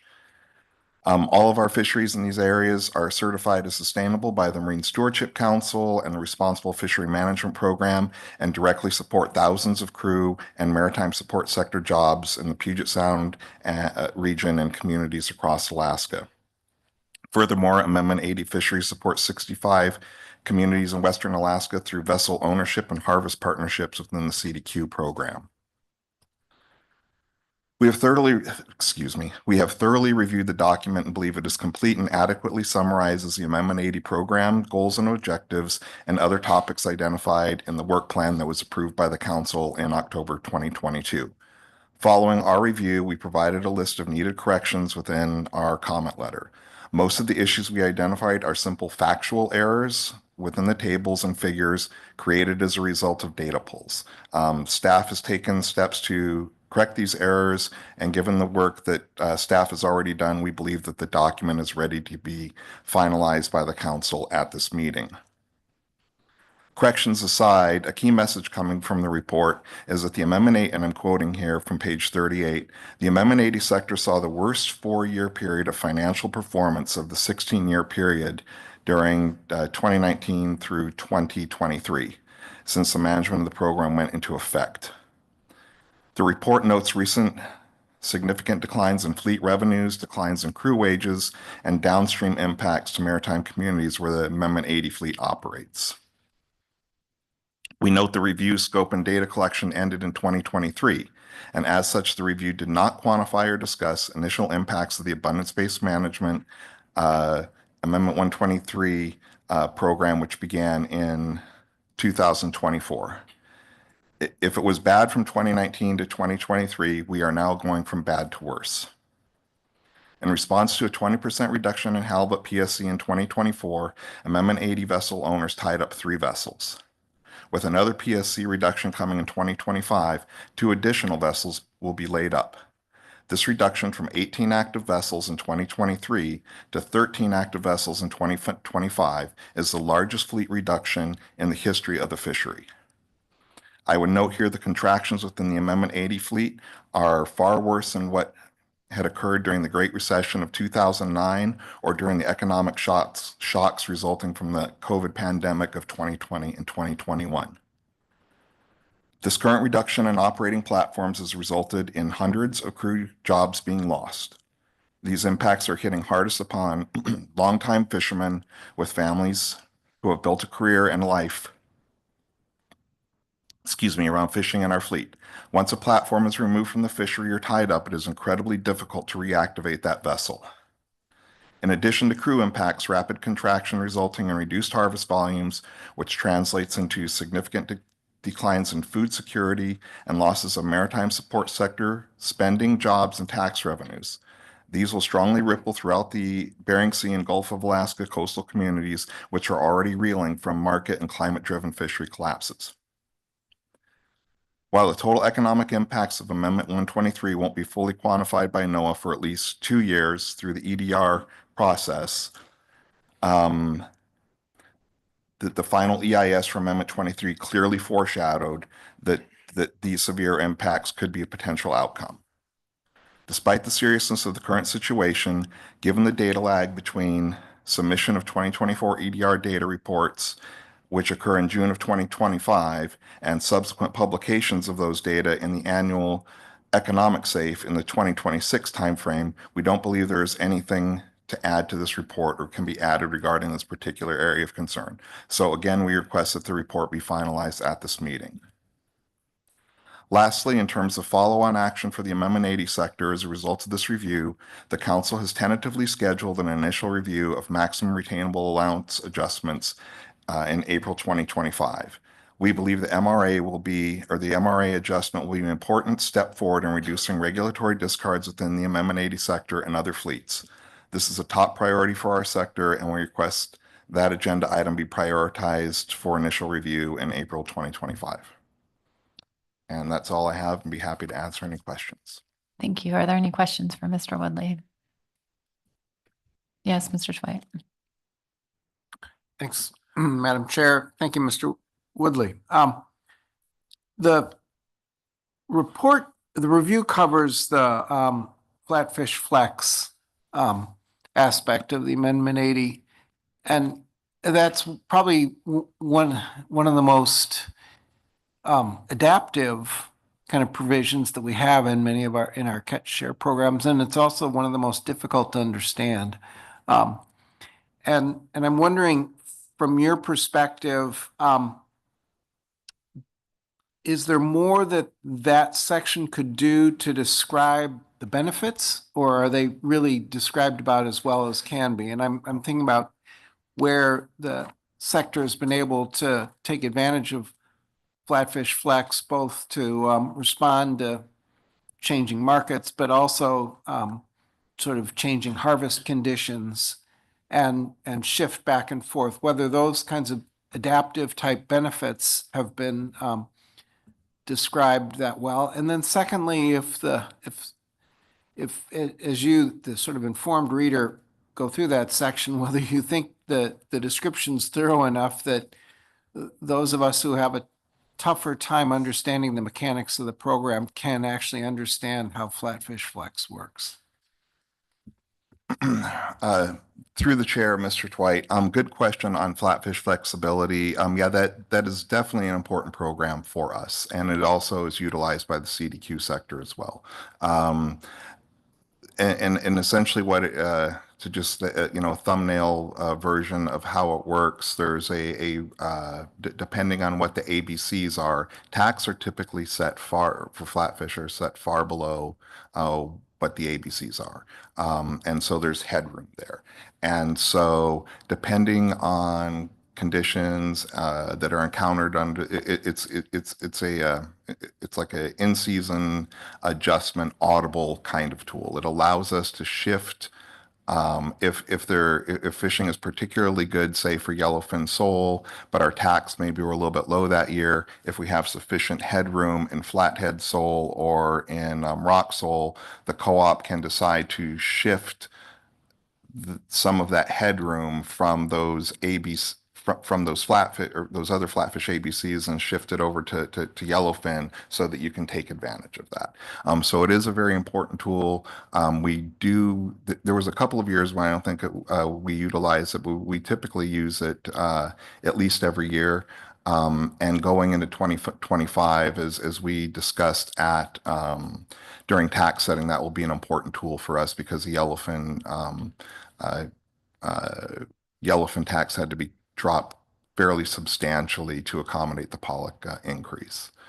So as far as whether the description is adequate, I read it, I thought it was okay, but again, as an informed reader, I didn't, maybe I, assume more knowledge than other folks have, but I thought it was okay. I hope that answers your question. Thank you, Mr. Woodley. Yes, Ms. Vanderhoven. Thank you, Madam Chair. Thank you, Mr. Woodley. I just wondered if you could speak a little bit to the increase in sablefish take in the Amendment 80 fishery. We hear a lot of concerns from other stakeholders, and your perspective would be helpful. Okay. Through the chair, Ms. Vanderhoven, as we noted in our comment letter, there were some I won't call them data issues so much, but there were some cut and paste issues, and sometimes tables weren't really clearly labeled, as clear as a nerd like me wants them to be, because sometimes there's a lot of nuance in those numbers. So one of the things that we did notice with the table regarding other groundfish catch is that while it lists a catch amount, and I'm speaking to a table, I think it's 2.4, which has sablefish in it in particular. It lists the catch, it lists the first wholesale value, but the catch that's listed is actually the total catch, not the retained catch. As I'm sure you all recall, there was a couple of years where the total, where there was a significant amount of discards in the trawl fisheries in the Bering Sea. And so those numbers, while they're accurate, that is total catch. It's not accurate in term if you're trying to go to the next step and determine what the value is. There's I think realistically you could add in another row that say retained catch or total catch, retained catch. But in terms of those concerns, what I've seen in discussing these issues with a lot of folks is that people assume that the total catch that's occurring in the trawl fleet is going into market, and that total catch has been destabilizing prices. I think it's really important to note, first of all, that for a couple of years, not all that sablefish was going to market. And when you look at the massive increases that are occurring on the West Coast as it relates to I want to say they went from 8,000 metric tons this year to 28,000 metric tons. So if people are concerned about, a couple thousand extra tons or 500 extra tons in Alaska going into the total allowable catch for sablefish, I think they're kind of missing the point that train has already left the station on the West Coast and they're almost tripling it. So in again, I guess just going back to the table and the information that's in there, I think it could be improved upon if you were to include things like, retained catch versus total catch, maybe just specific to that species. Again, I think it's just a simple question of a data pull, that might improve that information for the reader. But that's my thoughts on sablefish. Thank you, Mr. Woodley. Oh, Ms. Kimball.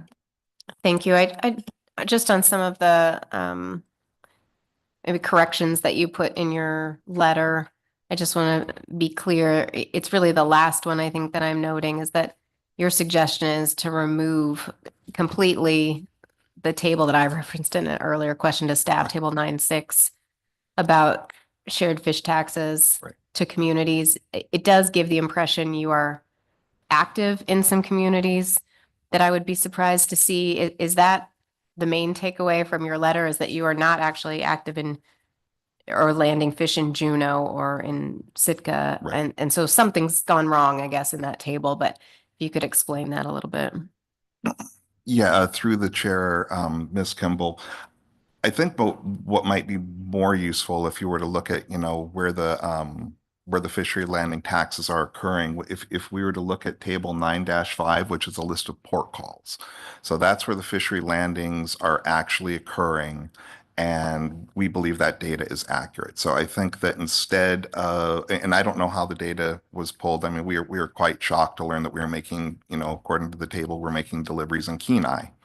Love Kenai, but be really surprised if I saw an Amendment 80 boat at the dock on the south of the river there. But I think that if a quick review of the table in 9-6, which seems to have some unusual landing patterns indicated, I think if they just looked at those communities that are listed in table 9.5, I think that would be much cleaner, much more consistent approach.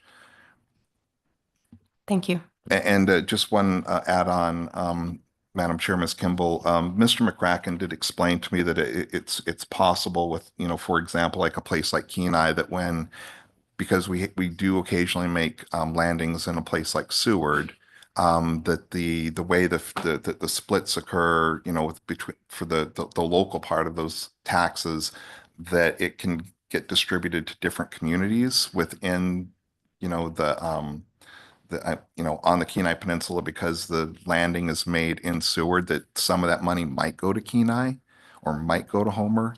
I don't know that, I don't have the detail on that, but that's a reasonable explanation. But again, I'm just not sure that, I think there's probably a problem with that data. And again, that's why I thought that maybe just pulling it from, those communities in table 9.5 would be better. Not seeing any further questions. Thanks again. Yeah, thank you. So next up is Todd Hoppy, followed by Ruth Christensen and Dave Wood.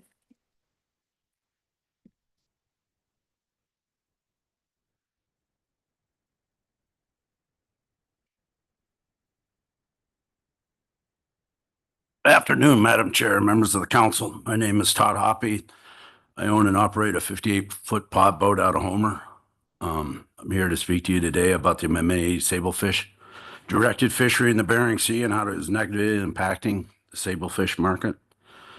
I want to note that I spoke to this in staff tasking last December. After listening to Mr. Woodley, my testimony's changed a little bit. I do have a question why this wasn't spelled out better in the review. There is one table, but now he's saying what's there isn't truth.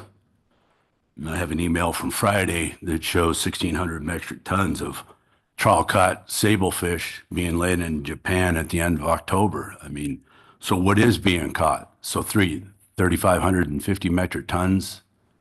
It's not actually being harvested. That I'm confused by he's bending the numbers, in my opinion, but I need to move on. There are many factors in sablefish when it comes to marketing, and it's probably more complex than most fisheries. But the change in the Amended behavior is a very large one. The majority of their fish being harvested are in that 1 to 3 pound category. And these fish are not sexually mature, and the downstream effect on the Gulf has a massive impact on recruitment and in other areas. As many of you know, the Bering Sea is a major rearing ground for small blackcod and halibut. And when we remove that amount of small fish, vessel owners did their own study with a gentleman from New Zealand. That downstream effect on that kind of removal could be as high as 16 to 24 million pounds of mature fish, better marketable fish that move out in through the pass into different areas. And I bring that up because I don't believe that we have the fish in Central Gulf that the science is telling us, Central Gulf and Western Gulf that the science is telling us. This is from my own experience running my own boat. Taking substantially large increases in the Gulf, and I've never agreed with them. And fishing's pretty tough. If I went with the sciences and I look back at past quotas in my logbook, I should be able to put a blackcod pot about anywhere in the Gulf and fill it up, and that is not the case. Very concerned about this fishery, and it's how I look at it as a commercial fisherman that's doing this for 30 years and what's going on in the Bering Sea. I'm very concerned about the overall health of this fishery. Now, reading that review and listening to the crab arbitration and the stuff that we're all going through, I totally understand. We're all feeling this, but there's no upside for us smaller boats. You know, when I walk around the town I live in, you know, it's very depressing in the harbor. I mean, I don't even fish halibut anymore. I fished halibut for 25 years. I just quit, you know, and there's a reason for that. But, you know, that's it. Time's up. Thank you very much for giving me the opportunity to come here and testify. Thank you for your testimony, Mr. Hoppy. We'll see if there are any questions for you. Yes, Ms. Goen. Thank you for your testimony, Mr. Hoppy. I guess I'm curious if you have an ask under this agenda item. Are you wanting to see more in the review on sablefish, or what is your ask? Madam Chair, Ms. Goen, if I was better at this, I can't find my notes from last December. We want a discussion paper. We want something to see what the effects are in the communities. We need to open this up and take a look at it and see what the true effects are on the small boat fishermen in the different areas. Thank you for the question. Thank you. Any other questions? Yes, Ms. Gimbel. Thank you. Just thank you, Mr. Hoppy, for your testimony. To be clear, on part of what we use our review for is to kind of get a baseline and understand trends that have been happening in the previous 5 to 7 years, since we have to continue to do these reviews on a regular basis. And so I was thinking this review is the place to include information on sablefish catch trends. You mentioned a separate discussion paper. Do you have a preference between including that type of information relative to this fleet in the review before it's released versus doing something separate that might take longer? Madam Chair, Ms. Kimball, could you ask that a little bit simpler? On what I'm asking for a discussion paper? Yes. I feel like I listened to what you wanted, and it could be included in this review before it's released. And we still have that opportunity to add to the review if we don't think it's complete. Yes, that's one option. Yes. The other option is, based on what you requested, a separate discussion paper looking at the same issue. So I'm just asking if you have a preference either way, or is your main ask just get this information in somewhere? I'm just asking to get the information in somewhere. Okay. And Thank you. Sooner's better. Okay. Okay. Thank you. Thank you. Thank you for your testimony. Thank you very much. So Ruth Christensen and Dave Wood, followed by James Stevens.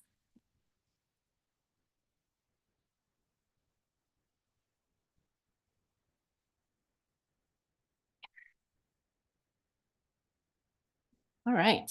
Good afternoon, Madam Chair, members of the council. My name is Dave Wood with Ocean. Just kidding. Let me try that again. It's been a long week. I am Ruth Christensen. This is Dave Wood. I'm with Ocean Peace. Dave is with US Seafoods. I even wrote it all out. Still can't get it right. So OPI submitted a public comment letter on this agenda item. So I encourage everybody to take a look at that. But my testimony today relates to the information presented in section 4.6 of the A80 program review. Thank you. Which discusses vessel replacement and sideboards. OPI is requesting the council initiate a discussion paper that would amend the regulations at 50 CFR 679-92E, which imposes a catch limit of 0 in the BSAI and GOA in the Bering Sea and Aleutian Islands and Gulf of Alaska on Amendment 80 vessels that are not designated on an Amendment 80 permit of some kind. Our requested regulatory amendment would provide an exception to this regulation for Amendment 80 catcher vessels. OPI's vessel, the Bering Hope, is a replacement vessel on an A80 LLP QS license. It is operated solely as an A80 catcher vessel in 2021, 22, and 23, delivering unsorted cod-ins to OPI's other Amendment 80 CPs. Unfortunately, beginning in 2024, the Bering Hope was tied up for reasons primarily related to the implemented reduction in the halibut PSC limit for the A80 sector. The quota associated with the Bering Hope's A80 LLP and QS license has been harvested by our other A80 vessels, and this will continue for the foreseeable future. The Bering Hope is a modern and efficient vessel that is particularly suited to fishing in the Aleutian Islands. Because we don't want to see her tied up, we are looking for the needed flexibility to utilize the Bering Hope in place of our other catcher vessel, the Green Hope, which is a much older vessel, in the BSAI trawl limited access fisheries and the PCTC fishery.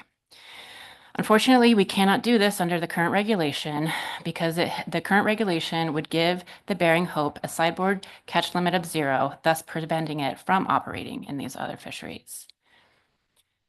Per the Amendment 80 program review, because the council did not establish a regulatory mechanism under A80 to remove sideboards from specific vessels, and because the original A80 analysis did not consider the possibility of A80 permits being attached to catcher vessels, we would like the council to initiate this discussion paper to amend the regs, like I said, at 50 CFR 679-92E. This would provide an opportunity for the council to refine its sideboard policy as it relates to A80 vessel replacement with the ultimate goal of providing needed flexibility. I want to conclude my testimony by stressing that using the Bering Hope in place of the Green Hope will not increase the amount of fish harvested, nor will it otherwise harm other participants in the limited access fisheries. The TLAS mackerel and POP fisheries are allocated by the participants through private agreement, and that agreement will continue. With that, I'm going to turn it over to Dave as the representative of the other TLAS participant for any comments that he would like to make. I see that your timer has expired, but because you came up as two separate companies, I guess we can, I did this earlier in the meeting, so I'll allow it this time, but we can add another 3 minutes for Dave to provide testimony. Thanks. Well, thank you for that, Madam Chair. I will certainly not need the full 3 minutes. For the last 11 years, Ocean Peace and US Seafoods have worked together in the Aleutian Islands trawl limited access fisheries and coordinated, their operations to make sure that things, that the fishery was conducted efficiently and smoothly. And I hope you saw Steve Whitney, intercede with the feedback that we were having with the technology. He's involved in our coordination, and the framework that we have works. We catch the tack. We don't have overages. We don't have bycatch issues. If something comes up, during the season, we can adjust. So it's got a really good track record. And our interest is making sure that that informal structure that we have stays in place and is not undermined by Ocean Peace's request. They have given us assurances that bringing the Bering Hope into the trawl limited access fishery would not change or undermine the framework that we have. And so we are on the record comfortable with their request to initiate an action on this. I would say that any path forward needs to be very narrow and very tailored to their particular situation. I wouldn't want a broad approach that, takes capacity in different directions than intended. So in sum, we support Ocean Peace's request, and thank you for the extra time. Thank you both for your testimony. Ms. Vanderhoven. There we go. Thank you, Madam Chair. Thank you, Ms. Christensen and Mr. Wood. Are either of you aware of any other vessels that this sideboard issue would apply to, or are we looking at a potential action for just one vessel? Thank you, Ms. Vanderhoeven, through the chair. To my knowledge, this is a very specific ask related to just the Bering Hope. That's to my knowledge. Yes, thank you. Ms. Goen. Thanks for the testimony. I have a question on the Green Hope. So would that vessel be retired permanently? Thank you, Ms. Goen, through the chair. That's a decision that will be made pending, I think, any potential action here at the council. We haven't made that decision yet, but that's one option.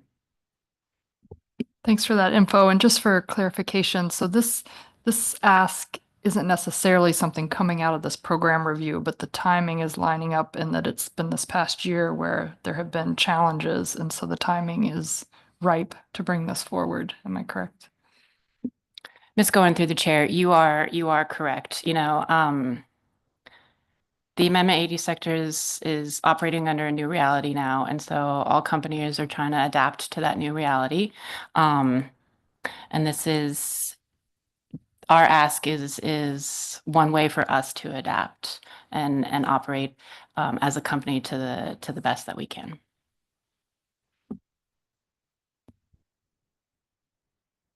Yeah, I'm not seeing any other questions. I appreciate your testimony. So next up is James Stevens, followed by Hannah Heimbuck.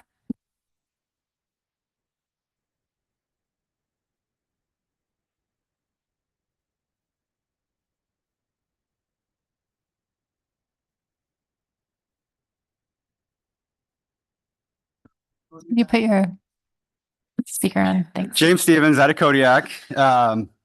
I own a 58-footer, owner operator, longliner pot boat. I've seen, get off. I'm not a big trawl fan, but I think the feeling is mutual. They're not a big pot boat or longline fan. But I've seen what's gone out in the Aleutians. I have halibut out in the Aleutians. I have blackcod out in the Aleutians. And I've seen how bad it's got. I mean, it's terrible. Those guys are always fishing the same spots. They never leave. I mean, halibut spawning grounds, the blackcod's down.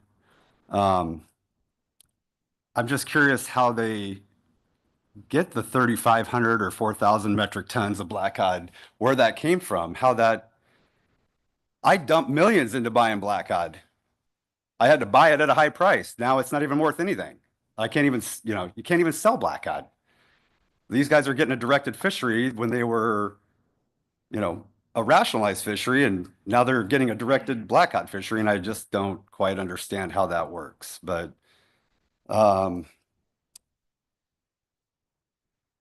yeah, I really, I'm not, yeah, this is my first time, so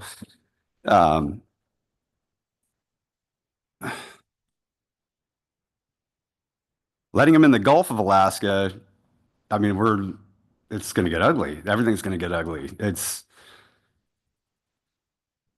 Yeah, I'm sorry. I'm not very good at public speaking. I think that's all I got to say. I'm just a little disappointed on where our blackcod fishery, sable fishery has gone in the last few years, really. And I understand how markets work and I understand how quota systems work, but when they're given a directed fishery that I had to buy into, I mean, these guys didn't have to buy into it.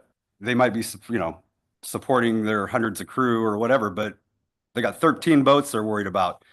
There's like 500 boats in the Gulf of Alaska and the Bering Sea and the Aleutian Islands that are affected by it.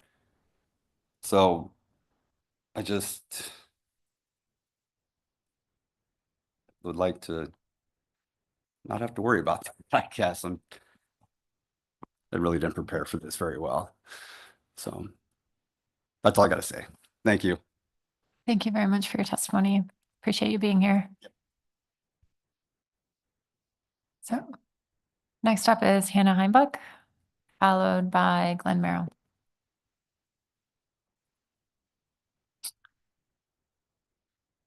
Afternoon, council members. Hannah Heimbuck on behalf of the under 60 cod harvesters.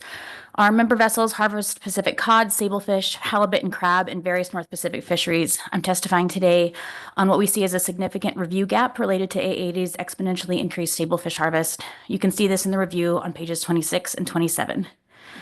It shows that from 2006 to 2016, A80 sablefish harvest hovered in the 100 to 200 metric ton range. At that level, it seems clear that it was being caught while the fleet was targeting its primary fisheries, which in my mind is the intention of the non-A80 species. They're caught in relatively moderate amounts in the course of prosecuting their fisheries, but they aren't the core target of the program. In 2017 and 18, harvest started to get into the 600 and then 700 metric ton range. This is when we also saw a significant increase in the biomass. And around that time, we saw the overall trawl harvest of sablefish jump well beyond the allocation as vessels started unexpectedly encountering fish in higher volumes than they were used to. That has since leveled out, but the A80 harvest kept increasing. In 2023, it was more than 3,500 metric tons. It will be close to that by the end of this year, meaning harvest has increased by a multiple of 35 since 2006. The substantial jump in just the last couple of years tracks with NIMS starting to issue directed trawl sablefish openings in early summer. While the allocation and openings is to the entire trawl sector, A80 is the only trawl fleet with the flexibility at that time to prosecute those directed openings, and it shows in their increased harvest. The increase also correlates with a near complete collapse of the sablefish market. While there are absolutely multiple factors in that decline, as noted by others, the increased number of small trawl-caught sablefish on the market is an acknowledged substantial part of that trend. Market associations are doing their best to try to address it, but prices remain at a historic and impactful low. We were hoping to see some analysis of this increase in the review, acknowledging the change in the reasons for it and its impacts. It falls squarely under goal number 5, minimizing impacts to other fisheries. However, as you have noted during the presentation, it's in the table, but it's not in the text. Well, we are going to need to look at this within or outside of this review. Despite marketing efforts to address the overwhelm of small sablefish, the ex-vessel prices remain at a historic low. CPUE in the fishery is way down. Directed sablefish harvesters have struggled to find good fishing, and when they do find fish, they struggle to find markets. And when they do find markets, some are taking home less than their annual loan payment. The entire industry is struggling right now for many reasons. Every fleet is tying up boats, including the sablefish fleet, and this is one factor that is under the council's purview. We have a rationalized fixed-year fleet that is substantially invested in sablefish IFQ, struggling at every level to prosecute this fishery at anything other than a loss. And then we have the A80 fleet maximizing use of an open pool of sablefish in an unprecedented way. It's a substantial change in behavior and impact from the initial years of the program. It's enabled by the flexibility and the capitalization provided by A80 rationalization, and it undermines the success of the directed sablefish fishery. I believe this meets the criteria for additional scrutiny. And even if the number in here is total catch and not retained catch, and even if there is additional competition from West Coast fisheries, even more reason to review further and just clarify exactly what we are dealing with.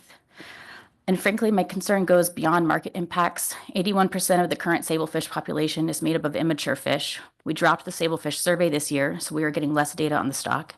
And though the TAC has quadrupled since 2016, catch rates are very low. There are unanswered questions about the sablefish resource overall, and there are clearly major issues with the market. So to me, this is not the time to maximize harvest of sablefish in a manner that is substantially different from the harvest patterns and management intent when both the A80 and Sablefish IFQ programs were implemented. Thank you. Thank you for your testimony, Ms. Heimbach. I'll see if there are any questions for you.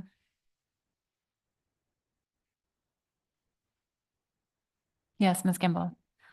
Thank you, Ms. Heimbach, for your testimony, and I appreciate you, and we've had our own conversations about the multiple effects globally and domestically that are affecting sablefish markets and all pretty much every market for fish across Alaska. So I appreciate you providing that context.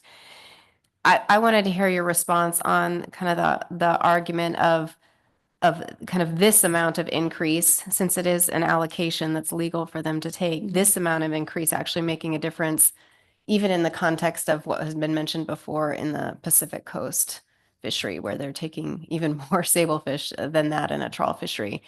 And if you have any comments on like how you see this amount of sablefish in context of with that, I would really appreciate that. Through the chair, thanks, Ms. Kibble. I mean, that's part of the reason I would like to see more review. You know, very few of us are market experts and can collect that information. I would say anecdotally, through participation at various marketing associations and just in the industry, we do hear that that influx of small trawl caught fish from Alaska is impactful in the Japanese market, and that's the primary U.S. outlet. That anecdotally, that is what we're hearing. I do think we need more information to look at all of those factors. I think that would be important context to have overall. I also think, you know, a couple thousand metric tons, it seems like not a lot in comparison to some of the other volumes we talk about, but that's, you know, I think a dozen vessel caps in the Gulf for sablefish. You know, that's, a dozen vessels maximized at their full potential. So to an Alaska fishery, I think it is substantial. And I think to our distribution and marketing outlets, it would be substantial as well. But I would love to see a review that helped me understand that. Thank you. Thank you for your testimony. Next up is Glenn Merrill, followed by Jeff Kaufman, Mateo Pasaldon, and Heather McCarty.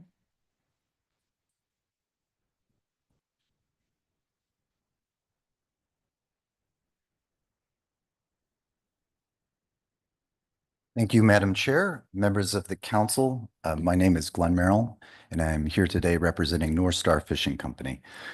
Three issues that I wanted to raise with you today: the Amendment 80 program review itself, a note on sideboards that are described within the review, and then future improvements. First, in terms of the review itself, we support the AP's unanimous motion that corrections be made to the document and then it be completed. I do want to note, based on some of the recent testimony, that there is extensive information on sablefish catch and harvests from a variety of publicly available sources. Second, the program review does include an important section that I just wanted to highlight for the awareness of the council concerning sideboards and how they apply, and specifically how they apply under the complex system of an Amendment 80 vessel and an Amendment 80 vessel replacement. Specifically, I think it's important to recognize that sideboards are meant to be protective, and I think that the way that the agency has described how those apply are appropriate, consistent with our understanding. This is specifically important for the rockfish program, and I would just like to highlight page 67 of the review states, a vessel subject to both original and assumed sideboards would be held to the most restrictive sideboard at any time. Nothing in the Amendment 80 replacement vessel regulations removes sideboards from an Amendment 80 vessel or vessel sideboards from the rockfish program. We agree, and we operate consistent with this clear understanding of the regulations. Third, in terms of future actions that can improve the Amendment 80 program, we support pursuing the maximum retainable amount discussion paper and I believe analysis that is scheduled to come back to this council in April. That, I think, directly addresses a key goal of the Amendment 80 program, and that is to improve the overall retention and utilization of groundfish resources. We believe that that's an appropriate focus for the council moving forward. On a final note, as a previous testifier has noted, this review does not include the impacts of the council's action on ABM. I just want to make it very clear that it has had a devastating impact on our company. This year, we tied up one of our vessels, the Eureka. She had over 35 years of participation in the Bering Sea and Aleutian Islands fisheries. We tied this vessel up not because of markets, not because of other operational concerns, but because of the highly restrictive bycatch limits imposed under ABM. That's not part of the Amendment 80 program review. We are not asking that it be part of the Amendment 80 program review, but we do want to highlight that this is going to be an issue that you will be seeing in front of you in terms of better understanding the very serious adverse impacts of that program.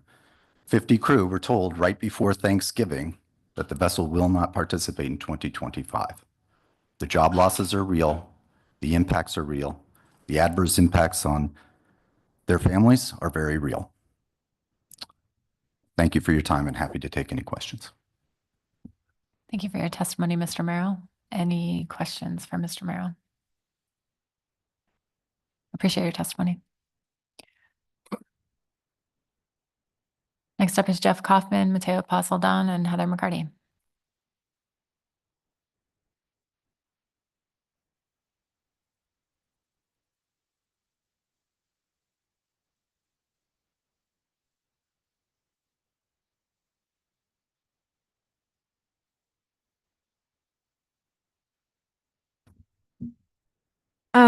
Madam Chair, members of the council, I'm Heather McCarty, and I'm speaking for Central Bering Sea Fishermen's Association. Hi, good afternoon. My name is Jeff Kaufman. I am the Vice President of Central Bering Sea Fishermen's Association and a small boat halibut fisherman for 40 years. Mateo Pasaldan for the City of St. Paul. Madam Chair, members of the council, I think you can probably understand that we could not let these comments regarding ABM go unanswered. However, it's pretty hard to answer a contention from one company or two companies or three companies without some sort of analysis. I guess all we can say is in 2015, this council said that ABM was the only way that they would entertain further reductions in halibut bycatch management in the Bering Sea. 6 years later, this council passed an action. It was approved by the National Marine Fisheries Service. It was supported and worked on by the state of Alaska. And then it survived a legal challenge, as you know. We don't celebrate any hardship in any fishery, but we do intend to continue to support our halibut fishermen and the halibut fishermen and halibut dependent communities across Alaska. We see that these conditions in our fisheries have hurt everybody. They've hurt every sector. If there's one thing that everybody in this room can agree to, everybody on this council can agree to, it's that we're all hurting, we're all in desperate situations. And I guess it's very, very hard for me to imagine that looking at page 38 of your review on the Amendment 80 and hearing that the last 3 years up through 2023 were the most difficult years economically for the Amendment 80 sector since its inception, that you can't imagine that those difficult situations economically may have carried over into decision-making as to whether to pursue fisheries for which the markets are really, really bad and for which the costs are very, very high. I heard from somebody recently that in Kodiak, 38 seine boats were tied up this year. Boats are being tied up everywhere. Processors are being shut down. They've gone dark.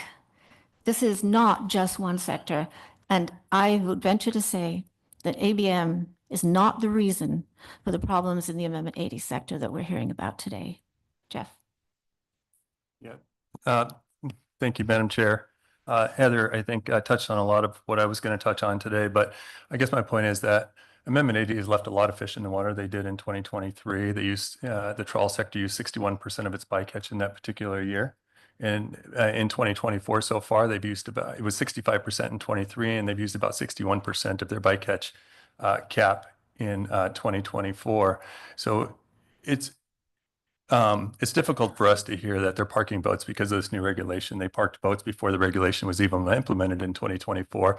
They claim that they're going to park 2 more boats in 2025 because of ABM and the bycatch reductions when they're operating well below their current levels. They're leaving a lot of fish in the water in their own sector and yet leaving a lot of bycatch in the water. So I don't see the linkage between the two.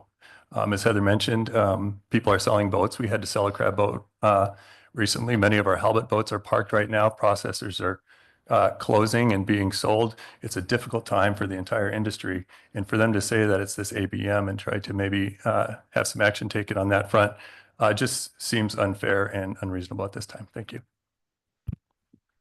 Yeah, we talked earlier today about the crab program and the loss of processing capacity and community participation, which could be permanent if it goes on long enough. And I have talked to many in this process. These are problems that are cut across multiple sectors, and it's as if you can't fix the problems in one sector without fixing the problems in the other.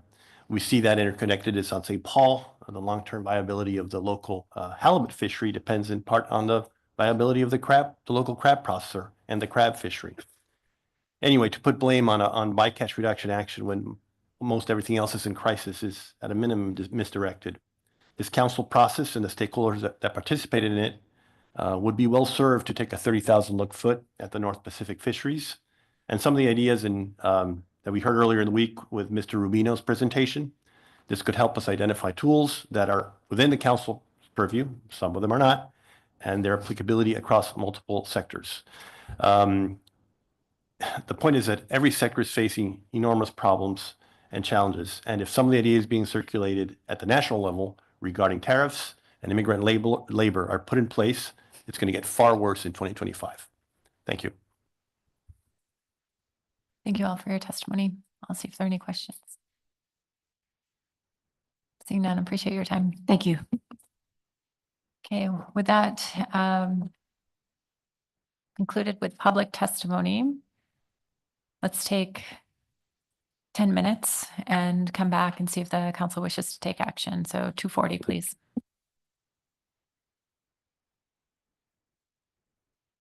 Sorry, 2:50.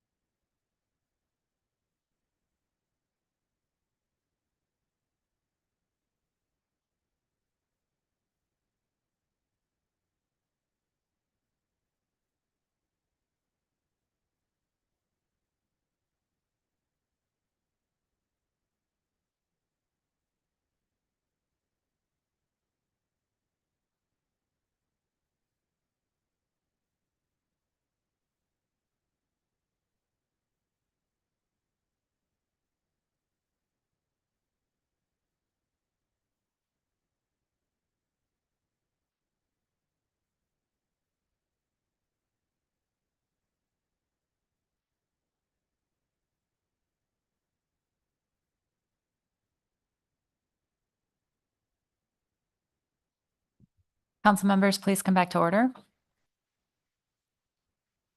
So we've just completed testimony on D4. What are the wishes of the council?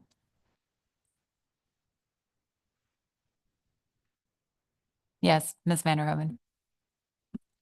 Thank you, Madam Chair. I have a motion that I sent to staff and it's short, but I'll wait for it to come up. Okay, thank you.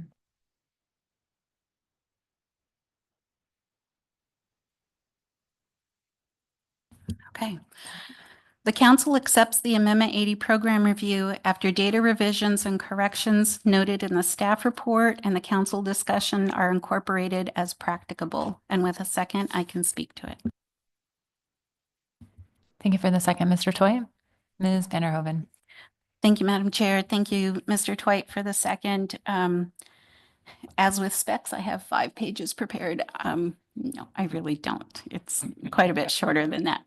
But I do have extra water still just in case. Thank you to all the staff that worked on this paper for their efforts to provide a well-researched and comprehensive Amendment 80 program review. The document successfully outlines the council's goals and objectives for the Amendment 80 program and the extent to which these goals and objectives have been attained since the program was implemented. My motion recommends that the data corrections and additional context outlined in public comment and our staff be incorporated before the finalization of this program review document.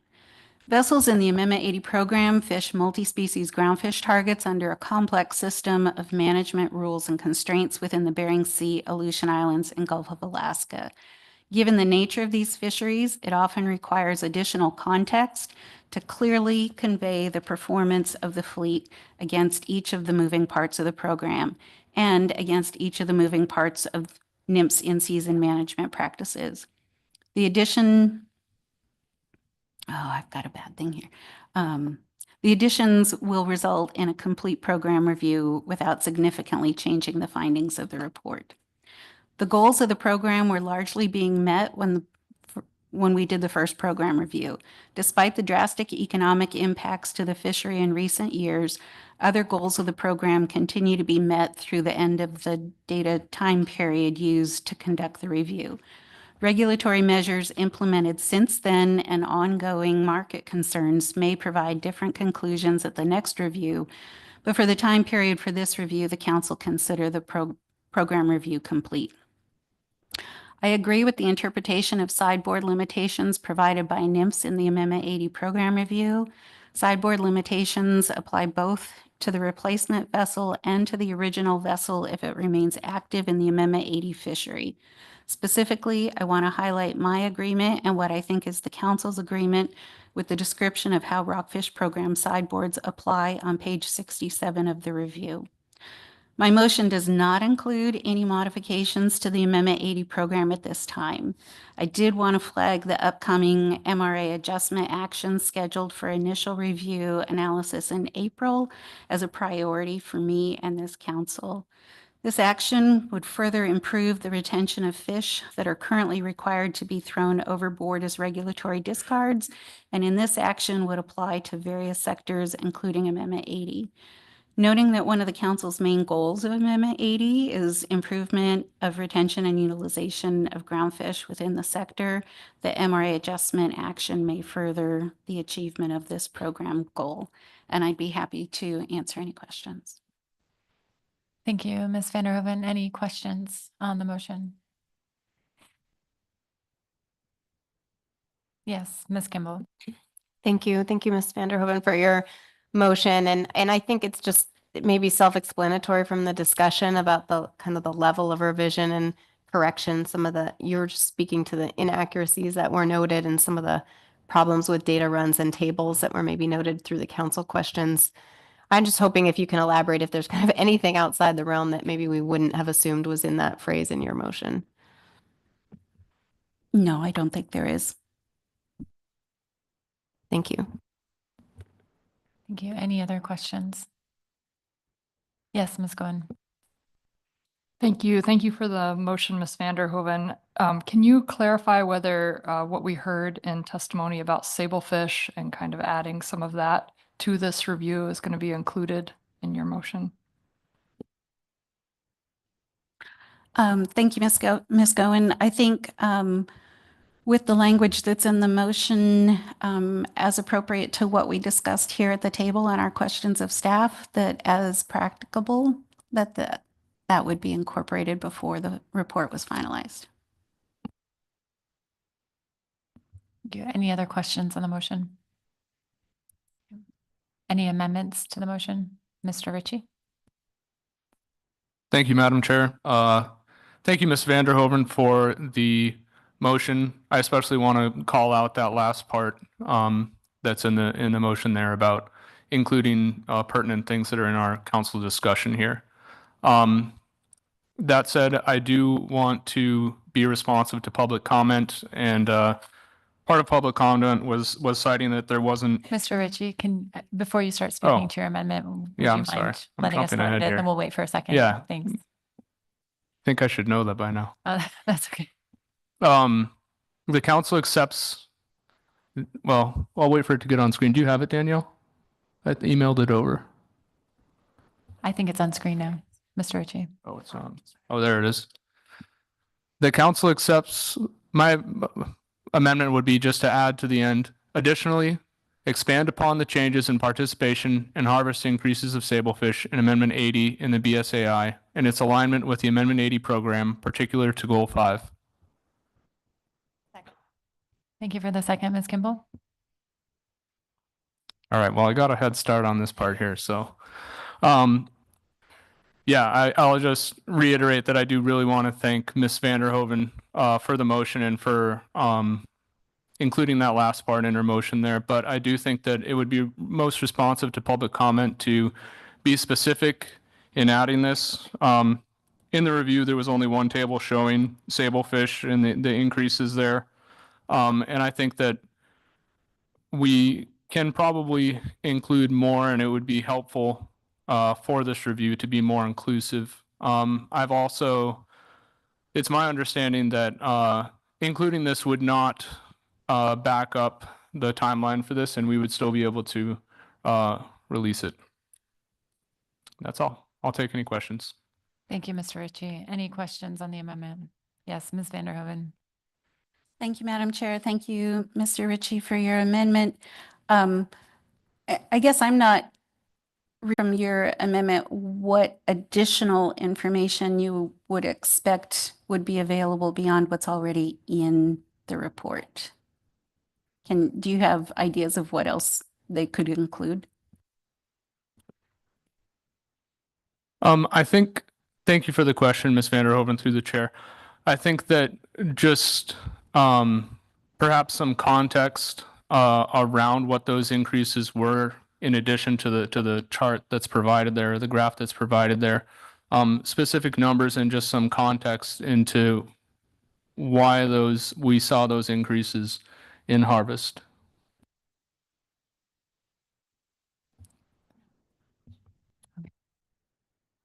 Yes, Mr. Twait. Thanks, Madam Chair. Mr. Ritchie, what are you looking for with its alignment with the Amendment 80 program? I'm having trouble understanding what that even means relative to harvest. Well, I think that there's in the review, it goes through the 5 goals of the Amendment 80 program. And I think that this would just be asking for alignment to those particular goals. But as I've noted on the end there, particular to Goal 5, which is effects on other fisheries. I don't know if that answers your question. It still doesn't. What is alignment? I don't understand. Thank you for the question through the chair. I think by alignment, I'm asking for the review to include information or context on whether adding that sablefish harvest meets the goals of the program. Thank you. Thank you, Mr. Twait, Mr. Ritchie. Any other questions on the amendment? Yes, Mr. Twait. I'm a little worried and again, maybe I'm just dense, but we're asking staff to opine on whether certain levels, harvest levels, meet the goals of the program. Isn't that kind of our job to do that? Through the chair, thank you for the question, Mr. Twite. I would agree with you. I think that that is our job, but I'm not quite sure that the review got into enough detail for, at least speaking for myself, to adequately do that, or to feel I had enough information to do that. And I think that that might be the same for the public.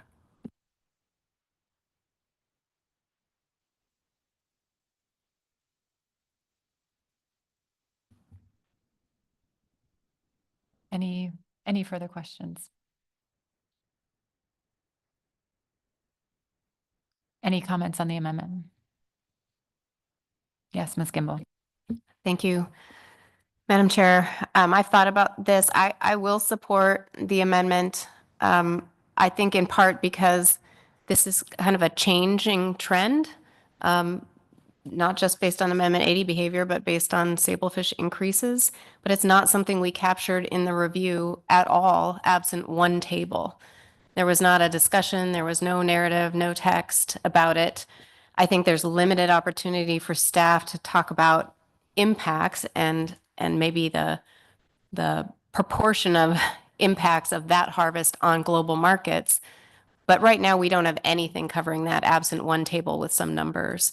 So I actually think it's appropriate to add this, and I think it's appropriate to call out Goal 5, given some of the comments we've had, not at this meeting, but at many previous meetings, to ensure that we are minimizing negative impacts on other fisheries.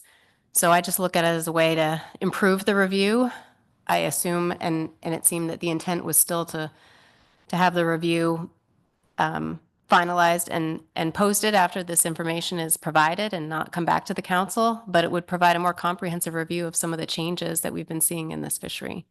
So I'm supportive of the addition. Thanks. Thank you, Ms. Kimball. And Ms. Baker. Thank you, Madam Chair. I'll also support this addition.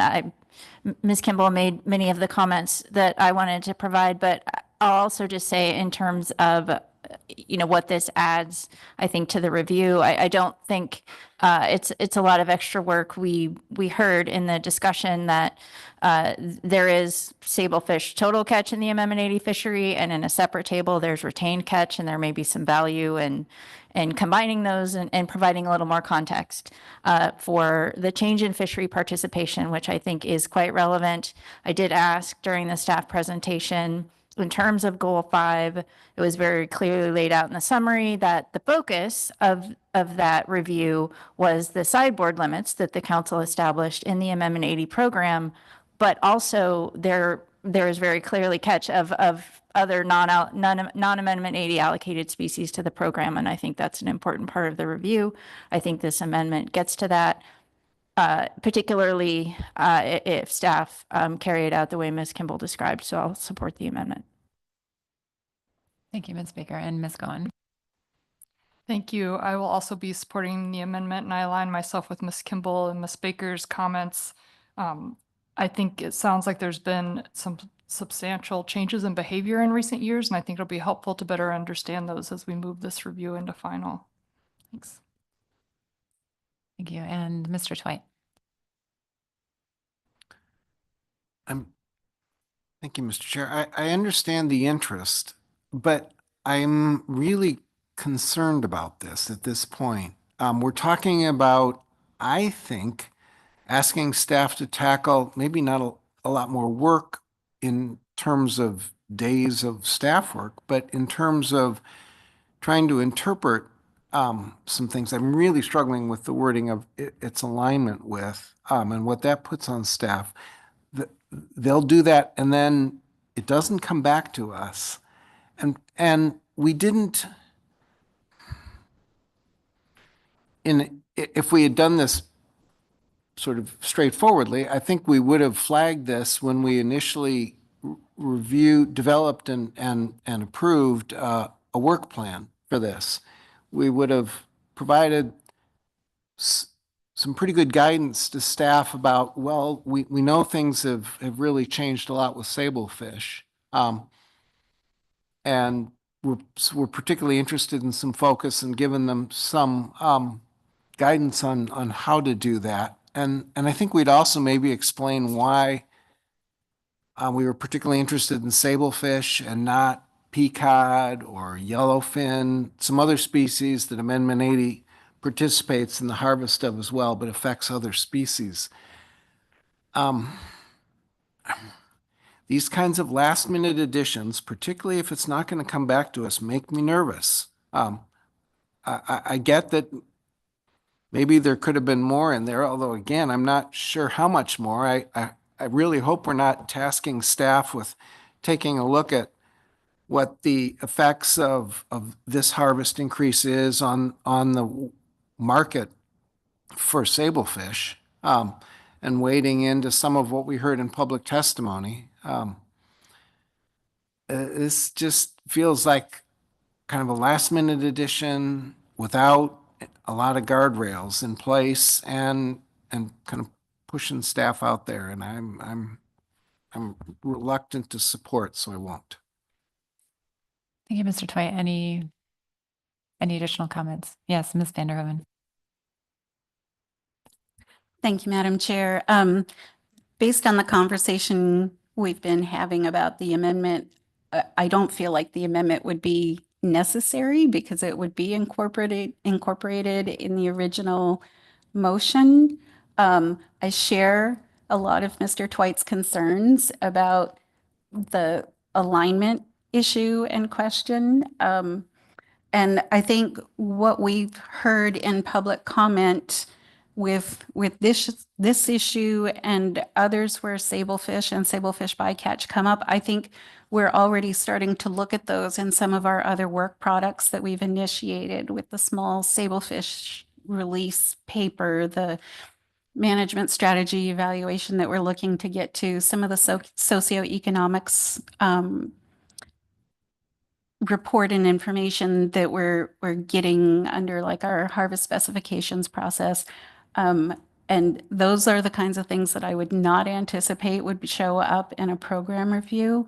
And so I appreciate where you're coming from and the kind of information that you're looking for, Mr. Ritchie, but I'm not going to support the amendment. Thank you. Any last comments on the amendment? Seeing none, we'll take a roll call vote on the amendment.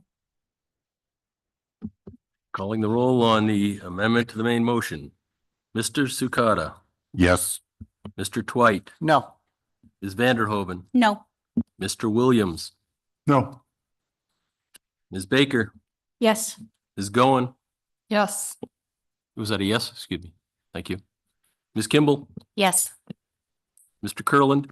Yes. Mr. Moeller. Yes. Mr. Ritchie. Yes. Ms. Drobnica. Yes. Motion passes 8-3. And we have the amended main motion on the floor. Any last comments? Or I should ask if there are any additional amendments first. Okay. Seeing none, any last comments? Motion. Okay. Yes, Ms. Kimball. Thank you. My last comment is appreciation to Ms. Vanderhoven for the overall motion and also to staff. I know there are a number of corrections and things, and anyone that's ever worked with some of the data that staff need to work with on these reviews would understand how easily that can occur. I don't envy that job, and so I just hope that even with all of those types of inputs, staff recognizes that the council appreciates this load of work, and we have something great to revise and then post for the final for the public. So I appreciate that, and I wanted to make sure staff understood that. Thank you. And Ms. Gunn. Yeah, thank you. I will be supporting the motion, and I appreciate the motion that you put forward, Ms. Vanderhoven. I just want to flag that we also heard in public testimony about the FV Bearing Hope in consideration of the issues they're facing. So I just wanted to put a flag in further discussion about that under staff tasking. Thanks. Thank you, Ms. Gunn.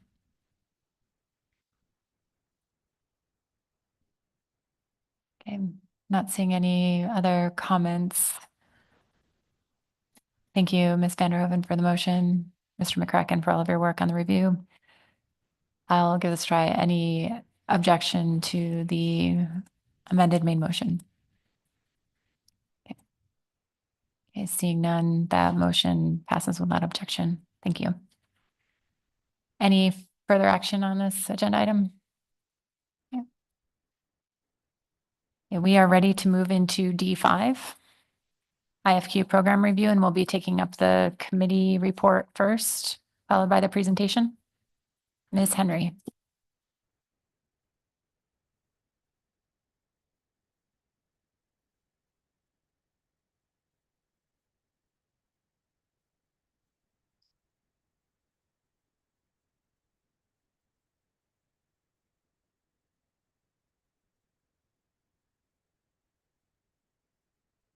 Thank you, Madam Chair, members of the council.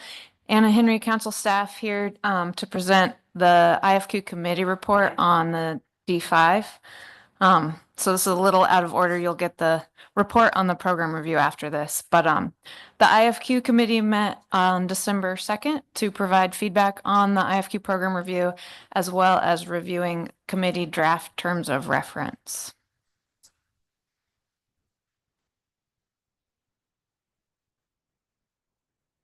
So the committee expressed appreciation to the authors for all the work that went into the document and for providing a complete program review. The committee had some specific comments or requests for clarity on the following specific issues. So the committee had some questions about product form and some surprising trends in recent years, from 100% headed and gutted to gutted only for halibut, and a larger portion of whole fish or headed and gutted for sable fish. The committee also had a suggestion to look at effort in fishing days in relation to catch or pounds landed, and to display these trends by area. Some committee members expressed that they had experienced it taking longer to harvest the same amount or even fewer fish in recent years, and they thought it'd be interesting to see this in the data. The committee also had a request for clarity regarding definitions of crew members, noting that a lot of people can define crew members differently in their head, so being specific in the document as to how those are being defined would be helpful. The committee also requested expanded discussion of processor participation in section 2.6, and particularly how a recent decline in processors has affected the program, as the program is built on catcher vessels that deliver shoreside. The committee also requested expanded discussion of the HHI and Gini coefficient section. It's pretty technical, and just a little more context and discussion about what those mean. And then finally, the committee expressed some concern regarding the substantial loss of quota share holdings in CQE committees and how this aligns with the program goals and objectives, and specifically the conclusion in the report that the review did not identify any unexpected effects, positive or negative, which do not fall under the program's goals and objectives. The committee noted that although consolidation may have been expected when the program was implemented, some committee members expressed that this loss of access in small communities was larger than expected and should be noted as such in the report. The committee also had the following discussion regarding some specific NIMS recommendations, and in the presentation following this, you'll get these specific recommendations, and these might make a little more sense after that. But concerning NIMS recommendation on their minimum age policy, the committee expressed concern that an 18-year minimum age requirement could present challenges.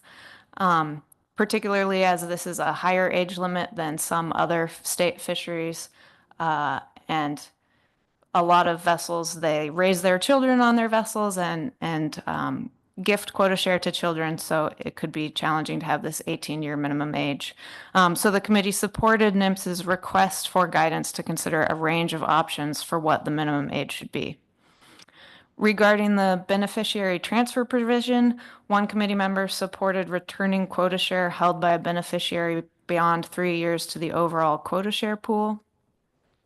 And then regarding NIMS's recommendation on the extended season, they suggested that NIMS staff attend the IPHC Conference Board and Processor Advisory Board meetings to discuss kind of how the season dates have affected them. And the committee also recommended that NIMS explore other solutions outside of limiting the length of the fishing season, which would be particularly challenging considering that full catch limits have currently not been harvested. And then just generally, the committee noted that in the current environment with limited capacity for developing analyses and regulatory packages, that these specific policy-oriented issues may not be the highest priority for regulatory work. And then finally, the committee supported further work to address some specific proposals for changes to the IFQ program. So the first would be allowing freezing on board vessels. The second would be allowing targeting of halibut with pots in the Gulf of Alaska. They noted that fishermen have been experiencing more whale depredation in the Gulf, and so the ability to use pots might help reduce whale depredation and be more consistent with regulations in the Bering Sea and Aleutian Islands. The committee also supported allowing the harvest of 4D IFQ in Area 4C. Since 2005, Area 4C IFQ harvest has been allowed in Area 4D, but not in reverse. And the committee expressed some concern that given current issues with whale depredation along the Bering Sea shelf edge, a majority of fishing ever in 4D occurs now off of St. Matthew Island, which has led to a high concentration of vessels in that area. The committee also supported looking at consistent gear tending requirements in all Gulf of Alaska regulatory areas. Currently, gear tending requirements are 7 days in the Central Gulf and Western Gulf, and 5 days in Southeast Alaska and West Yakutat. So committee members supported this proposal from public comment to promote consistent gear tending requirements in all areas. The committee also supported greater in-season flexibility for CQE IFQ transfer between community residents. And they also supported looking at reducing the TEC requirement from 150 days. And the committee did not prioritize any of these issues because they recognize this might not be a complete list, as other issues might be identified at the AP or at the council. But they did specifically highlight the importance of any solutions that are related to the reduction in processing capacity, the ability to target halibut with pots in the Gulf, and increased flexibility to meet the goals of the CQE program. So that concludes what the committee spoke about in regards to the program review. They also reviewed the draft terms of reference for the committee. And those draft terms of reference are posted to your agenda under E staff tasking. But this was in response to the council's request that every committee develop terms of reference for more clarity and transparency in operations and purpose of committees. So the committee discussion focused on the expectation that committee members attend all meetings and that repeated absences may be cause for dismissal and replacement. The committee expressed some concern about the ability of active fishermen to participate when meetings might occur during the fishing season. And so they recommended that the terms of reference language reflect an expectation that members communicate their availability and notice staff if they're unable to attend scheduled meetings. Some members requested proxies or substitutes, but it was noted that the council has consistently been opposed to having proxies or substitutes on committees.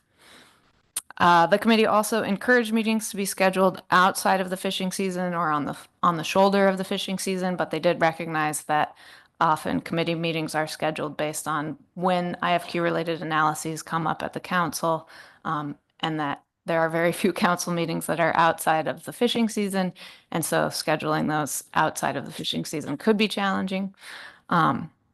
And then finally, they suggested that the terms of reference include language specifying that the meetings are facilitated to allow virtual attendance. And that concludes my committee report. Thank you. And Mr. Mueller.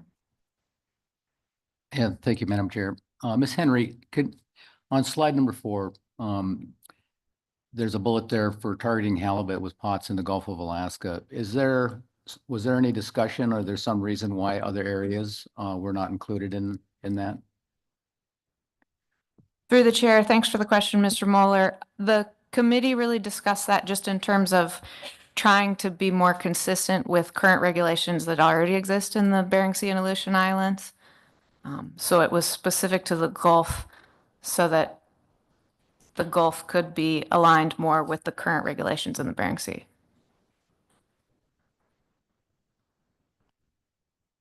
Thank you. Mr. Mueller, did you have a follow-up clarification there?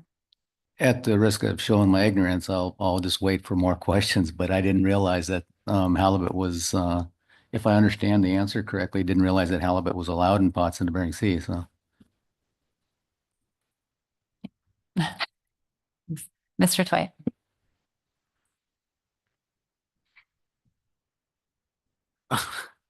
Thanks, Madam Chair. Ms. Henry, in the discussion of the federal recommendations, the discussion around the issue of a minimum age for receiving quota share. Can you give me, did the committee agree that one was that a minimum age requirement was even needed, or and I was trying to think about this largely in the perspective of the committee's concern that there are within family arrangements that at least seem to me to be kind of something that maybe we shouldn't be reaching into with regulations. And so I'm wondering, I'd like, I guess, just a little more detail on did the committee think that they should work with providing a range of options, or did some committee members at least think that there shouldn't be there was no need for a minimum age requirement, at least within family? Through the chair, thanks for the question, Mr. Twite. I think the committee discussion didn't focus much on the specific need for a minimum age requirement. I think NIMS was pretty clear in their identifying the need for this, and so that didn't seem a point of contention in the discussion. It was mostly, I think, that the recognition from the committee that a lot of folks' operations involve gifting quota share to children under the age of 18, or there's just a lot of different issues that an 18-year minimum age brings up. Other state permit requirements have lower ages, so there was just some concern, I think, generally that 18 seemed a little high, and given all the arguments and rationale that NIMS has for requiring a minimum age, they just supported looking into a range of options and having it be a little bit more dedicated, kind of transparent look at this issue with a range of options.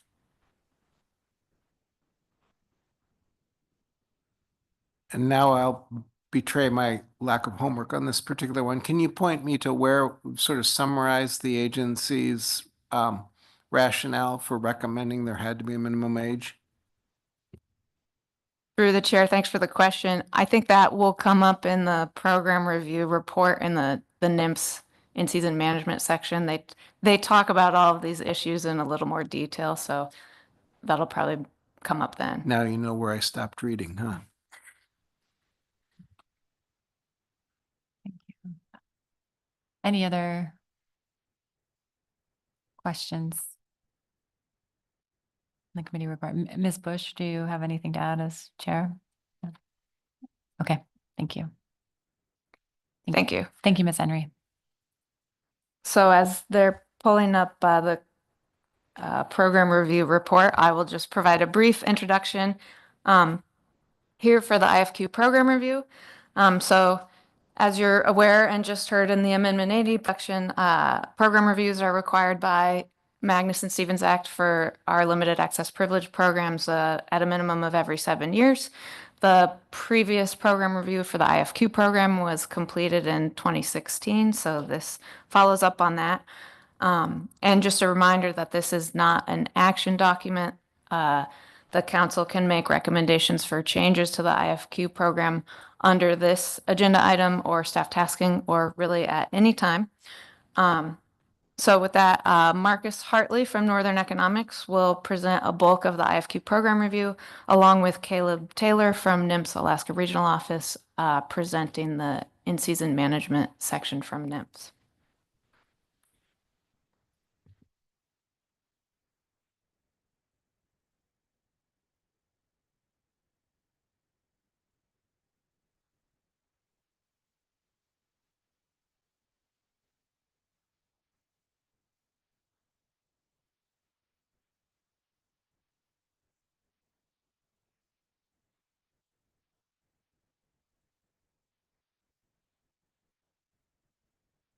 Okay. Good afternoon.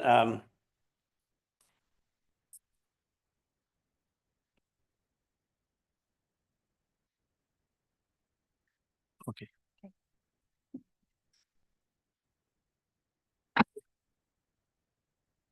Good afternoon, members of the council. Again, my name is Marcus Hartley. I'm the president of Northern Economics, and perhaps interestingly enough, I was on the council staff when the sablefish and halibut IFQ program was implemented. I guess that kind of marks how old I really am. But I was one of the primary authors of the original EA for that program. So I have actually a fair amount of experience with the issue. I'll just start through. I've got a fair amount of slides, but in the interest of time, I'm going to walk through them quite quickly without getting into a lot of detail on certain issues. And if members of the council have questions or would like me to come back and visit things, please feel free to interrupt me, have me dig into certain issues or what have you.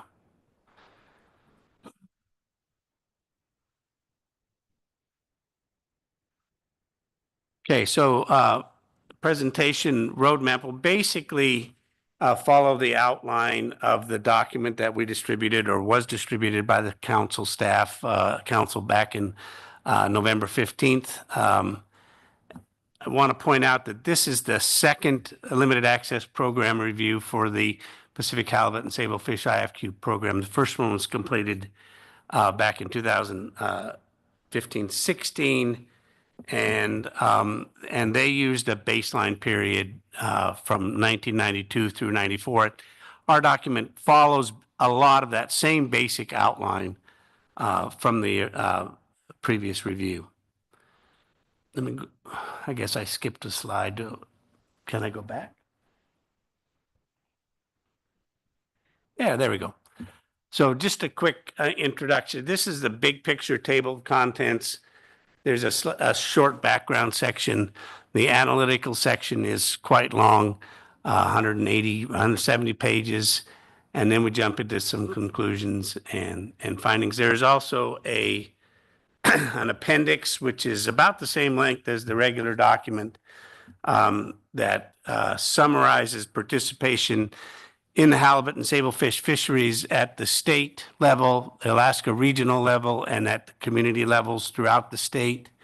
And that's in Appendix 1, quite a lot of detail at regional and community level for individual communities in that document. And I just wanted to make sure that I'm not going to go over it in great detail, but it's there and provides a lot of information for those interested in community impacts. Okay, background here. Table 1 that begins on page 3 is really a roadmap to the analysis.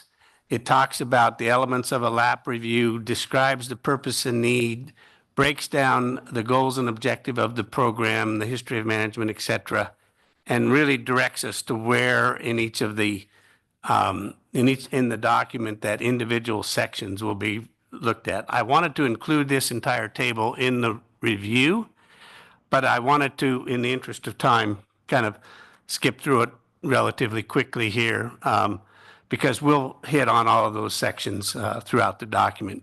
If there are any questions, though, please jump in and ask. This thing goes fast. Okay, in subsection 2.1, we talk about the data used in this analysis. Our data come from two primary sources. The first set is quota share allocation data that were obtained from National Marine Fisheries Service webpage, and that's available online. People can go there and grab it, look at it, review it, criticize however they want to.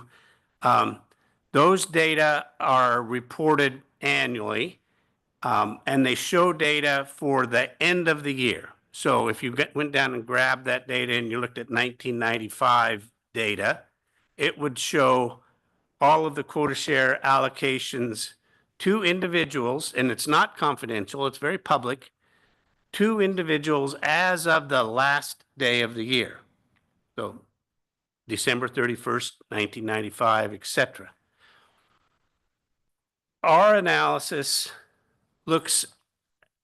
moves it all forward a day. And so we're looking, when we say 1996 data, 1996 quota share allocations actually reflect the data from that National Marine Fisheries Service webpage for the year 1995. Because we move it forward and say, okay, here's the quota share allocations at the beginning of the year.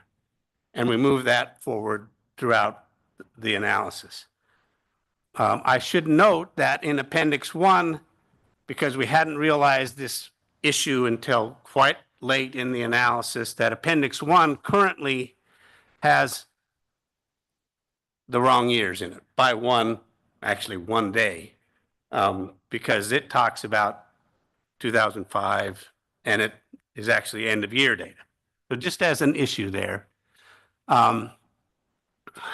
The second set of data that we use comes from the Alaska Fishery Information Network, and that shows landings and ex-vessel revenues and all of the data that you would expect to see in an IFQ review. That again comes from ACFIN and was generated via requests from us specifically for this analysis.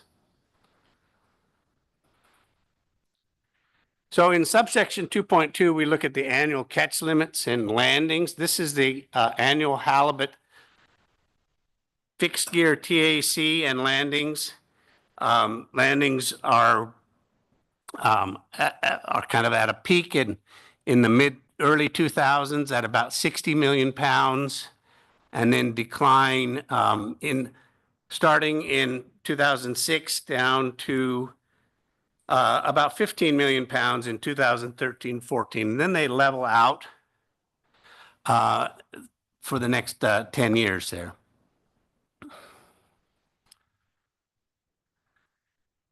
This figure shows the annual sablefish IFQ, TACs, and landings. And you can see here that the TACs for sablefish really increased dramatically beginning in 2016. This is a 42 million pound increase since 2016, about 19,000 tons. Just as you can see, it's a pretty significant increase. And along with that, you start to see less and less, the landings becoming less and less of the total TAC. So the utilization has lessened in more recent years.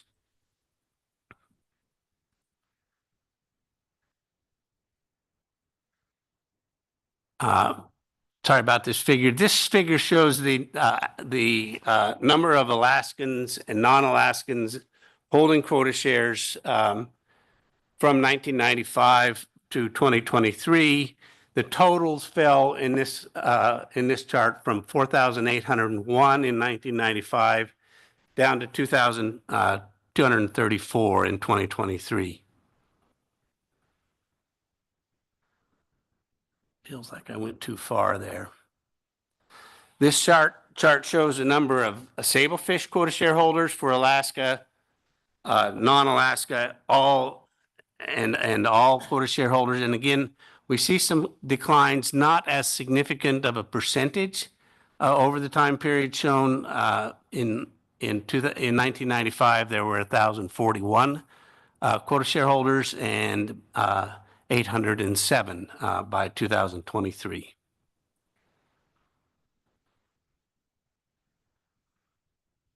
So then we move on to section 2.4, which looks at harvest flexibility, capacity, gear allocations. 2.4 is a very long section with a lot of pieces in it. We also look at allocation conflicts and product wholesomeness, lots of different issues that are listed here, and we'll walk through some of them. We look at distribution of revenue, the diversity of landings by vessels. We look at gear usage, the size of participating vessels, quota share distribution by vessel length, the distribution of revenue by vessel length, the diversity of landings among participating vessels, gear usage. Again, this is flipping through quicker than I want it to. No, that's it. Okay, so let's look at harvest flexibility for sablefish. This is shown in figure 25, and you can see that over most of the years here, the season is lasting from March into December, and that harvesters have really a 9-month window in order to land their fish, and there has been quite a lot of diversity in that. One of the key points when the program was implemented in 1995 and approved in the earlier 90s, the halibut season at the time would open for 1 day. And it's important to note that the sablefish fishery would last for maybe 2 weeks a year and over a couple openings. But typically the halibut fishery would be a 1-day opening, maybe another month or two later, it would be another 1-day opening. So the extension of the seasons has been a big thing. Sorry. This is the season lengths for halibut, and you can see that harvests take place throughout the 9-10 month season.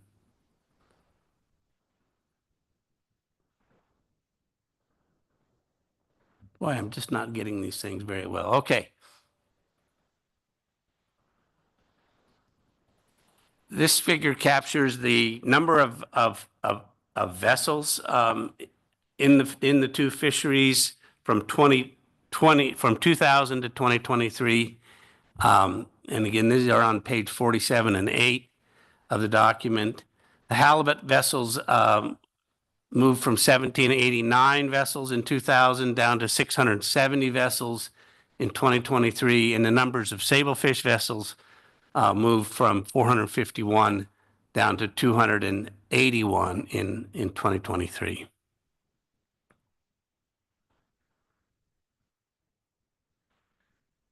This figure looks at utilization by regulatory area, and for most of the areas, harvests have kept up with TAC, but you do see in Area 4 some differences. In Area 4A, since 2015-16, the harvest has not kept up with the TAC.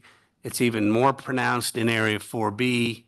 Overall, however, the TACs of halibut in the Bering Sea areas, 4A, 4B, 4CD, have been quite a bit lower than in the Gulf. And so overall, the lack of or utilization of TACs has been fairly well throughout this period since 2013. Here we start to look at sablefish utilization by regulatory area. And again, remember that we had excuse me, there's a question. Ms. Gahn. Thank you, and thank you for the presentation. Back one slide, I'm just curious what's happening there, particularly in 4B, but also in 4A with the lack of harvest up to the TAC. Well, I'm not sure exactly, except that it's just not, they're not being harvested. There were some changes. There were a lot of requests during the period asking to reduce some of the limits on catch limits in the Bering Sea. A lot of emergency actions that are talked about at the beginning of the document. I didn't go over those, but to try to encourage participation in those areas. And Mr. Hartley, it's my understanding that there are a number of compounding factors in Area 4, including, changes in processing capacity, so proximity to market for small boat fleets, softening market conditions, and with increases in sablefish too, we see some shifts or have seen some shifts in harvest capacity away from some halibut where it's more challenging to catch to other opportunities in Area 4, areas where, the harvest of halibut is easier and in closer proximity to markets, and the costs are lower. So we've seen those trends in the last 3 to 4 years. Thank you, Madam Chair. And we'll see some, I think,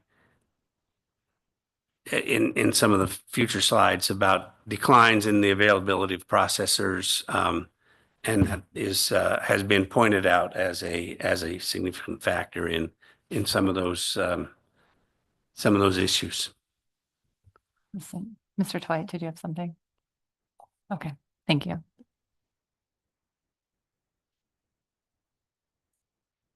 All right.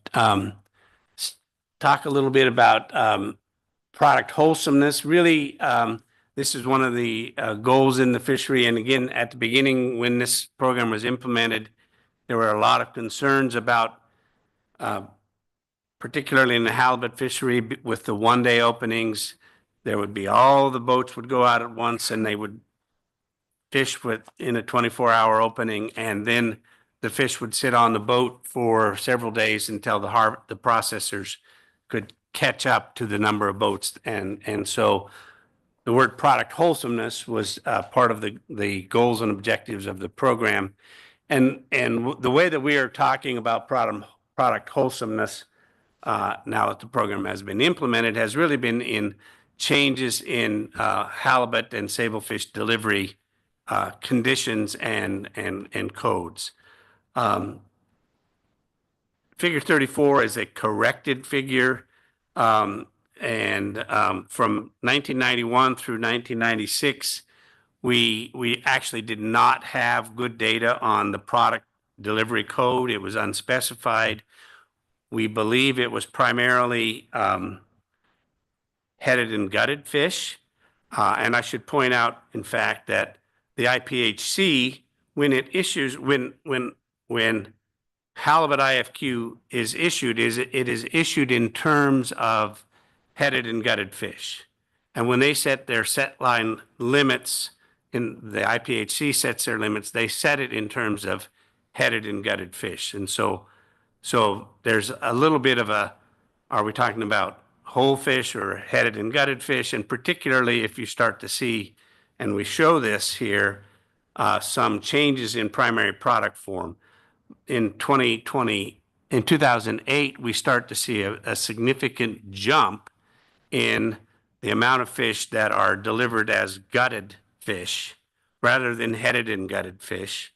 And then in 2018, I guess it's 2017, almost all of the halibut that is landed is being landed as gutted only rather than headed and gutted fish. So that's a significant shift in the way that halibut is being delivered in more recent years.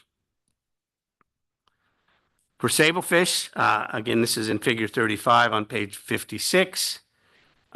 We see in the early years of the program from 91 forward, most of the fish, almost all of the fish was being delivered as headed and gutted. And then there starts to be a trend beginning in 2000 where you start to see more and more whole fish. And then by 2007 and 8, almost 50% of all the deliveries of sablefish are as whole fish, with an increasing trend towards bled only. And then by 2023, approximately 40% of sablefish are being delivered as bled only rather than even whole fish. So changes in product form delivered by the catcher vessels. We believe that it's primarily a means to increase the ex-vessel value of those fish. There's a lot of meat around the collars and in the backs of the heads. Halibut cheeks, of course, are an incredible product that many people find in restaurants at very high prices. And in the pre-IFQ days, everything was delivered headed and gutted, and you wouldn't have had halibut cheeks. So that's a shift that we look at as part of what has occurred with the IFQ program.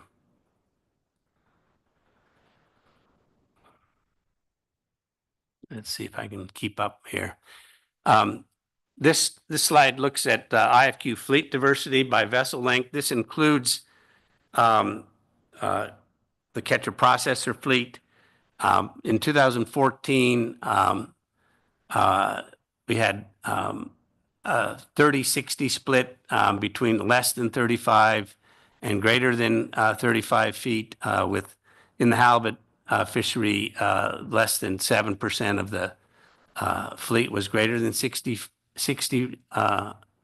feet.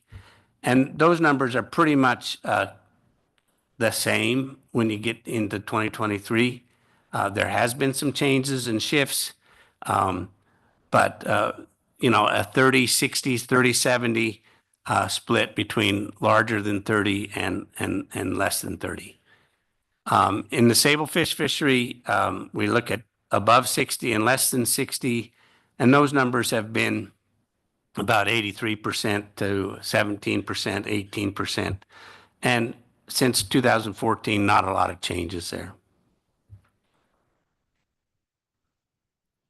Gear usage in the sablefish fishery has also made some significant changes. Almost all of the gear and landings, prior to, say, 2000, it was all hook and line gear.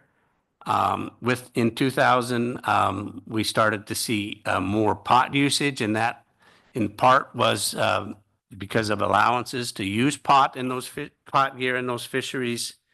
In 2017, you start to see some significant increases in sablefish fishery of pot gear, with more than 10% being landed by pot gear.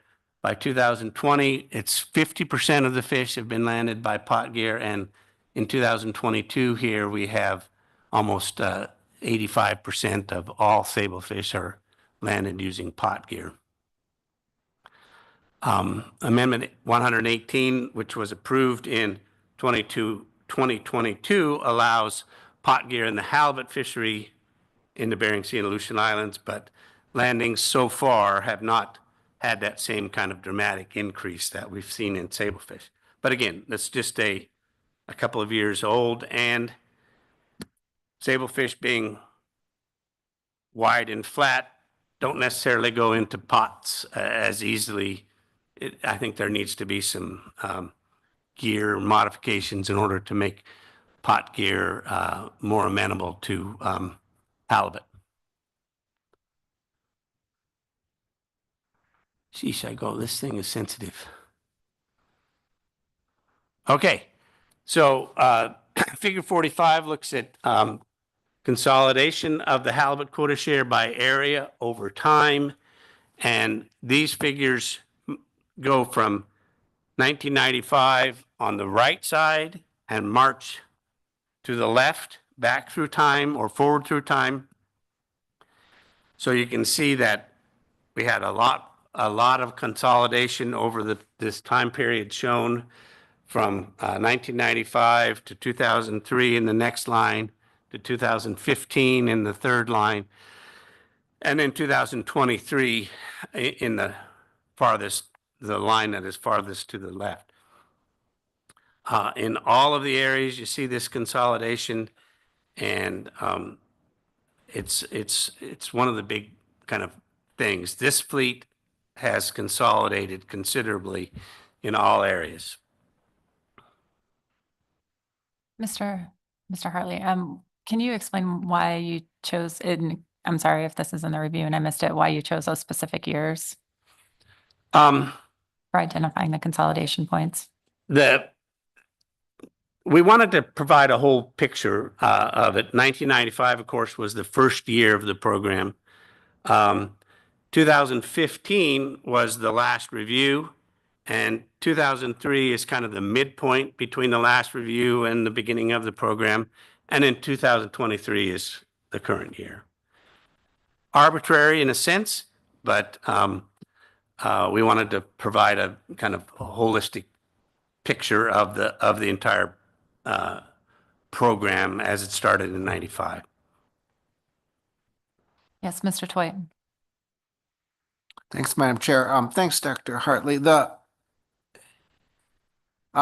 tax have obviously been going down throughout most of this. You showed that right up front. And we fairly typically see consolidation in response to decreased tax, particularly in fisheries where we've rationalized them. And so I'm just wondering if the pattern that you're seeing here of consolidation over this time period with tax decline over this time period, whether it's quite similar to consolidation patterns that we've seen in some other fisheries in response to lowered tax, or if there's something that's unusual or different about this level of this pattern of consolidation here. Thanks for the question, Madam Chair. When we developed the program, we believe that there would be significant consolidation in both of these fisheries, in part because it is an IFQ program, and instead of it being a race for fish, individuals would be allocated a share of the fishery, and they could keep or sell based on their own economic considerations. And so we believe that at the time of the program implementation that there would be significant consolidation, and that there would be greater consolidation if people projected that there were going to be stock declines or stock increases might change that way of thinking. But people would make their own decisions about whether or not they wanted to stay in the fishery or remain in the or get out of the fishery. And I think from my perspective anyway, as an economist who studied fisheries for a long time, these consolidations are certainly within what we would expect and what we did expect at the time, that there would be kind of across the board levels of consolidation. The rate of consolidation, harder to project based on individual areas, but I do think that we did see it as certainly something that was likely to occur, and that in fact we hoped would occur in order to kind of maximize the net benefits to the nation, as you will. Ms. Kimball. Thank you. Thank you, Dr. Hartley. And I appreciate Mr. Twight's question because I've been stewing on it since you started showing trends. I think part of the difficulty with any review, especially a program review where this program's been in place for so long, is we're kind of comparing to 1995, but in a way pretending that nothing would have changed absent this program, and status quo in 1995 is like comparing status quo today. I don't know if you're understanding what I'm saying, but it's hard to tease apart kind of what the fishery would look like absent the program in relation to all of these trends, consolidation, both on the vessel side and the processing side, all of the kind of bigger trends that you're showing. So is there a way to tease out, or is it too difficult, kind of what you can attribute kind of to the program and what we really wouldn't attribute to the program when we try to assess whether we're meeting our program objectives? Or is that too high of a bar for this Well, kind of thing? it is certainly a higher bar than I actually tried to address, but part of the issue here is that we didn't have program reviews. The first program review for the IFQ program took place and was published in 2015 and 16. That's one part of it. And maybe part of it is also that it is important to keep in mind that in 1991 and 1992 and 1988 and 80, those years, we were certainly looking at one-day openings in halibut and 1 to 2 week openings in sablefish, and a declining trend in sablefish that was leading us to anticipate that in the next few years, if nothing was done, that there would probably be 1 and 2 day openings in sablefish. So if we said, okay, we didn't do that program, then I think we would have said, well, these 2 fisheries will be kind of earmarked as this is a 1 day fishery or 2 days when they'll have a cleanup fishery. And in order for that fish to be harvested, the TAC to be harvested, there will need to be a lot of boats in order for that to happen in that short period of time. And I think if we hadn't have implemented that program, that under a race for fish, that kind of a scenario would have to have been almost inevitable. Does that answer your question? It does, and maybe I shouldn't have used consolidation as the example because it's such an easy one. It is an easy one. But maybe just as we continue to move through, I guess I'm trying to think of, when we think of is the program meeting its objectives, I'm kind of thinking about what would the sector look like absent this program, but under the same external conditions that we know is really, sablefish tax going through the roof, value being low, processing capacity being limited, things like that. And that might be too much to ask, but that's what I'm looking for in the review, is what can we attribute to the program and in order to assess whether changes are necessary. But I can continue to think about that and talk to you offline about it. Okay. Thank you. Madam Chair, should I continue?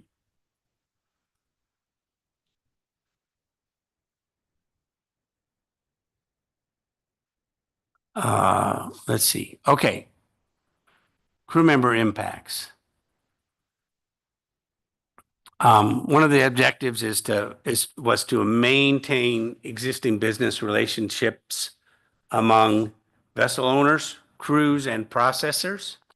And we developed estimates of crew members and skipper trips from 1991 through 2003. We were very pleased to have received data in the groundfish and halibut fisheries from 2009 and forward, which there was a change in the way that fish tickets were collected. And from 2009 through 23, we are now getting, along with landings dates, we're also getting the number of days that vessels are at sea, and as well as the number of crew members that are on board the vessels. And that has been a very significant change and a very significant benefit to these kinds of programs. Prior to 2009, we really had very little idea about how many people were on these boats. We made estimates, and we felt very confident at the time that we had good estimates, but it was a kind of, stick your finger up in the air kind of an estimate.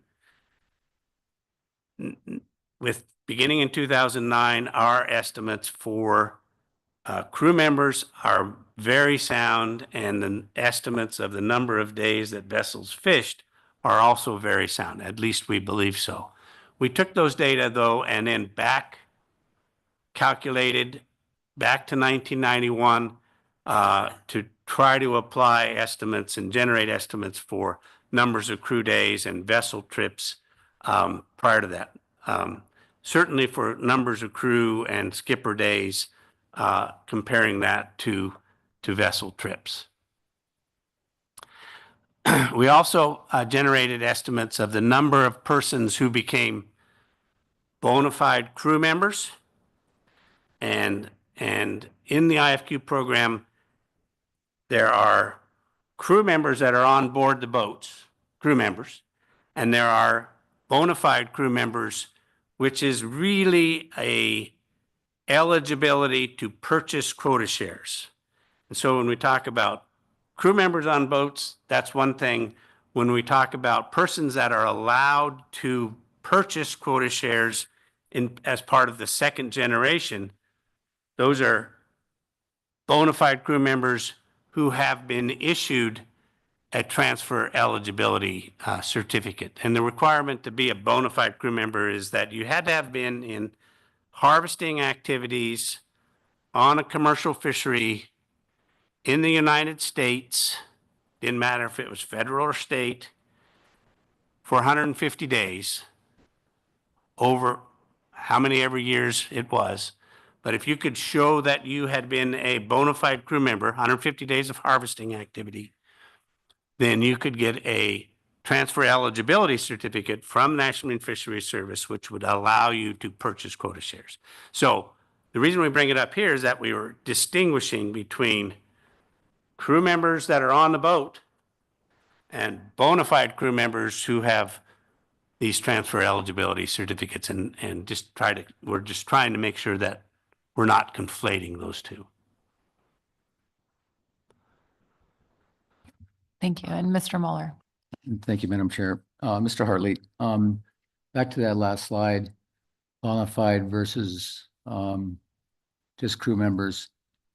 So a bona fide crew member has applied for a TEC and was awarded a TEC. That isn't to suggest that other crew members on the vessel wouldn't otherwise qualify. They just didn't apply.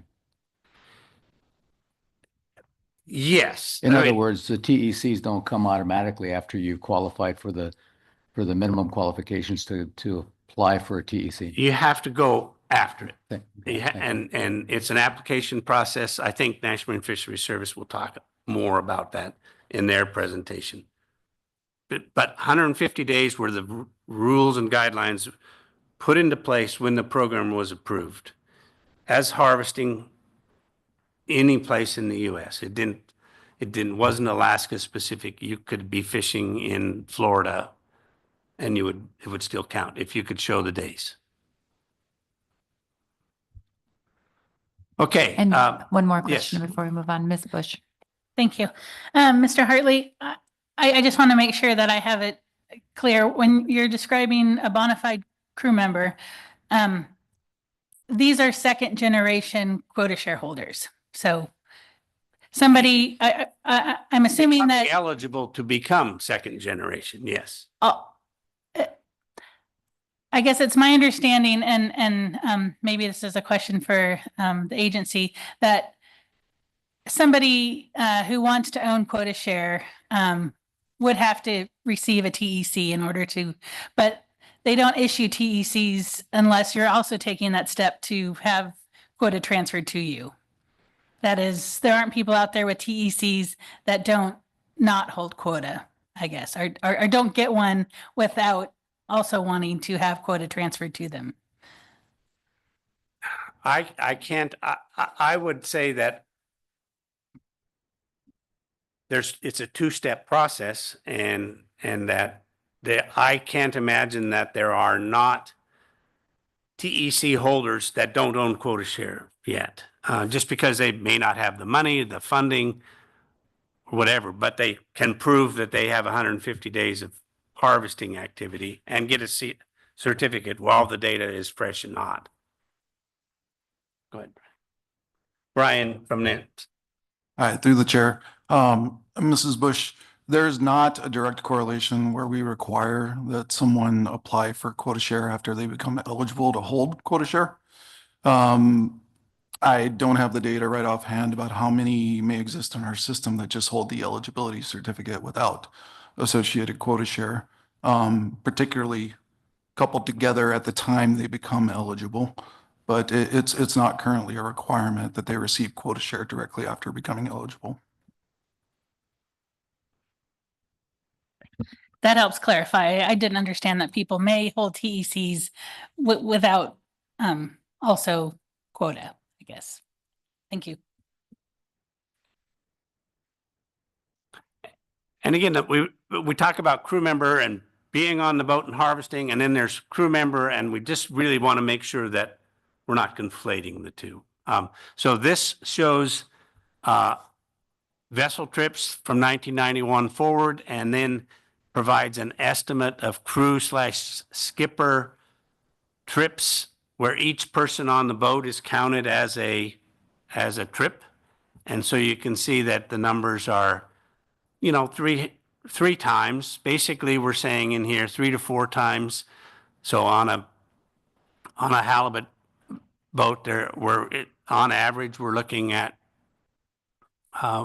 4 crew members on these boats on average. And then in sablefish, we're looking at the same, a slightly smaller number of a ratio. Well, it's 2,000 to 12,000. So I guess that's a 6-to-1 ratio. But you can see that the number of vessel trips and the number of halibut crew member skipper days kind of correlate. And again, we only have data for crew members, the number of crew members on a boat from 2009 forward. We've back calculated that, applied our best estimates in order to generate the numbers from 2009 backwards to 1991. All right. This slide looks at, and I apologize for the formatting on this. It didn't come through as easily as I had hoped. This is the number of sablefish quota share owned by TEC holders in 2023. And again, TEC are those persons, bona fide crew members that have gotten the certificate that now own quota share. And this shows it Alaskans, non-Alaska, and various proportions. Alaskan TEC holders with quota shares account for 72 million quota shares in this. This is sablefish. Non-Alaskans count for an additional 48,000 or 48 million quota shares in the sablefish fishery in 2023. These proportions, the first set of proportions is the percent of TEC quota share that are held by Alaskans. So 60% of the TEC quota share that's out there are Alaskans. The second column shows the percent of all quota share that are held by the percent of all quota share in the fishery that are held by Alaska resident TEC holders. So that number is 23% in 2023. And then the third proportion that's listed is the percent of all quota share in the area that is held by quota share holders. So overall, 38% of TEC of the quota share is held by second generation owners. It's a little bit confusing, and the tables in the document could have been worded a little bit more clearly in those proportions. And we will make that change in the next go round, even without your recommendation.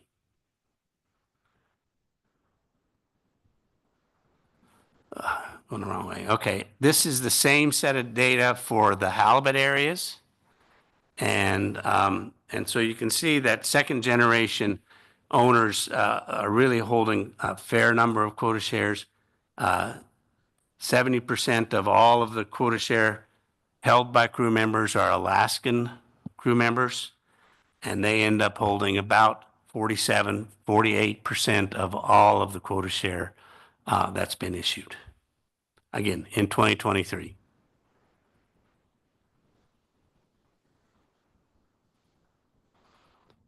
Okay, yeah, going the right way. This now would jump into section 2.6.1, processor participation in the fisheries. And this summarizes shore-based processor activities and shows the size of the processors, regions of processors, numbers of buyer days. And again, this is an abbreviated look. One of the things that we're, again, pleased about with the data that since 2009, we are able to track not just the processing facility that is buying quota shares, but also where they have buyers and what communities those buyers are located. And that's a significant improvement in tracking buyers and processors in Alaska over time. If you think about it, if there's a processing facility, say in Craig, but they have buyers in several different communities and they're buying in each of those communities, then they're enabling folks that have IFQs in those communities to maintain their their residency, if you will, in those communities. And so that's a new change in the data that we're pleased to have seen with more recent information. Thank you, Dr. Hartley and Mr. Tway. Thanks, Madam Chair. And Dr. Hartley, certainly for understanding changes, fishery-related changes in many of those remote communities, that level of granularity is really essential. I think I heard you say that sort of fine-grained information doesn't really start, at least systematically, until 2009. So there's really no way to look back to the Derby days with that same level of detail and really measure the difference between buying presence in small communities during the Derby days versus the first part of the program. Is that right? That's Madam Chairman, that is correct. Prior to that, we had the buyer, which was, the processing facility, which is buying the fish tickets, buying the fish and issuing fish tickets, but it did not indicate, the data did not indicate the community in which the fish was purchased from. And now that data is provided, and again, I hadn't seen it before. Maybe I hadn't looked at that level of detail of the data, but it is certainly there now and allows us to look at a much better level of detail about community buying activities of processors. We found that in some cases, some processors would have buyers in 4 and 5 and 7 communities, for example. And I believe that that's a great addition to the data sets. It surely helped us out in looking at these data. Thank you. Thank you, Dr. Hartley. Just before we move on, I just wanted to do a bit of a time check and share my intentions for the presentations today. I am hoping to get through your slide deck. I know we're a little less than halfway through. We will have the agency report likely tomorrow, AP report, and testimony at that point. So I just wanted to make you aware that that was my intention. Thank you. And I fully intend to get to. I could also clarify and should clarify that I don't have a PhD, and so on the record, I'm just Mr. Hartley. Thank you for that. I thought I heard someone say that, so apologies. Yeah. Thanks. Ms. Kimball. I'm old and I could be, yeah. Okay. Thank you, Mr. Hartley. There, on this section, I mean, this review is really focused on the like finite number of years, right? The last 7 years. The focus believe. is, yes, since 2014. So we're not focused on the big change in onshore buyers and processors that happened from the start of the program till when it was, I mean, from before the program was implemented to after the program was implemented. That was quite striking. You're really focused on, has there been change in the number of onshore buyers or processors in the last 7 years? And can we attribute any of that change to the program structure? Is that correct? We certainly will show that. And I don't know that we're trying to even attribute that to the program structure. As we've heard today, we've seen widespread changes in processing levels throughout the state for many species. But we'll show that right away here. If I go the right direction. Okay. So we have data on processors. This is by individual processors through 91 through 2023 by region of processor. And these are the number of small, medium, and large onshore processors.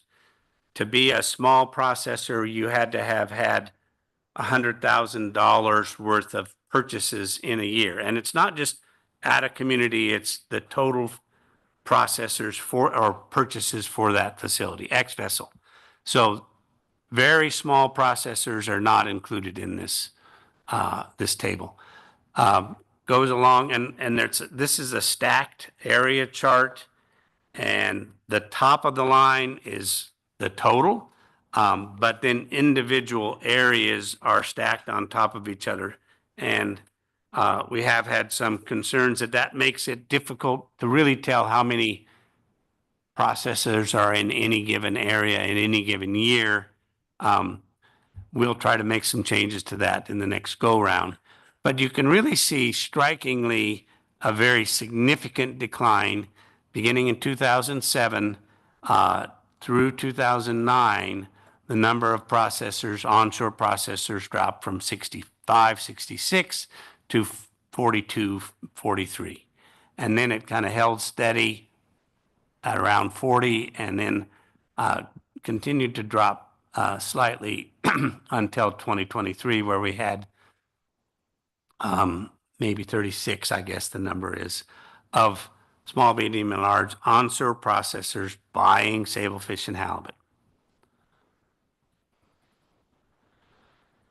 So this slide shows a total number of port level buying days by processors. And again, as I mentioned earlier, we're counting all of the buying days at all of the communities for all of these facilities. And so there were quite a few buying days over the first several years until 2006, 4,500 at least almost every year buying days.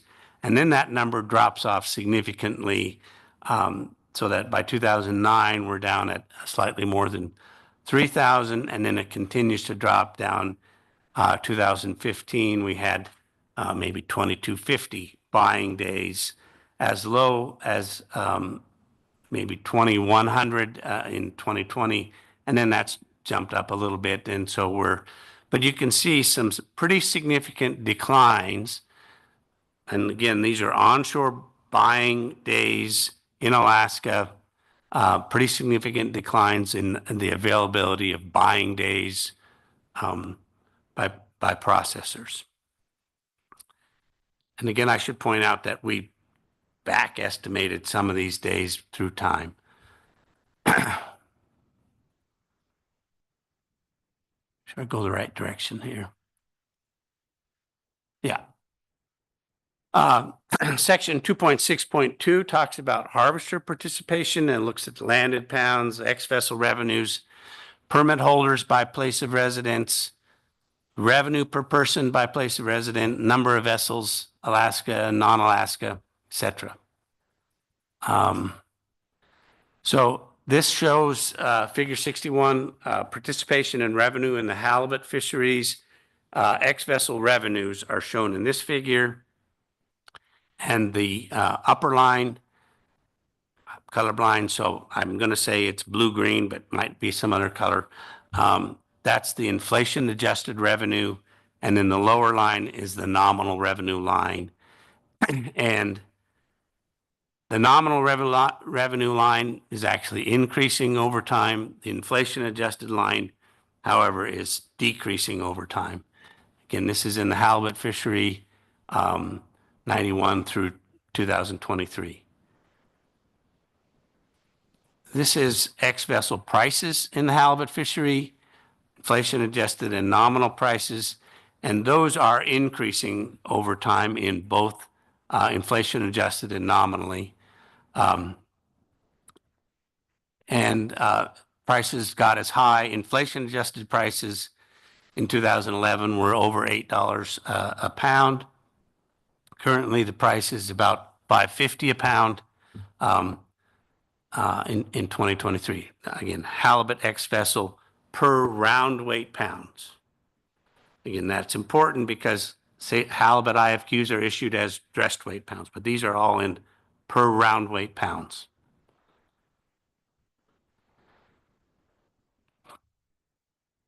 This figure 70 shows total ex-vessel revenue in the sablefish fishery. Same kind of a situation. Inflation-adjusted revenue has declined over time. Nominally, it looks like there's an increase in time, over time.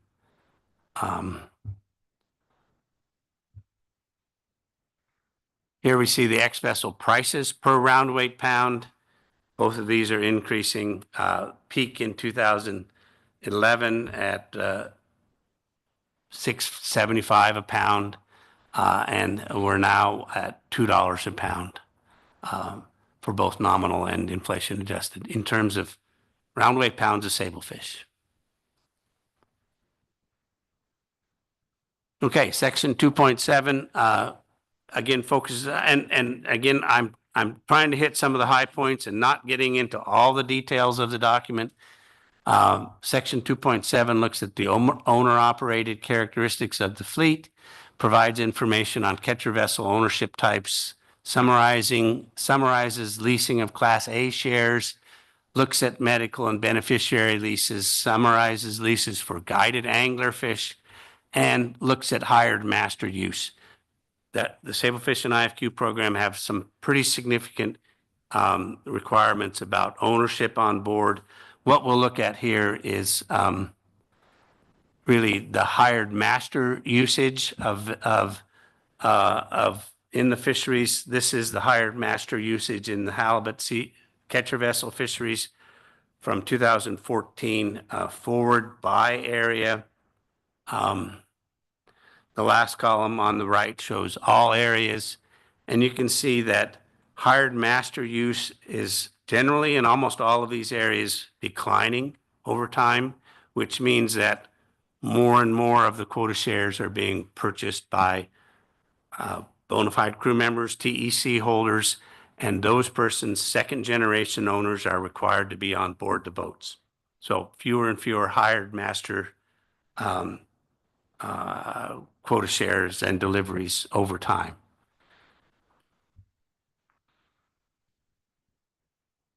Same is true in the sablefish fishery, some pretty significant declines. You look at Aleutian Islands, was at 32% in 2014, dropped dramatically after that, maybe due to some pretty significant share trading.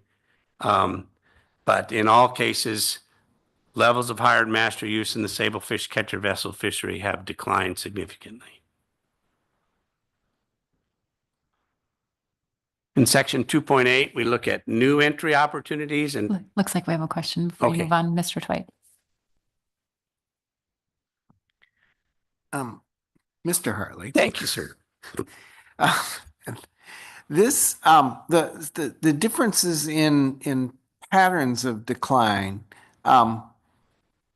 between some of the different areas and then between both species really sort of catching my eye. And I'm wondering if you were able to, in this pass through, gain any information that would help you interpret for us some of the reasons for the differences in the patterns.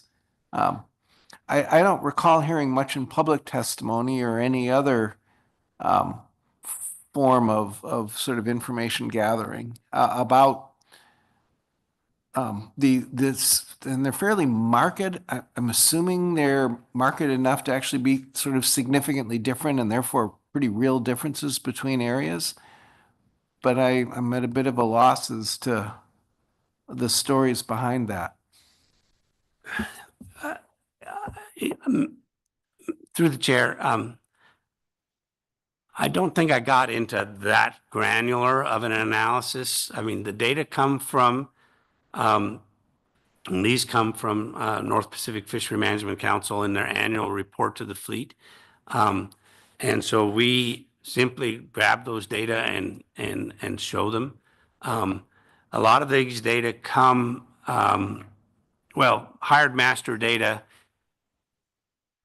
When we got that as part of our request, it didn't match up to things that we had seen earlier. And so we said, well, let's just use this. And so that's where the hired master data came from. Again, report to the fleet data supplied to the council every year by ACFIN from this particular set of information. We didn't really dig into the details of it. It might be interesting to do so. Probably worth a PhD if somebody wanted to get one. I didn't really say that.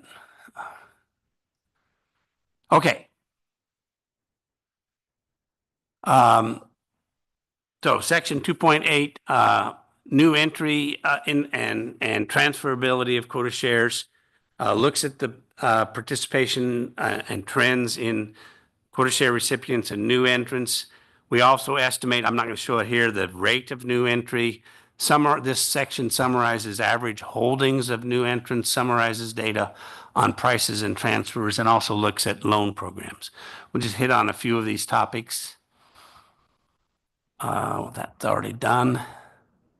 So here are new entrants in the sablefish and halibut fisheries.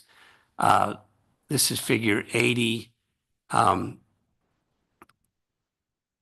And you can see that the halibut fisheries are on top, the sablefish fisheries are on the bottom, and of the 4,801 initial recipients, 1,021 remain, and as of 2023, there are 1,213 new entrants in the fishery.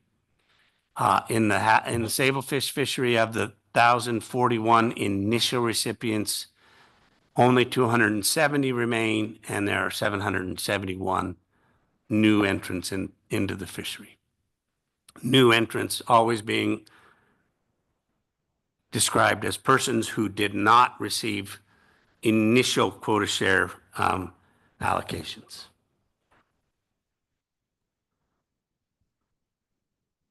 Yes, and Mr. Twite. Thanks, Madam Chair. Apologies for two in a row here.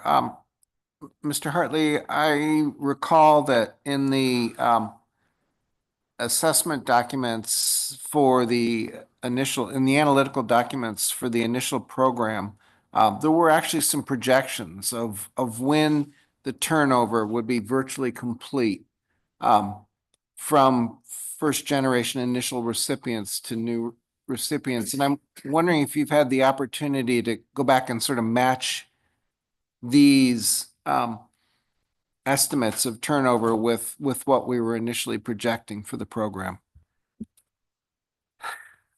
Well, I must be getting old. I don't remember those projections, but I have not had a chance to look at it. I think it would be very interesting to look at, how did we do? I know there has been several kind of after the fact looks at the sablefish and halibut program. Dr. Knapp at ISHR has done one. Myself and Dr. Fina, Mark Fina, did one as well. And we can look at some of those things and try to look at these, what was projected, et cetera. We're now in 1995, so 30, almost 30 years of the program. We clearly still have initial recipients in the program. And is that a good thing? Is that a bad thing? It's what it is.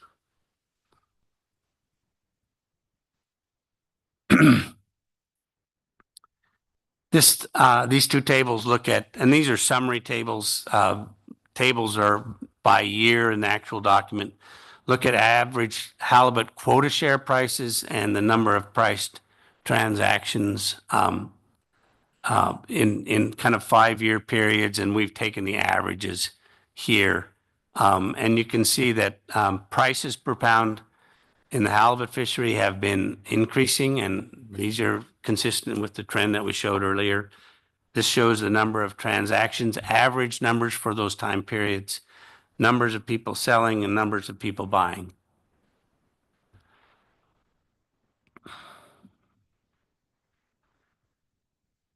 This looks at some more detail on transfers by type. We've got 4 types shown here: gifts, other, priced transfers, and trades. Other includes beneficiary transfers, medical transfers. There are probably some other variations in them.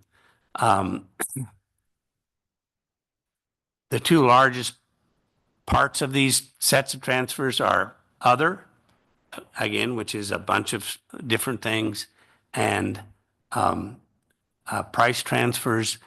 And a lot of these kind of other transfers are beneficiary transfers, medical transfers, etc.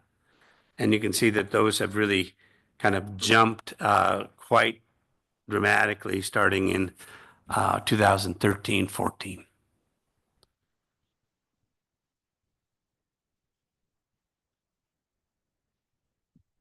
Section 2.9 looks at community impacts. I mentioned earlier Appendix 1, which has a lot of detail on a lot of communities in Alaska, 89 or 90 of them.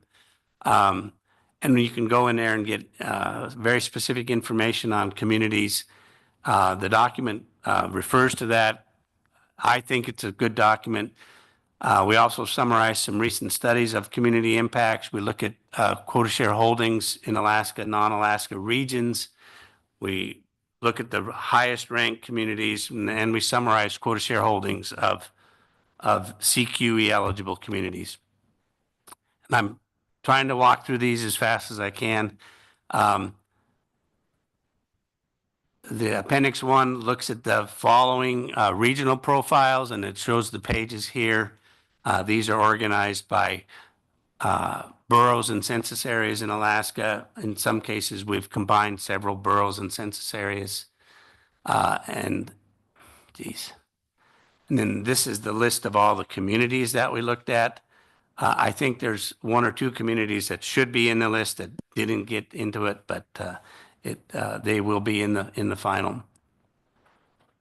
Each profile is a 2-page summary, shows where the community is located, has a set of graphs that show participation in the sablefish and halibut fisheries, has a table in there that summarizes kind of the environmental justice concerns for each of the community. The second page has a table that summarizes all of the activity from 1991 through 2022. And again, the appendix years are one-off. They should be moved forward by 1 year.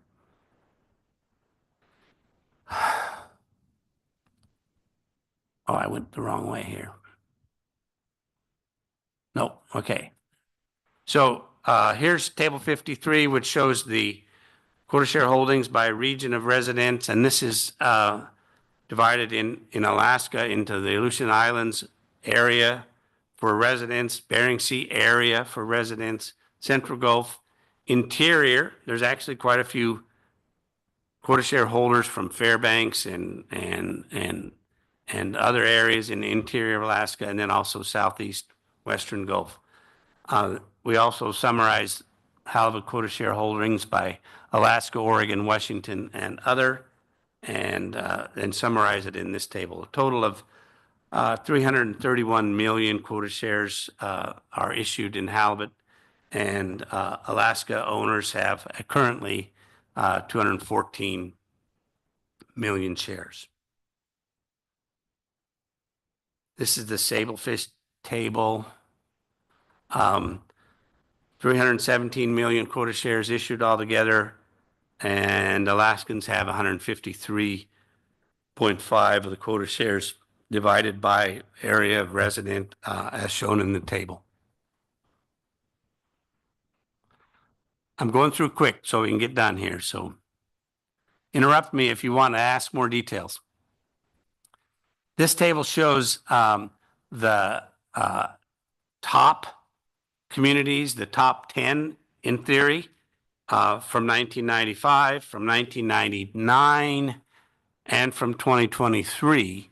And we tried to include, if they were the top 10 in any one of those time periods, we included them in the table.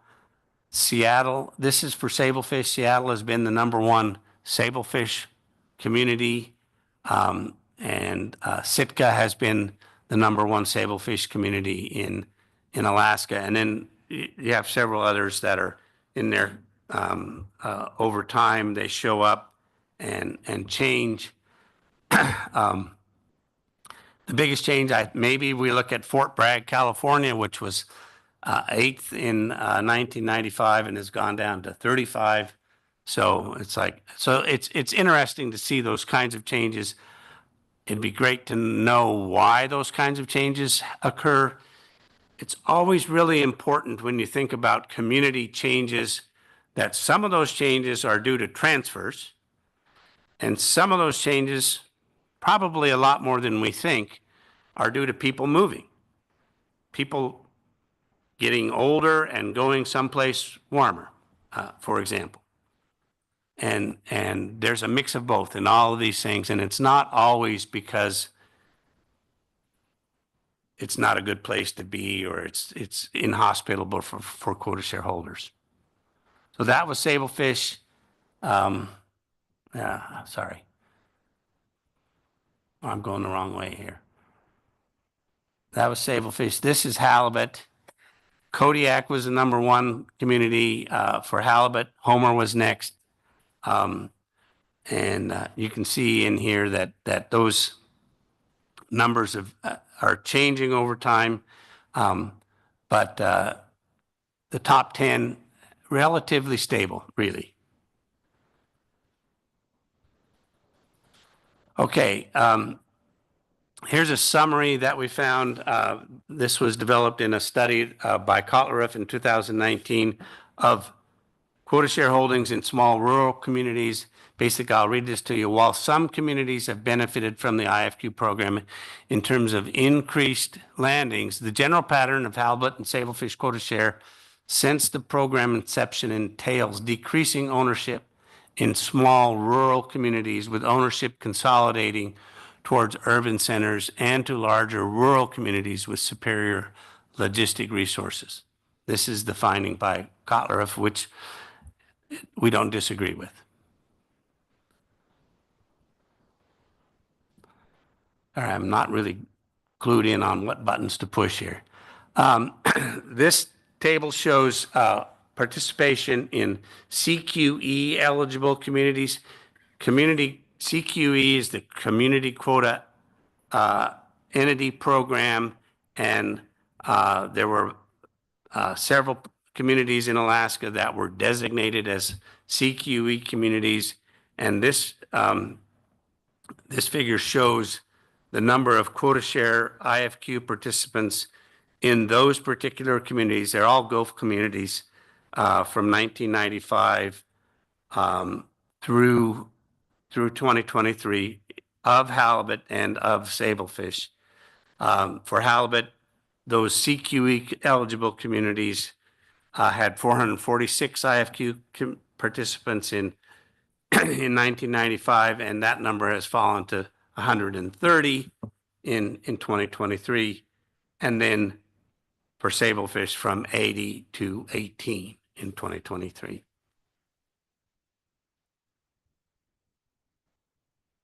Yes, and Mr. Dwight?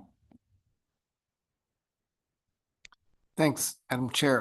Mr. Hartley, this is just a really useful graphic. And it just has me wondering some, we created the CQEs in a way as sort of an analog to and it's not by no means a perfect analog, but sort of an analog to, or with a similar objective really in terms of trying to anchor IFQ in some of these communities to the CDQ program in the Bering Sea. And I'm wondering, I forgot to look, but you don't have a similar graphic for the CDQ communities, do you? We do not have a Bering Sea listing of these. No. It seems like it would be really instructive to a review to see whether clearly we're not meeting our objective here for CQEs. And it'd be instructive to know whether some of that is either Gulf specific or CQE specific, and how much of it is just that overall trend that you quoted the text about earlier.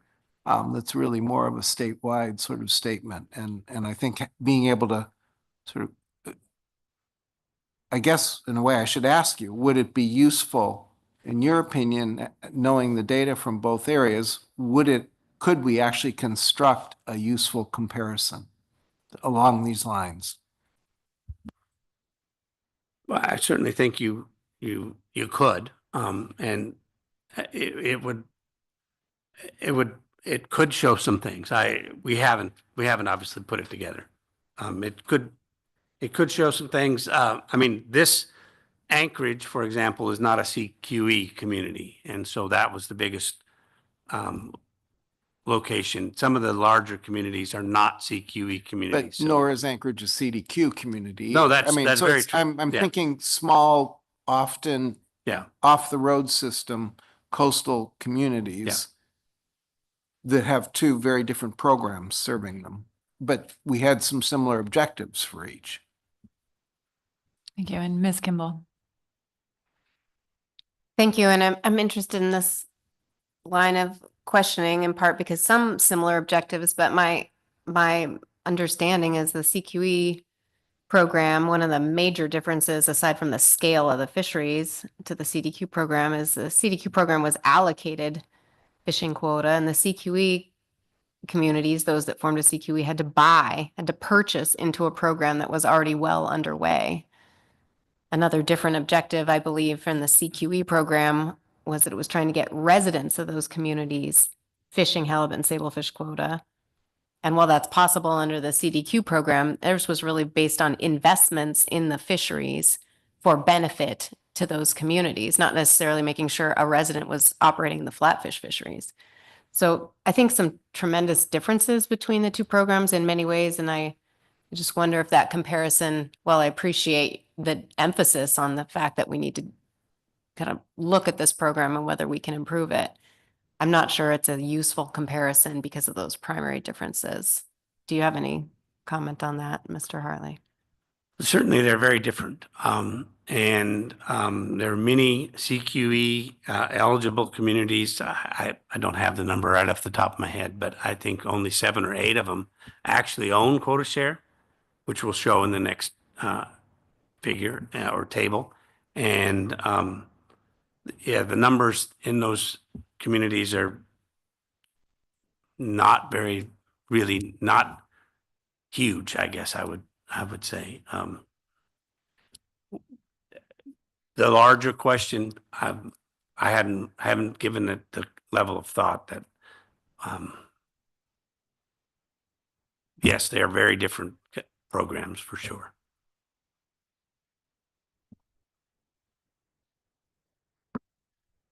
Shall I move on? Yes, thank you, Mr. Hartley. Okay, we were pointed to some errors in Table 60, and so this is a corrected version of Table 60, which lists the CQE holdings since 2007. And these are all of the CQEs and all of their holdings. This is the corrected table. So Table 60 in the document, incorrect. this is the correct table, and we'll obviously fix that.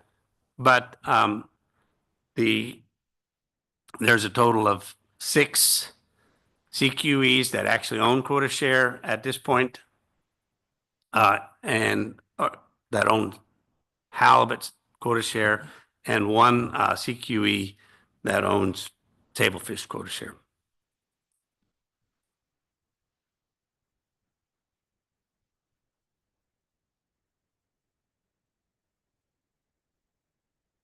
Okay, table 662 provides a summary of environmental justice issues. We wanted to point this out just because it is there's a lot of environmental justice communities in our data set.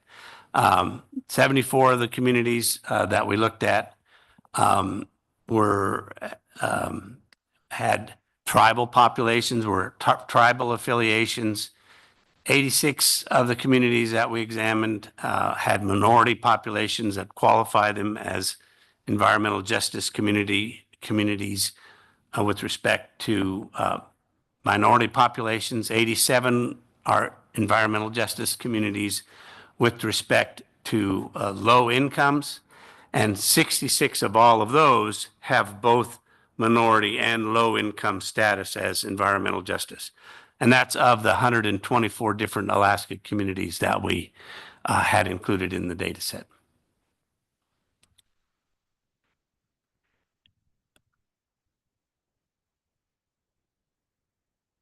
Sorry, wrong way.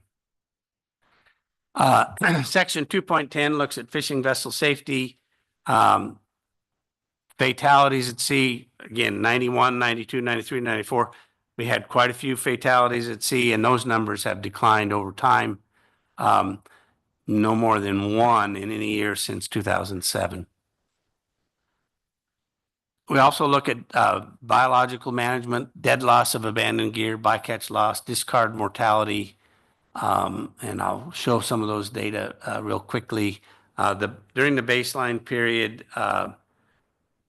halibut mortality based on on lost or abandoned gear was at 1.4 million pounds approximately, and currently the number is less than 100,000 pounds per year. This figure 99, shows discard rates of groundfish, and the total is shown in the dotted line. Since 2018, with the increased use of pot gear in the sablefish fishery, discards of groundfish have declined significantly. And you see that dotted line dropping since 2018. Okay, now I'm going to jump over to Caleb's section. Or Excuse me, I'm going to looks not. like we have a question, Ms. Vanderhoven. Mr. Yes. Hartley, if you could go back to the last slide on discards. I'm missing something. How is it that the total is lower than the hook and line? The total is the combined pot and hook and line. Oh, because it's a rate.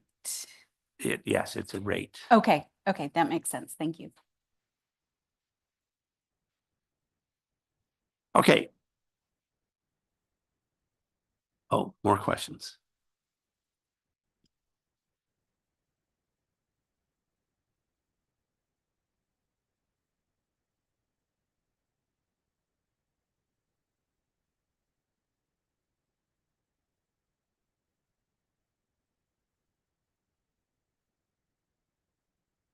Thank you, Mr. Hartley. I think we're ready to transition. Thank you.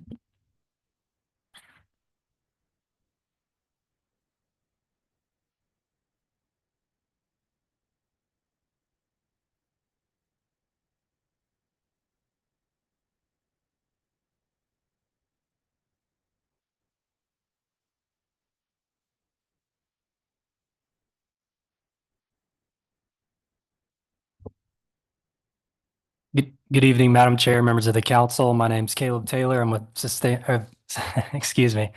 I'm a fisheries management specialist with NIMS. So sitting over here to my right, I have Mr. Brian Brown. He's ARA, Assistant Regional Administrator with RAM, as well as Alicia Miller. She's the Policy Branch Chief over in Sustainable Fisheries as well. So pardon me, we provided some information for this IFQ review. It's included in section 2.12. So it starts, I think, 175 and goes through page 200, so around 25 pages. And I'll just jump right into it. I'd like to note too, before I do get a little bit further, that we really focused on data from 2016 to 2023. And that was because the last review was in 2016. So really this is just focusing on updates and information since that last review. Okay, so this is essentially an outline of the in-season management section, and I'll just go line by line here fairly briefly. And I'm going to get into the underline and bold sections a little more detail in this presentation, so I'll kind of skip over those, but I didn't want to leave these out. Okay, so we include monitoring updates in this section. That's 2.12.2. So we discuss observer coverage percentages, updates that include the zero coverage category. There was a rule in 2017 regarding small catcher processors, as well as partial coverage. We include information on the development of electronic monitoring in the IFQ program. So I know that's been a high priority from the council. IFQ vessels have seen an increase in coverage, and then authorization of EM electronic monitoring has allowed exceptions for participating vessels fishing IFQ in separate regulatory areas. So just have that of note. We also go into discussion on the advent of longline pot gear for sablefish. But as far as monitoring goes, that's created some challenges for NIMS. So we're working to support additional reviewers to decrease the review lag time for those videos of sablefish pot gear from electronic monitoring, as well as review options that might reduce times for pot gear. Okay, so moving on, enforcement, we just have some information on shoreside at sea and monitoring violations. There's a couple tables. Table 68 shows shoreside and at sea IFQ fisheries violations for that time period, 2016 through 2023. This is on page 183, I believe, by the way. We have another table that has data for monitoring program violations by year. And then it's also worth noting that false reporting continues to remain a concern, though its expansion of electronic monitoring could help improve the enforcement of false reporting. And there's a question on that in the AP, and that's because there's a GPS linkage with those systems that's reported in the logbook. Moving on, we have a discussion on cost recovery. This is page 189. A general overview of the process, similar information to annual cost recovery reports, just for information from 2016 through 2023. It's worth noting for table 70 that the IFQ fee was capped at 3% in the 2023 season most recently. We have a section on administration of IFQ transfers. So we discussed transfer eligibility certificates, TECs. I'm going to get into more detail on the minimum age policy. There's also a section on the medical transfer provision. So that's gone through a couple of changes over the years, most notably through the COVID years. That's detailed in this review. I'll get into the beneficiary transfer provision in a couple slides. And then we wanted to note, this is, I believe, page 196, that there's often return requests for IFQ that RAM has to deal with. And so there's a series of considerations listed in that section that they consider whenever they get these requests. So this could be a return request for IFQ that was transferred but not fished. And so if any of these considerations are met, so if the answer is yes to any of those considerations listed in that section, NIMS cannot return the transferred IFQ to the original quota shareholder for that season. So just worth noting for that section.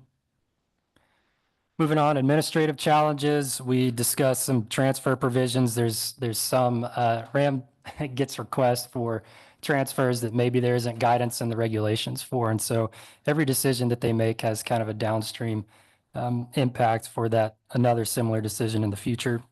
We discussed that. Page 198, we go into the quota share lien registry. So RAM has noted the importance of this, but NIMS does not conduct uniform commercial code filings to make these liens legally binding. That's really up to the lender to do that, just worth noting. Nor can NOAA enforce this requirement on quota shareholders. So there's also challenges in administering it. RAM often isn't informed whenever a lien is released, for instance. And, you know, what would it take to make this legally binding? It might require congressional action. It's not entirely clear, but we do discuss that in this section in the review. We talk about overage and underage calculations. Essentially, right now, these are carried out in a legacy computer program known as Alders. We're working to implement a new program, IFA, to resolve some of these issues. Going to get into extended season in a minute. And then last up on page 200, we discussed the halibut retention in state groundfish pot fisheries. And so really, this was brought up in the most recent Board of Fish cycle. And so although federal pot fisheries allow halibut retention, if IFQ is on board, state pot fisheries do not, even for state sablefish pot fisheries, for instance. And so for this to change, the IPHC regs and the federal regulations governing halibut and sablefish would need to authorize it. But either way, say if a change didn't happen at the IPHC level, it would still need to happen at the federal level for this change to happen to allow for halibut to be retained in state groundfish fisheries. And that's the bulk of it. So I can keep moving forward if there aren't any questions. Thank you, Mr. Taylor. Okay, so transfer eligibility minimum age policy. So we discussed this a little bit earlier, and this is on page 190, this section. We spent quite a bit of time on this section trying to outline some of these considerations that were made whenever this policy was put out in 2022. So it's not set in regulations. RAM has historically received applications from very young applicants. Brian could probably speak more to that, but I'll leave it at that for now. It's raised questions and concerns leading to discussion and development of this policy. And so why 18, I guess, is the big question.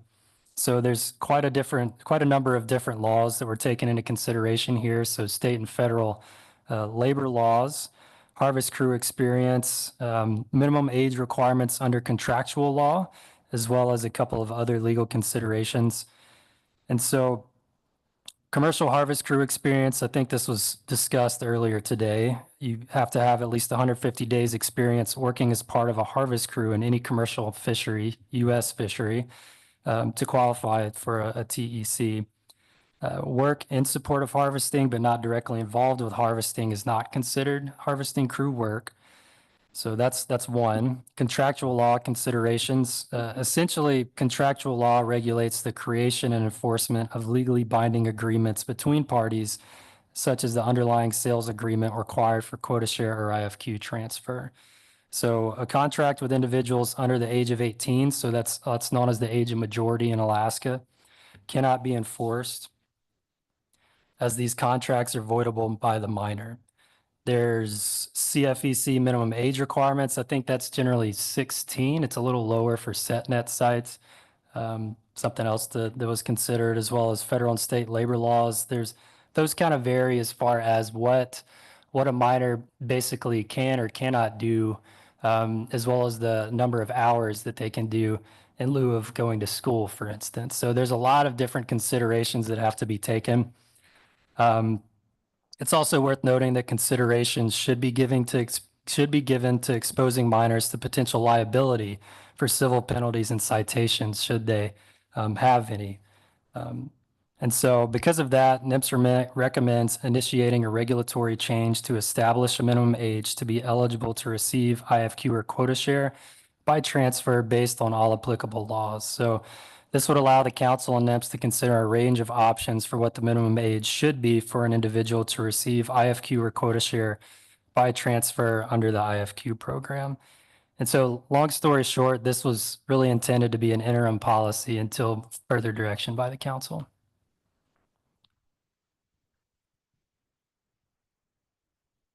Yes, Mr. Twite. And at that point, that's when we would have a discussion about what I listened to your tick through of considerations and I didn't understand really why those added up to actually needing a minimum age. And I certainly don't want to open that up this evening. But at that point, so I guess my question is, at what point does the council need to weigh in? Are you signaling that the agency expects the council would begin weighing in on a minimum age policy at this meeting, or at what point in the future?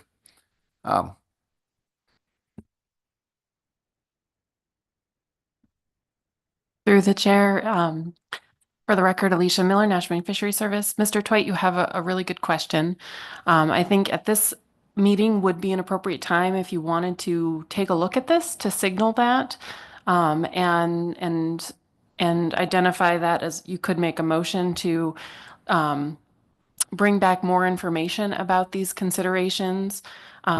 Admittedly, this section is rather short, and these considerations are rather in-depth and pretty legal in nature, and would need further exploration to get into the weeds and the details to fully understand how they add up to our concerns with issuing quota share to minors.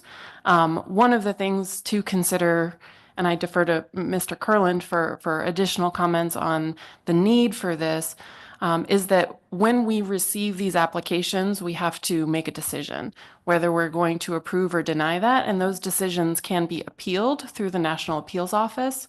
So far, we've had several of these requests and gone through that process, but at some point there may come a time where our policy doesn't stand up, and at that point would be a more urgent need for regulatory guidance on this topic. So just to make sure I'm tracking correctly, these are applications that when they come in, they appear to meet the other eligibility requirements. There's just a question about the age of the potential recipient. Through the chair, Mr. Twite, Brian Brown, Restricted Access Management. Yes, the question is solely based on the age. As you can imagine, making a determination, I'll use examples of single-digit age applicants we've received. We've received applications for applicants as young as 4. And as you can imagine, that puts us in a little bit of a predicament to try to determine whether or not a lot of these legal obligations would apply. And we're just simply looking for guidance as to how young is too young in this case. Maybe I didn't understand the answer to the first question then. So an application like that is actually accompanied by an affidavit that they meet the other eligibility requirements, like 150 days as a crew, working as a crew member? Mr. Twite, yes. It documents all the relevant harvest experience that they're using to qualify, just as any other applicant of any age would list on their application for eligibility. That is interesting.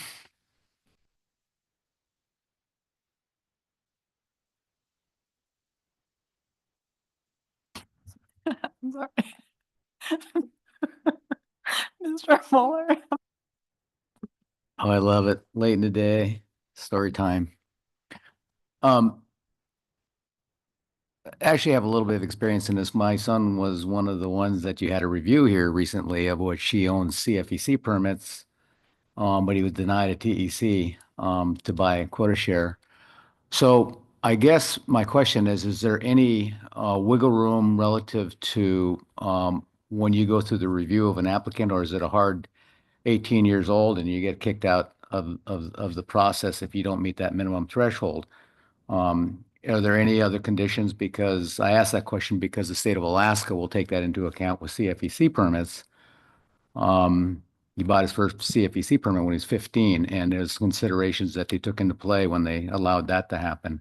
And he met all the other thresholds of sea time and all that stuff. So does the agency have that built into the process or not? Through the chair, Mr. Moeller, in order to not be put into a position where we'd make arbitrary decisions, we did establish this interim policy to just kind of give us an age to abide by at this point. So there's no wiggle room in the current interim policy. Thank you, Mr. Taylor. Mr. Garland. Thanks, Madam Chair. Just to elaborate on that a little bit, Brian's shop really had no rules to go by for these situations, and we were dealing with not a huge number, but not infrequently these situations would come up, and it was posing some challenges for us in terms of having a consistent standard to apply to applications that came in. So that's why I approved the interim policy, because we had no other way to have a consistent standard in the absence of council action. So if the council doesn't want to take this up, we will stick with our interim policy. Thank you, Mr. Garland. Mr. Taylor. Thank you. So moving on, the survivorship transfer provision, also known as the beneficiary provision. So I'll just read this off the slide first. So,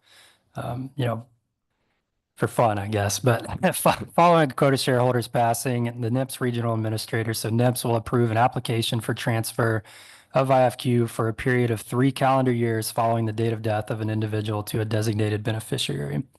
And so just before I get further, there's information on the increasing number of beneficiaries, I believe on page 112. There's a table. This is a separate section, but it just kind of gives folks an idea of the climate, I suppose. So differentiating between quota share and IFQ, before I go a little further broadly, quota share is the percentage of total allowable catch for, say, halibut in a specific regulatory area, right?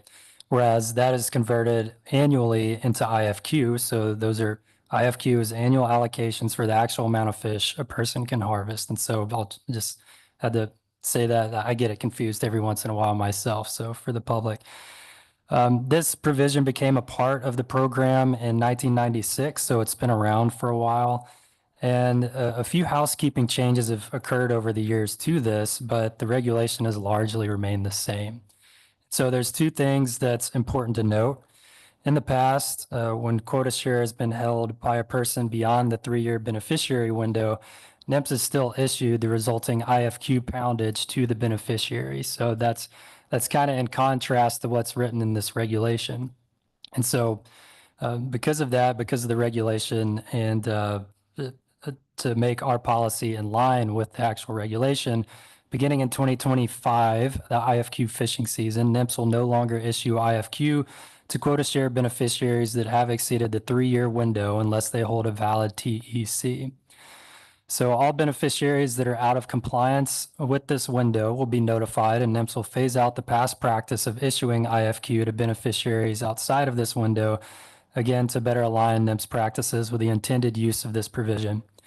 So as a result of not issuing IFQ to beneficiaries that have held quota share for more than 3 years, these quota share units will not be included in the quota share pool for issuance of IFQ in 2025 and beyond, allowing the resulting IFQ pounds to be distributed among other quota shareholders in the issuance pool in good standing. So that raises another question, though, as to what happens to that associated quota share after the 3-year window has lapsed for that beneficiary, say if they don't qualify through a TEC or they haven't divested of it. And so the regulations governing the beneficiary provision of the IFQ program do not provide guidance to us about what should happen to quota share held by a beneficiary after this window has lapsed. And so because of that, NIMS recommends that the council consider if changes to the survivorship transfer privilege regulations, also known as the beneficiary privilege transfer provision, are necessary to govern what happens to quota share held by a beneficiary beyond this 3-year window. And so I think the table on page 112 kind of gives an idea of, as time goes on, it becomes more pressing to make these decisions and deal with this, with the graying of the fleet. NIMS wants to make sure that quota share is not stranded in this process. So I think that's just something worth noting as well. Options can include requiring divestiture, revoking quota share. The council could come up with different options, and I'll leave it at that.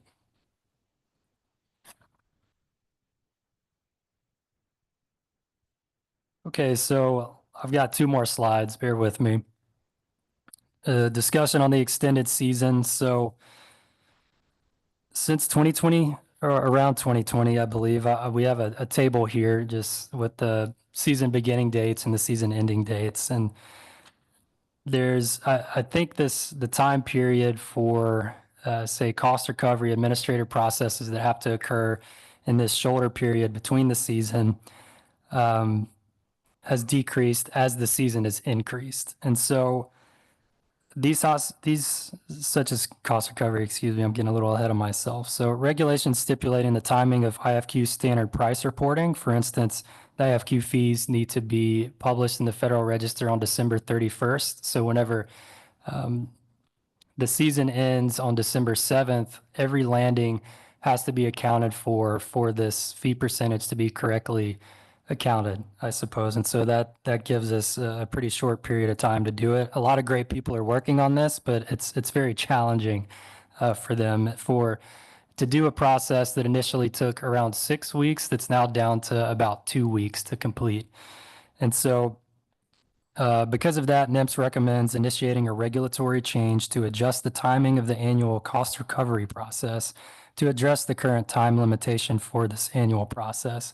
And there was a discussion in the AP about season length, and I think it's important to note that NIMS is not advocating for a specific season date or a change in the IPHC process in setting them. What we're wanting, I guess, is really to see more flexibility in our regulations to allow for these administrative processes to occur and be carried out properly regardless of any varying season date. I'm afraid to let you ask a question. Mr. Twite, go ahead.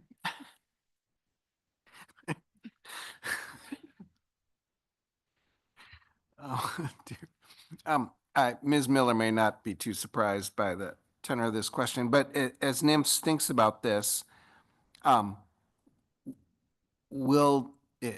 the council sort of gives a thumbs up on this, would NIMS actually consider as well how to possibly have the timing of the annual cost recovery process captured in a way that doesn't involve future changes to regulations if we need to do this again? In other words, is there a way of doing this in a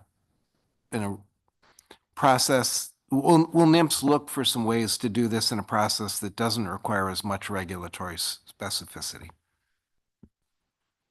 Through the chair, Mr. Twite, that's an excellent question, and that's certainly something we can look at. Anytime we're imposing requirements like submitting data to NIMS or timing of fee payments, we have published those in regulations to provide adequate notice to the public of what those requirements are. But we can certainly look at ways to reduce the amount of rigidity in those regulations so that and find ways that that we can do those processes despite any potential future variations in season dates. And those are the types of things that we're recommending looking at. And so if you have some bright ideas, we'd love to hear them. I was just wondering about whether it's possible to have something like when a recipient accepts their annual QS, whether part of accepting that QS is accepting the potential calendar for cost recovery for that year. And then which I doubt that the acceptance process is that formalized, but those kinds of things, again, sort of similar to how the VMPs have worked or things like that, where there's just the recipient accepts it and therefore they accept quite a few things that otherwise would be stated in regulation. But it's a term instead of a. Through the chair, Mr. Twite, that's a very interesting idea that I haven't heard before, and we can certainly explore the potential for that if the council wanted to look at this.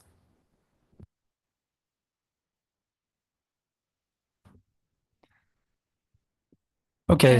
Excuse me, one more question. Ms. Kimball. I guess I just might have missed, what is the proposed change? What does NIMS want to do? Through the chair, Ms. Kimball, we don't have a specific proposal. The major driver behind this is the extremely truncated timeline we have now. So the season to give you an example, the season closed on December 7th, 2 days ago.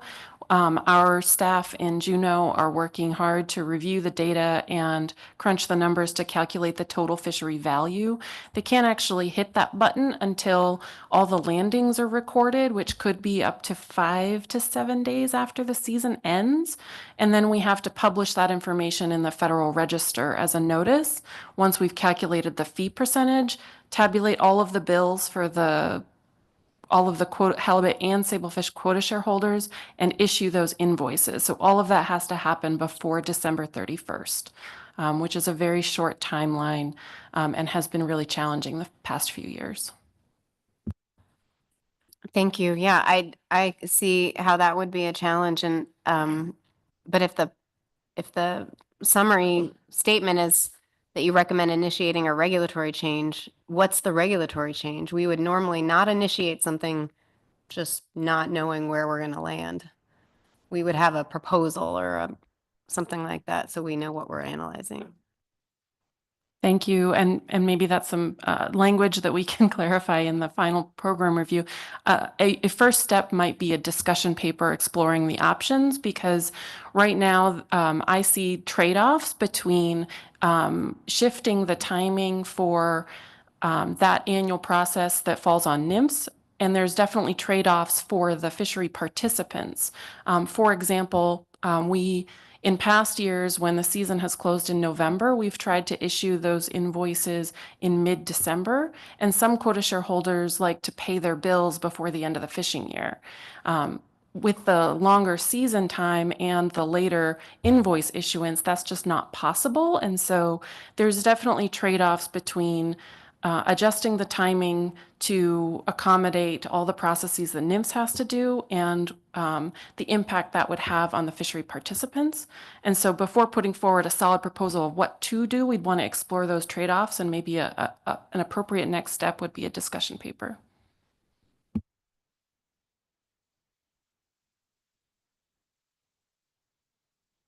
Mr. Williams. Thank you, Madam Chair. I don't wish to extend this, but what you just described is you've got a time crunch, and that's a solution. I mean, it literally is a time crunch that you've got to identify, at least help us identify what's a reasonable amount of time to accomplish the task that you're describing for us. That doesn't sound like a discussion paper type issue to me, but that's just me. So maybe I didn't ask a question there. I apologize. Thank you, Mr. Williams.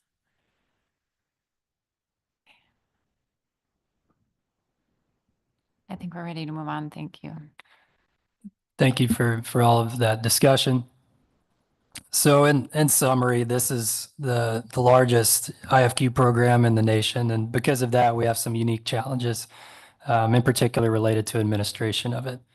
And so we discussed the TEC minimum age eligibility, how that could benefit from council direction, perhaps. Discuss the beneficiary provision and how IFQ is not going to be issued to beneficiaries that have exceeded that 3-year window unless they have a valid TEC starting in the 2025 season. And then also regulations governing that provision as to what actually happens with any of that say, stranded quota share that is still associated with a beneficiary that after the 3-year window has lapsed, what happens to that, whether that needs regulatory guidance or otherwise. And then we just discussed the extended season and how that's constraining our cost recovery process. So at that, I'll open it up to any questions if there are any. I appreciate your patience with us. Thank you very much for the presentation. See if there are any additional questions. Not seeing any. Thank you so much. Thank you. So we have a number of summary slides. I think what we'll do, there might be more conversation warranted than we have time for this evening. So Mr. Hartley, if you're around tomorrow morning, perhaps we just finish those summary slides in the morning.